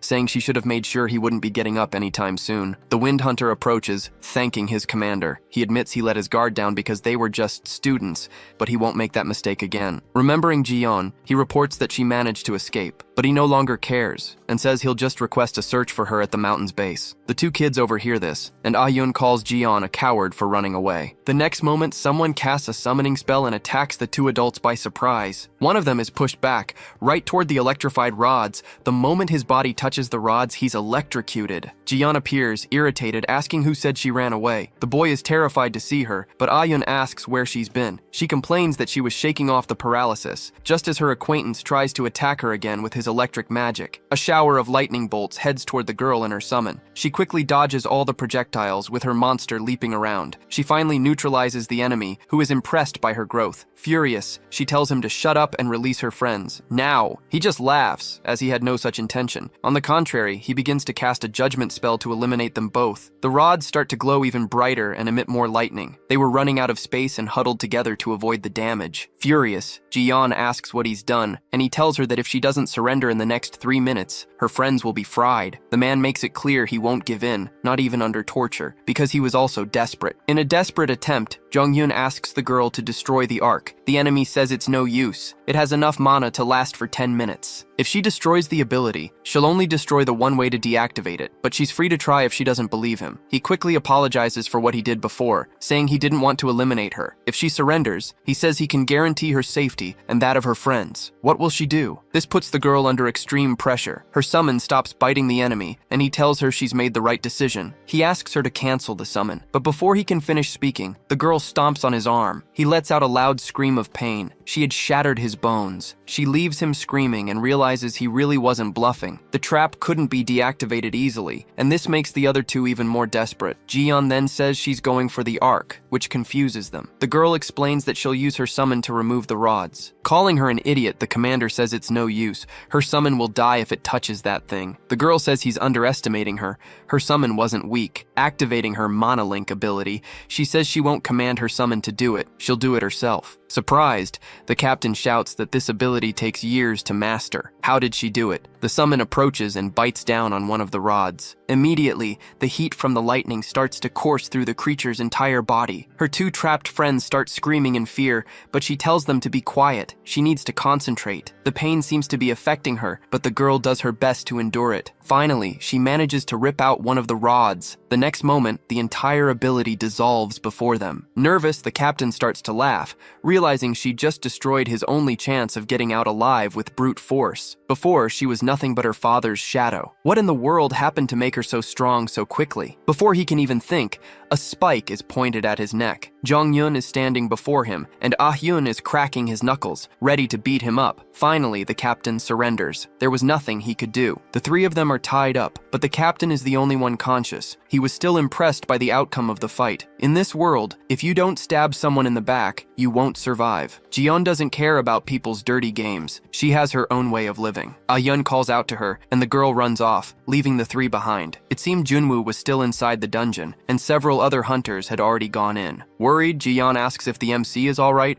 but everyone there trusts that he's fine. Still, they had to go in and help him, because he rarely ever needed it. Professional hunters are rushing towards the MC. They shout that they can't give the kid and the man with the mustache a chance to move. Quickly, several of them start casting various spells from different elements. The sheer amount of magic causes a massive explosion. The dust begins to settle, and we see that someone is still standing. With his weapon, Persona, equipped, he activates Time Out and starts firing. Two enemies are hit, but they aren't necessarily injured. Quickly, the MC approaches them while they're still falling to the ground. It was as if the two of them were frozen in time. The kid walks between them and places his hand on one of the enemy's shoulders. With a simple movement, he shoves the guy backward. He falls to the ground completely defenseless. The others are shocked by the kid's ability and wonder what's going on with his weapon. The ammunition could paralyze a target for a short time. The only drawback was its 1-meter range, but against this mob of idiots, that was hardly a problem. All the enemies prepare to attack, but it won't be enough. In one swift move, the MC dashes past them, neutralizing them all. They all shout to get him, but they weren't faster than him. No one could land a hit. Outside the circle of enemies, a sniper appears, activating his skill. He says he's finally got the bastard and uses his pinpoint skill. The bullet is heading towards the MC, and it seems to be in his blind spot. Like Saitama, he whips around and spots the bullet coming right for him. He easily dodges the attack. Everyone is stunned by the kid's speed and reflexes, and they begin to attack him even more desperately. One of them tries to use a lightning skill, but the MC dodges and finds an opening. Taking the opportunity, he grabs the enemy and easily takes him down. Falling to the ground, the enemy roars in pain. Junwoo grabs the guy by the leg, which leaves the man slightly confused. With a crazed look on his face, he does something that makes the hunter scream in pain. Seeing 7 of them defeated in a single instant was terrifying. They needed to retreat immediately. It was already too late. A summoning spell conjures a mountain lord behind them, and it was gigantic. One of them starts screaming in despair, and the man with the mustache says he didn't even need to join the fight. Still, these guys were incredibly annoying, which makes him want to finish them all off right there. The lord attacks with full force, wiping them all out in a single strike. Screaming in desperation, they begin to cry for help. They were all strewn across the ground. It was a complete massacre. Stepping on one of their heads, the man with the mustache says he never thought he'd be betrayed by this bunch of idiots. That's why they say you shouldn't raise black-haired beasts. And the MC adds that Seokdu already knew about their move and decided to act first. Lighting a cigarette, the man with the mustache says there was nothing to be done. The old man was quick to adapt to situations. Then he thinks about Seokjae and wonders if he's also one of the traitors, which was true, but he didn't know it yet. Someone activates a weapon skill, and an instant later, a sword flashes. The strike catches the attention of the man with the mustache. In a single strike, the Mountain Lord was eliminated. Stunned, the man with the mustache starts screaming in disbelief,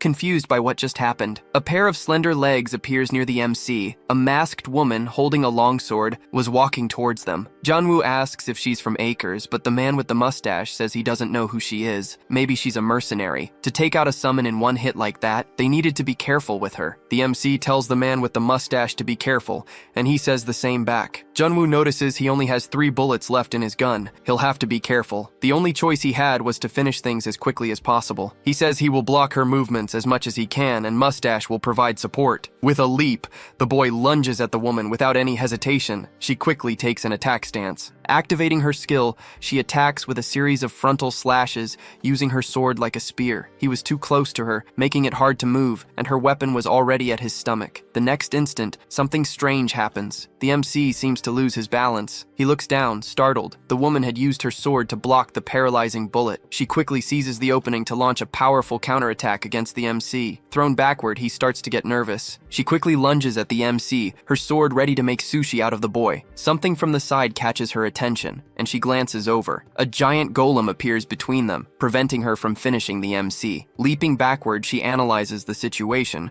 and Mustache seizes the opportunity. A salamander appears behind her. He had summoned it to attack her. With a leap to the side, she avoids being turned into a kebab. Now it was 2 against 1, and she starts targeting Mustache. A mist starts to form around her, a camouflage ability. The girl vanishes, leaving the other 2 on edge. The MC seems to have sensed her presence. Shouting behind him, he tells the division chief to watch out. The next instant, she was already behind Mustache, and he hadn't noticed. With a precise strike, she runs him through with her sword. Feeling the pain, he starts cursing the situation he's in. As he falls to the ground, the woman watches him without saying a word. Now it was just the 2 of them. Chang-Soo was incapacitated, and the MC only had 1 bullet left, making him feel like there was no way out. A strange aura begins to emanate from his body. At that moment, hatred starts to consume the protagonist's heart, and he wonders if he should eliminate this girl once and for all. The battle was getting complicated for the mercenary. With the tables turned, the MC parries all of her attacks without breaking a sweat. She was shocked, wondering what the hell was going on. How could a kid like him possibly defend against her attacks? The scariest part was him doing it with an old, rusty weapon. Was this a dream? She tries to land a piercing strike on the MC, but he dodges it with incredible speed. The next instant, he lands a solid kick right in her stomach. This time she couldn't defend like before, and the pain was excruciating. She backs away, and he asks if she's getting distracted to leave such an easy opening. That was Young Hak Young, a freelance hunter with no affiliation. She usually takes on high-risk jobs, but she also accepts personal requests, like this one, which seemed easy and paid very well. All she had to do was deal with a defecting guild executive and a student he was connected to. She thought she might not even have to get involved. But now, the situation was completely different. The person in front of her wasn't easy to deal with.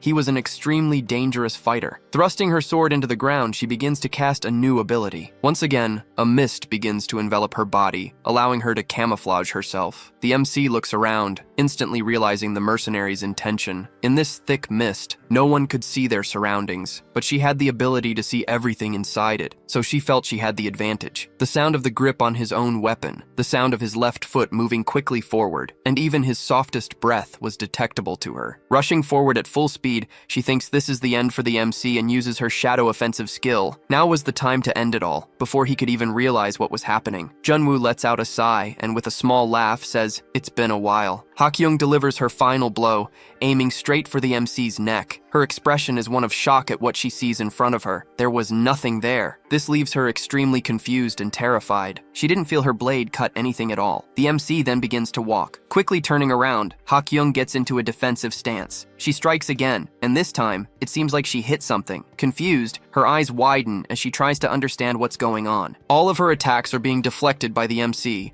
as if the mist didn't even exist. The protagonist's fist flies straight towards its target. He smashes the mercenary right in the face. She can't even process what just happened. She quickly tries to use her sword to slash whatever is in front of her. Looking from side to side, she grows even more desperate and confused. The scene changes, and now we see what looks like a public square. A younger Hakyung was shocked to learn that her master's sea mist technique didn't work. He thought it had worked at first, but soon his enemies began to read the flow and sounds of the mist. All the senses he had spent his entire life honing were surpassed in mere minutes. It was as if his entire life's work had been denied. This story leaves her stunned. She wonders who it was, and her master points to someone, saying you'd have to be at that level to break his technique. The hero's bust was right there in front of them, as if it was always waiting to be pointed at. His name, Kim Junwoo. The master begins to walk away, saying he never wants to go through that experience again. That mist was supposed to be his exclusive battlefield, but it wasn't anymore. At that moment, it had become the most dangerous place in the world for him. Trembling, Hakyung thinks that this makes no sense. It took her 10 years to learn how to master this technique. How could a child have surpassed it so quickly? Was he Junwoo reincarnated? It was impossible for this to be true. There was no way this could be real. She had been taught that these senses couldn't be learned by just anyone,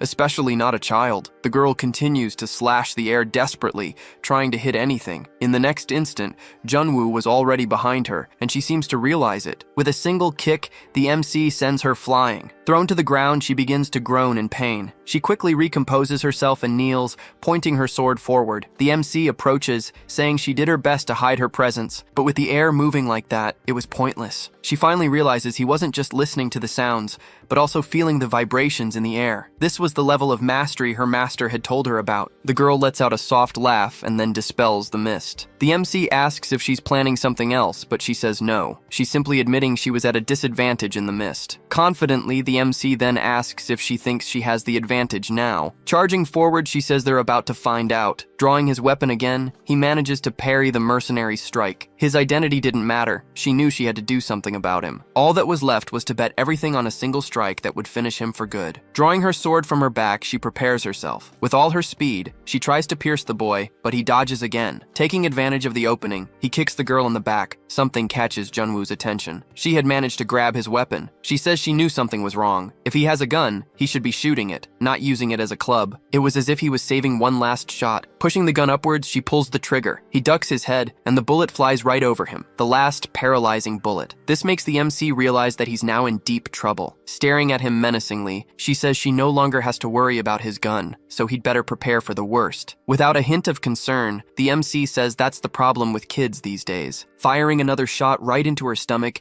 he activates another skill. The girl is shocked as she thought he was out of ammo, and as she falls to her knees, she hears the MC say that young people always think they know it all. The Pandora's box penalty activates and begins to consume the caster's emotions. He had a negative bullet. Finally, the girl collapses to the ground, defeated. An excruciating pain hits the MC's head now that the penalty has been activated. He couldn't use more ammo than he had, or he'd face penalties from that special weapon. Seokdu used these emotion-consuming bullets as if they were regular ammo. Someone gets up groaning, and the boy looks back to see who it is. Changsu was heavily injured but still alive, and he says the MC should have used that on her sooner. Grabbing him by the shoulders, the boy carries him, saying that they survived. Several people begin to approach their location. They are quickly surrounded again by a bunch of thugs. Contacting someone on his earpiece radio, one of them reports that the target is surrounded. Alpha Team is down, and the man with the mustache is startled by this. He had forgotten about Bravo Team. The MC carefully assesses the situation. There were 15 of them here. Actually, there were about 20 people, and he can't fight them all at once. If he'd known this would happen, he would have brought Wusik. He doesn't want to turn into an emotionless psychopath. Clicking his tongue in annoyance, he aims his gun at everyone there. It seems he has no other choice. Suddenly, someone conjures a barrage of yellow projectiles, hitting all the men from Bravo Team. A fire spell appears as well, hitting several of them from behind. Watching this scene unfold, all the MC can do is call Wusik a bastard. He mutters that he shouldn't have mentioned him, and just like that, we see the two kids there for the rescue. Furious, the professional hunters regroup to counter the surprise attack. Ah-hyun and Jong-hyun charge forward to save the MC. Gang-soo asks if the MC called those kids here, but he says no, this place is far too dangerous. Looking at them, the man with the mustache has a strange thought. That one-armed boy is even stronger than before, and he still has so much more room to grow. The other girl was also at an absurd level. Looking at the MC, Gang-soo can't help but wonder if their power is Jung-woo's doing. One of the enemies lunges at Gang-soo with a giant claw. He panics, knowing he has no way to defend himself. A firefox appears between the man with the mustache and the enemy, blocking the attack. Finally, we see that Jiyeon was also there with them. Anxiously, she asks if Jung-woo is okay. Then, looking more closely, she sees her father. Gang-soo is just as shocked to see her. He asks what she's doing here, and she asks him the same question. Seeing the wound on her father, she asks if he was involved in all this. He replies, how could she even ask that looking at his injury? Helping him to his feet, Jiyeon says they need to get out of there as soon as possible. The MC then tells her to be careful with her father's injuries, and Gang-soo looks surprised. Seeing the MC carrying Hak-young, he asks why he's doing that. The MC replies that he still has business to settle with her. Two enemies rush in, shouting not to leave any survivors. Jiyeon once again calls on her summon. Performing a magic link, the creature begins to attack the hunters effortlessly. The man with the mustache asks why she did that, but she just tells him if he has time to talk, he has time to keep moving. This answer leaves the girl's father speechless. For the past few years, he has been working for his group's independence. This made him distance himself from his family and relationships, focusing on escaping Seokdu. The only person who stayed by his side was his daughter, but he never had time to support her as she grew up. While he neglected her, she ended up growing up largely on her own. The old man starts to praise the girl, as if he were on his deathbed. She says she always wanted to hear those words from him, even if it was just once. But now, that's changed. Those words don't move her anymore. Gang-soo is embarrassed, but says nothing. Finally, they catch a glimpse of the exit's light and start moving as fast as they can. Several men were still running after them, chasing Ah-hyun and her friend. They couldn't let themselves be caught, and Ah-hyun says she'll slow them down. With a combined technique, she creates a fiery earthquake that throws several men back. Shouting, Jung-hyun says that's enough and calls for her to escape too. Before she could go, one of the hunters manages to grab the girl. She falls to the ground, and the boy is terrified to see it happen. His sword was at Ah-hyun's neck. With a hostage, he orders everyone there to stop running, or she won't see another day. Yelling, he orders the guys to put the ark on the ground and raise their arms. In the next instant, a projectile hits him right in the shoulder. Jun-woo fired at point-blank range, but says it's still hard to hit a target who's holding someone else. Another penalty is applied,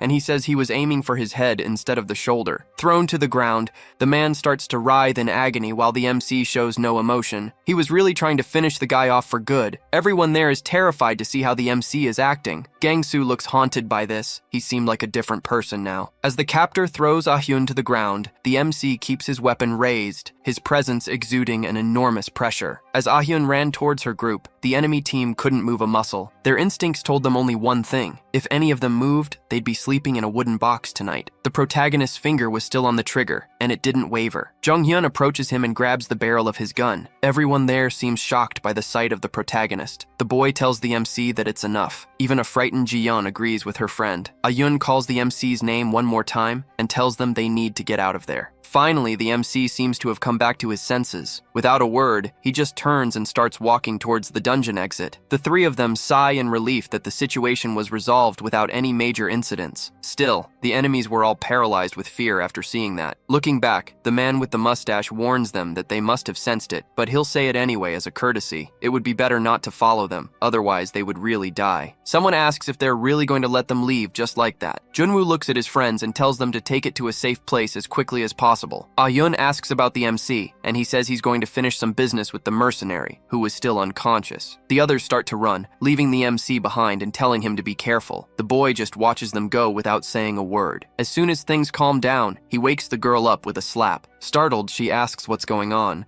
and the MC tells her she has a phone, so she should call director Go Seokdu for him. Furious, she asks why she should do that, but something cuts her off. Touching her wound, he says that his mind isn't right at the moment. If she doesn't want to become pig food, she'd better call Seokdu right now. This terrifies the girl. She has no other choice. The director's phone starts to ring as he sits in his office. He answers, asking if the job was done. But the one who replies is the MC himself, greeting the director, and this startles him. He says he missed seeing him today, but is glad they can at least speak on the phone. The man quickly understands the situation. Still, he's curious and asks why he called. The MC quickly brings up the director's son and daughter-in-law. He wants to know if the director is to blame for the death of Ah-hyun's parents, which catches the old man's attention. Furious, he starts cursing, but the MC asks if the incident from 2 years ago was also his fault. Seokdu gives him a warning. Digging this deep won't end well for him, but the MC says that was the wrong answer. He always thought monsters were the threat that could destroy the world, but after all this, he discovered he was wrong. This world isn't being destroyed by monsters. Quite the opposite. It's being destroyed by people like him. He asks what the director thinks Kim Junwoo would say if he saw this, and the director replies that dead men tell no tales. Junwoo says that in that case, he's just destroying what the dead have built. Did he really think he was capable of replacing Junwoo? Furious, Seokdu screams into the phone, asking who he is, but the MC says it doesn't matter. What matters is Seokdu's own life, so he should guard it well. He's going to need it when the bill comes due. We see a phone thrown to the floor, shattering completely. The one who threw it was director Seokdu. He was clearly rattled by the threat. The scene changes, and we see a headline about the kidnapping of an Acres Guild member. Several news reports also cover director Seokdu's statement, saying there were no kidnappings, only tests. The news spreads quickly and effectively, which leaves Chang-soo frustrated with the strategy they've adopted. They were trying to bury the whole story, and it was frustrating because they hadn't gained anything from it. Junwoo says they at least gained the commander, but Chang-soo tells him to save that line for his girlfriend. Curious, the man with the mustache asks what their next step is, and he says they need the media. Their next target is the Dungeon Daily. Chang-soo starts laughing out loud in the middle of the street and calls the MC insane. The company's VP is on the first-year parents committee, and the man with the mustache knows his son. Junwoo says he'll give him the details later, but to stay in touch. Now, they were going to start an all-out war against Seokdu. It seemed there was no other solution. The old man says he wasn't expecting anything different. Ever since the guildmaster showed up, he realized his retirement wouldn't be peaceful. Junwoo notes that he seems to have used the special rounds,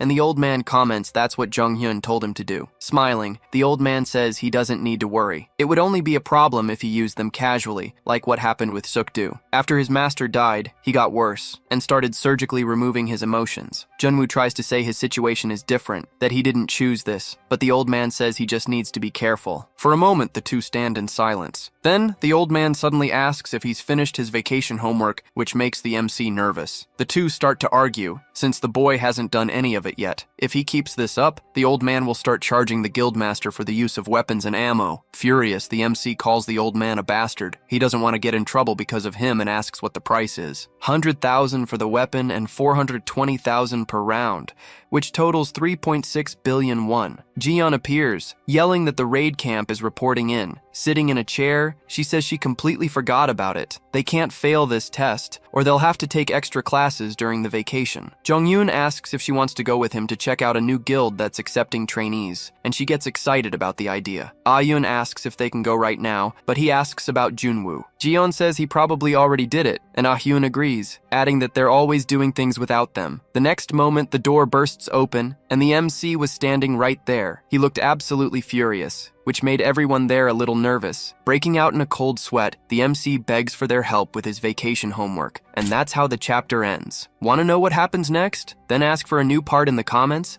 and as soon as the new chapters are out, I'll start working on it.